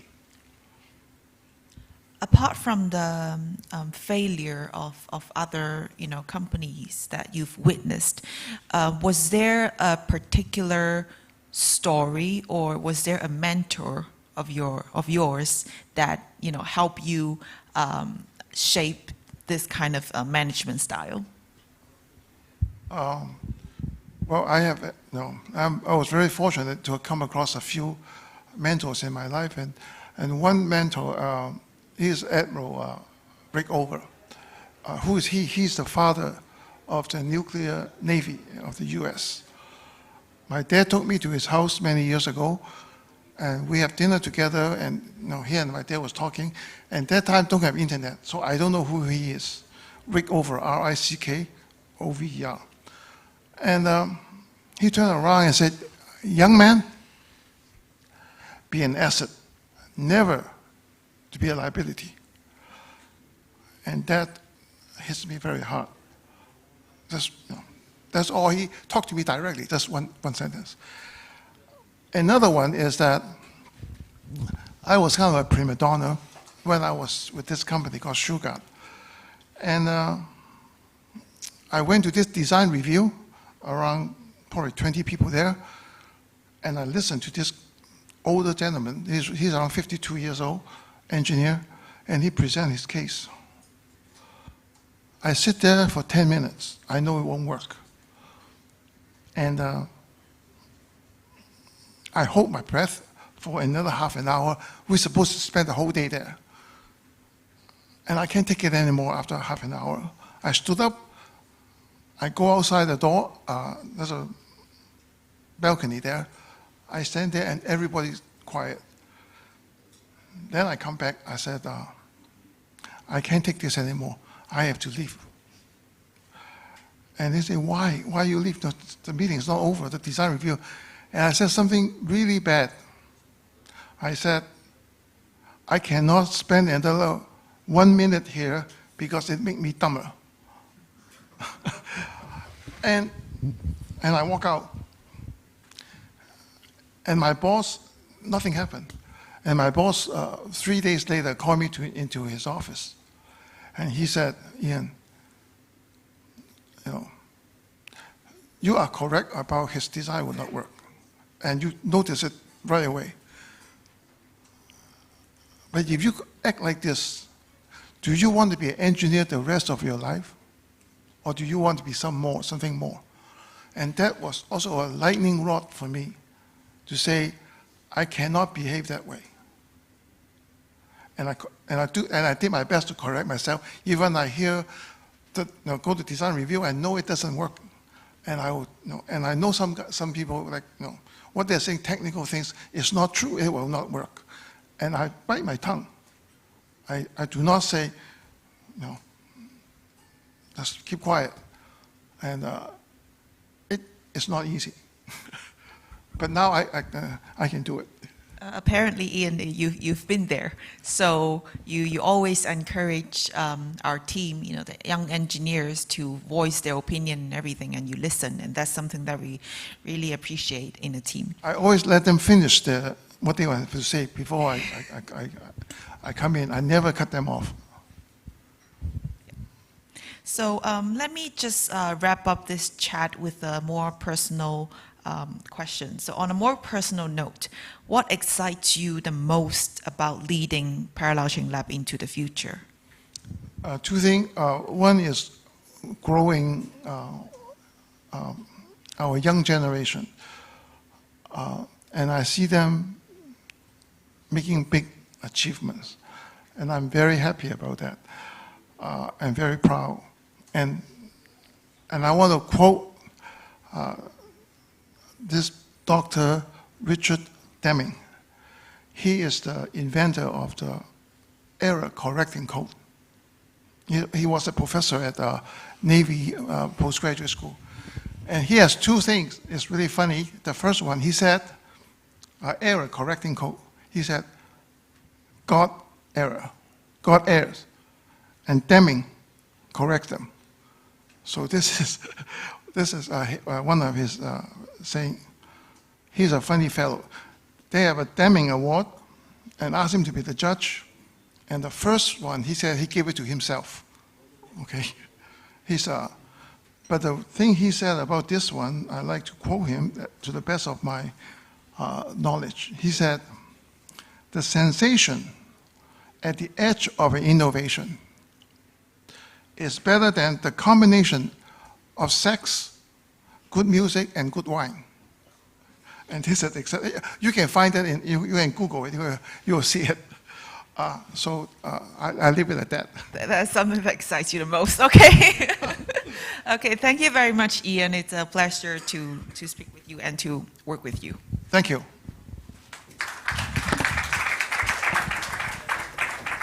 Are there any questions from the audience for Ian?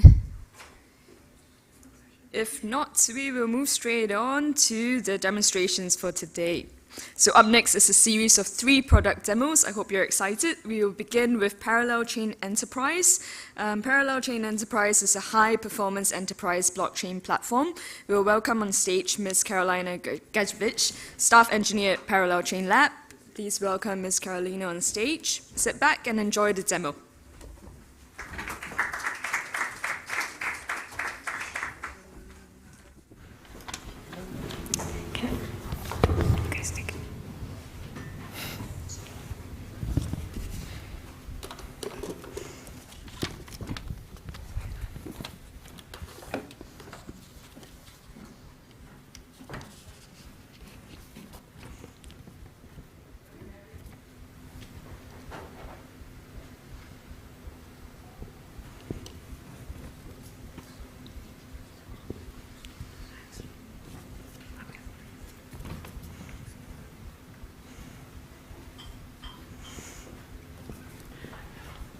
Good afternoon. I'm here to present the technically leading performance characteristics of ParallelChain Enterprise.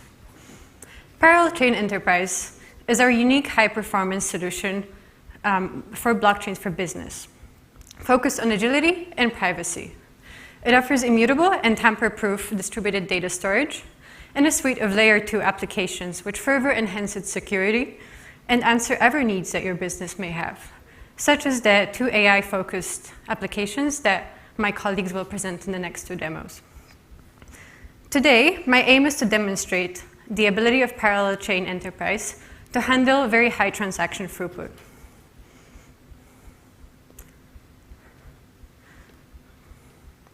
First, let me walk you through the setup for this experiment. We ran a cluster of 8 virtual machines in AWS Cloud in Singapore. These machines form a single ParallelChain Enterprise network. First, the Parallel Core Engine instance executes smart contracts provided by the client and persists the resulting state changes to the Parallel Core DB instances. The smart contracts can be any executable code that acts on the state stored in the blockchain. The 7 Parallel Core DB instances, on the other hand, serve as a replicated data storage.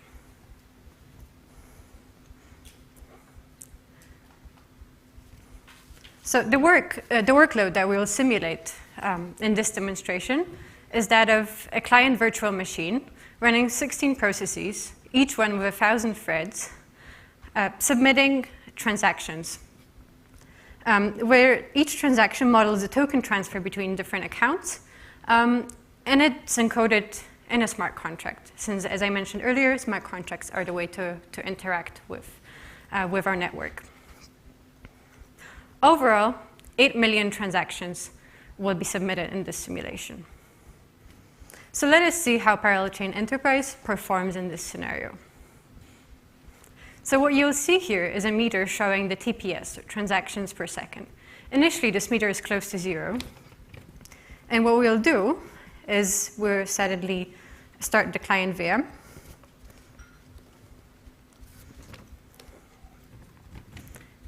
And soon you will see, once the statistics API fetches the data, you'll see that these numbers rising. So initially, you can see here that on the y-axis we have the TPS, and on the x-axis we have time. So you can see it's already increasing, and it's well, this meter is lagging behind.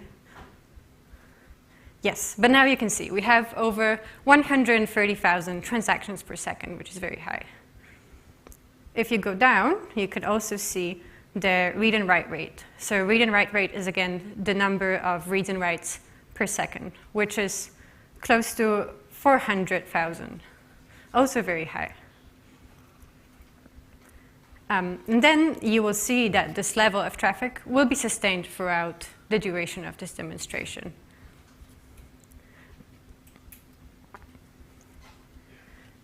So to conclude this demo, ParallelChain exhibits high performance, addressing the potentially computationally intensive needs of your business applications.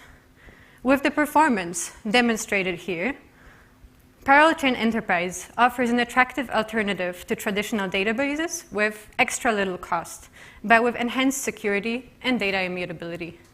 Thank you.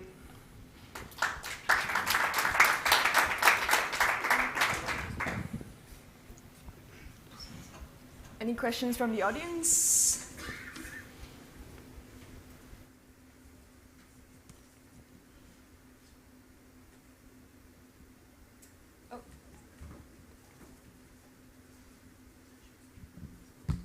Hi, thanks for showing the performance one, right? So can I just understand, when you're running this transaction test, what is the logic of the transaction? What are you doing per transaction? Is it a simple just from wallet A to wallet B, or are you executing some sort of smart contract logic? It simulates token transfers. Just get one account's balance, get another account's balance, move the balance from one account to another. It wasn't made clear to me earlier. Is this EVM compatible or is it separate? ParallelChain Enterprise has its own virtual machine standard. We do plan to support EVM smart contracts in the future. I mean, supposedly there's a business demand for it. I personally, maybe I'm bringing my opinions into this discussion. I don't think it's worth it. I don't think it's worth it to have EVM compatibility. You're just slowing things down. Just write native code. It won't take long, and you're going to be saving a lot of money down the line. You know, like any Turing complete sort of executor or VM, yes, you can simulate the EVM on ParallelChain. I think, so I understand your apprehensions about implementing an EVM translator, right, or transpiler. So I think the final question is, if such an EVM layer was to be implemented, how much do you think the performance would decrease? Let's see, for enterprise, I think I don't think it will affect it that much, and the reason why is because what's really the case with like most modern software is that it's not compute bound, it's IO bound. IO is the thing that's really slowing things down. It's the same reason why, you know, they say, Rust is like 20 times faster than Python doing some synthetic benchmarks. But you know, when you're building a web service, you're not doing synthetic benchmarks, right? You're touching a database, and that will be the bottleneck. So I think there will be an effect, but it won't be like orders of magnitude. Thank you, Jordan. Thank you, Alice. Any more questions from the audience? If not, we'll move on to the second demo. Yeah, but before I leave, like, I want to say something. I think the point of the demonstration is not just to show you a big number. Obviously, the number depends on a lot of factors. Depends on the specifics of your deployment, what kinds of machines you put up, how many machines you put up, where do you host it, what's the nature of the network. I think the point is to say that when you're building a blockchain with business needs in mind, there's rooms for optimization. There are things that in a public blockchain you need that you don't need for enterprise, or like a permission blockchain. And this allows us to optimize. That's how we reach this kind of performance.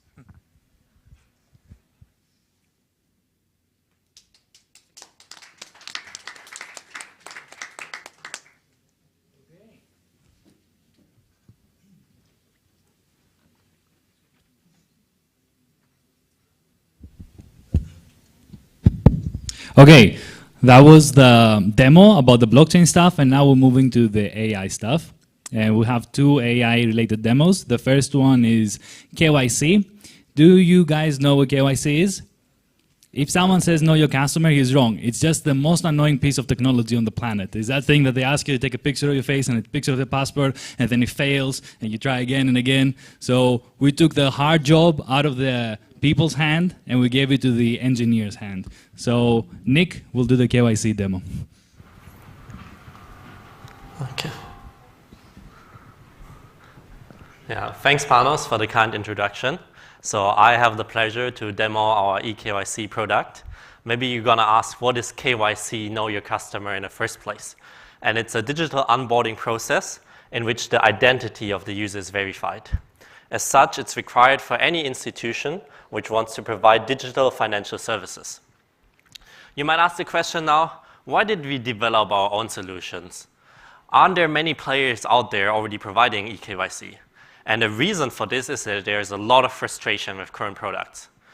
Just to give you a little anecdote, when I came to Singapore, I had to do a lot of KYC.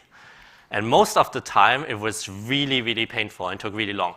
I still remember one time when I spent 30 minutes trying to do KYC and told me it cannot recognize my German passport again and again. So I then went to the physical store and asked the employees there to sign me up. So I felt like this is the state of digitalization. I do something digitally online, it doesn't work, and I still have to do it the old school way.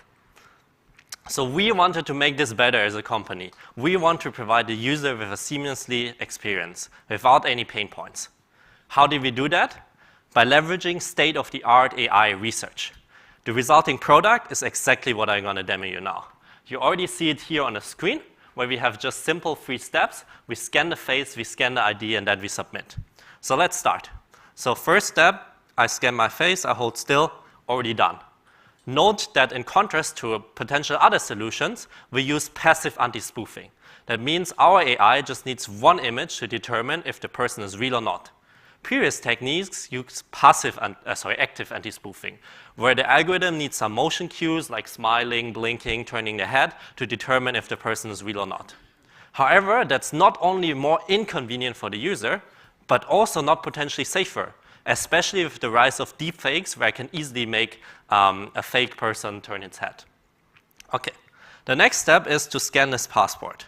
So I just rotate my device, I put my passport here, I scan it, done. Again, I want to highlight, in contrast to other solutions, we don't require that you have to enter from which country are you from, what kind of ID document is it ID, is it passport? Why would you ever need to do that if instead you can have technology to make your life easier? So that's what we do here. Our AI can support any passport and any ID card and reads all the information. Here, for the sake of the demo, I marked out my document number since it's a little bit private. But yeah, let's continue. So here the user is already done. What you see is the admin panel. So that's what our business client would get to see. Not only do we have all the informations here, like my name and my date of birth, but also we have several checks. We have the passport validity, meaning is the passport expired or not? Is the passport authentic? Yes, it is. I face match with my picture on the passport. And lastly, I passed the face anti-spoofing because I'm a real person. So now you've seen this demo has taken around 1 minute. And that was because I was talking. So let's see if I do a full run, how fast can I actually do KYC? So I start again. I scan my face, I hold still, I scan my passport, I submit my information, and I'm done. 6 seconds. Okay. How did we do that? How did we accomplish this? By using Edge AI. That means all our AI models actually run on the phone. So maybe you've heard about foundation models in AI. What you can do is you can compress them into smaller models such that they can actually run on the phone. Not every of our clients, of course, has a mobile application. So if they want, they can also run our solutions cloud-based. Yes. Okay. Now you saw our system was really fast. But the question is it also secure? And for this, let's make a little demo, make a little use case. So let's pretend I'm not Nick anymore. I'm my director, Panos. And Panos is upset because Nick ate all of the cookies in the pantry. So he says, like, if Nick eats the pantries, I'm going to take all Nick's XBRL coins. So what Panos does, he finds a picture of me online, and he prints it out. So let's try with the app. So again, the process is similar. I move my face closer. I hold still. It's already harder to do that with the spoof. Then the second step is, Panos probably does not have my passport. So he just goes online, he finds a passport, and then he prints it out and kind of photoshops my photo face on it. So now we need to hold still. It extracted information. Of course, it's not me, so we submit it now. And now we see that there are several checks which are failed. First, Panos has been a little bit lazy. He chose a passport which is already expired by the 18th. So next time, try harder, okay? The second part is the passport is not authentic. So I determined it's not a real passport, it's coming from a screen. Then I face match, even though the passport and my face is fake, I'm still the same person. And our face anti-spoofing failed because that was a picture and not a real person. Okay, that's so far with the demo. Now I'm open to the Q&A session with Panos, and also later if you want to try out, I can come to you and you can try our product yourself. So this is a KYC and this was Nick. If you have any questions, feel free to ask. The pain point he talked about moving to Singapore and trying to do KYC with multiple companies and being an extremely, how can I not swear about this? We had a lot of friction, this progress, okay? It's why I think we wanted to make KYC in the first place. So if you have any questions, let us know. We can handle it. And also, if anyone wants to see the demo for himself, we can also do that. Questions? Okay, I think Nick covered everything. So thank you, Nick. We're going to move on to the next demo. So what is the next demo about? That was KYC, know your customer. The next demo is about something equally annoying. It's called Mailcat because we like cats, and what it does is, so let's assume you have a company, and you receive thousands of tickets from customers every day, complaints, you name it, okay? I don't know if you're going to be surprised, but most companies nowadays, they actually manually go through all these tickets one by one, and what they do is they copy-paste an answer. So they have a person that's literally just copy-pasting answers. So we developed Mailcat to help these big companies that receive a lot of tickets in multiple ways. By declutter their inbox, use AI to categorize the inbox according to the topic of the email, and also use LLMs, not ChatGPT by the way, to draft customized responses to the users. So Joseph will take care of this demo. Go ahead. Oh, good afternoon, everyone. I'm Joseph. Today, I'm excited to share Mailcat, a game-changing CRM tool designed to improve how you manage your email inbox. And let's explore its 5 key features that make Mailcat fantastic. The first one, for this demo, let's imagine we are CardX, a credit card issuer company, dealing with customer complaints. And here are some samples of different customer complaints. And let's see how Mailcat can assist with us. So first, Mailcat can remove duplicate emails, ensuring your inbox stay organized and hassle-free. So you see, this duplicate item is moved to the delete email box. Second, it can merge related email for the same complaints, related complaints, for you to have a smoother communication experience.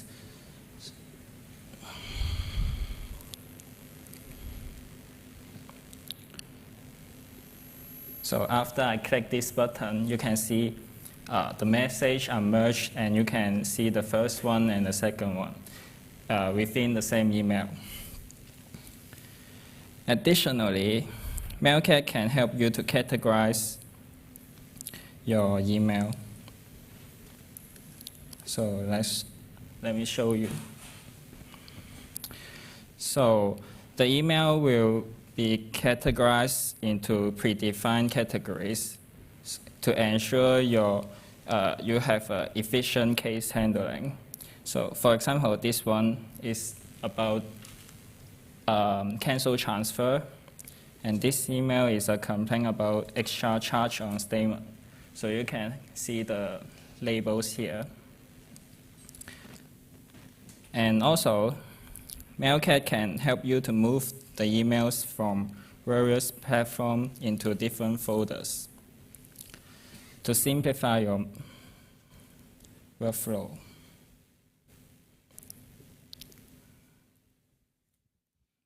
We need to log in every once in a while.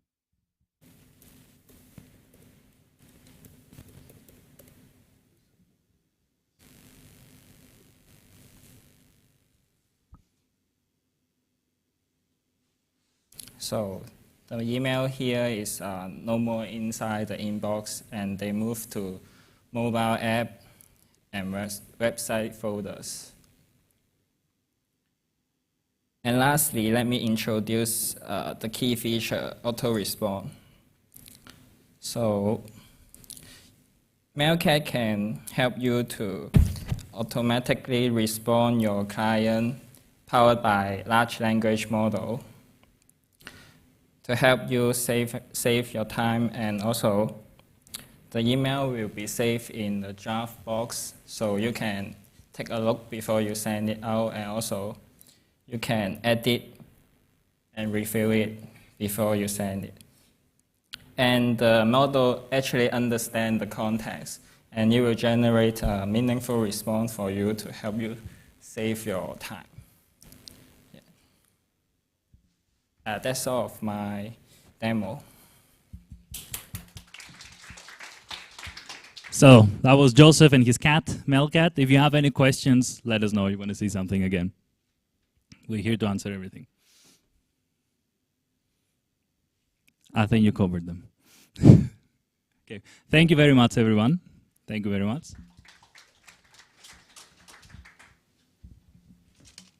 So that rounds off all the demonstrations for today. We hope that we have piqued your curiosity. If you do have any other questions that you think of, please approach any of us, and we'll love to continue the conversation. We're now nearing the end of the symposium. For the final item of the day, we would like to invite back on stage Mr. Romley Sinclair to deliver the summary speech for ISBA 2023.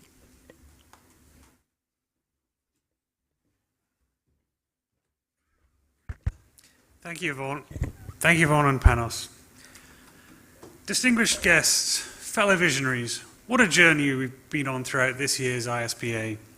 Today we've explored the intersection of blockchain and artificial intelligence and reflected on the transformative power of its partnership. Our esteemed speakers have taken us on a journey to explore the real-life applications of blockchain and AI integration. We've witnessed the incredible possibilities that lie before us. And we've also taken time to consider the challenges that must be navigated on the road ahead. It's been a day of revelations, shared knowledge, and collective exploration, just as we envisioned. As we conclude the symposium, let us remember that we're standing on the brink of a digital renaissance. The integration of blockchain and AI is but one of the various revolutionary advancements that are changing and will continue to change our world. So, what's next? What should we do with the insights we've gained today? It's time for action. As we go back to our respective domains and industries and our homes, let us be the torchbearers for change. For knowledge alone is not enough. It is what we do with it that truly matters. Let us implement this knowledge that we've acquired today. For that knowledge is the seeds from which the innovation grows. Let us experiment with new applications and to have the courage to push boundaries of what is possible. It's through experimentation and exploration that we will realize the full potential of blockchain and AI integration and generate the new ideas that we might not even have thought of yet. We will undoubtedly face challenges along the way, but it is through navigating these challenges that we refine our knowledge, ideas, and creations. I hope that the stories shared today serve as an inspiration, and that what initially may appear impossible can indeed transform into reality. Lastly, let's not embark on this journey in isolation, but actively seek out partnerships that will enhance and expand our work. Collaboration is the cornerstone of progress for individuals, organizations, and industries, just as the synergy between blockchain and AI elevates each technology to new heights. Together, we can be greater than the sum of our parts. Thank you for your dedication and passion in this dynamic realm of blockchain and AI. Let us work together towards a brighter, more connected, and more empowered future. I hope to see you at ISBA 2024. Until then, let's keep exploring, creating this new world. Thank you very much.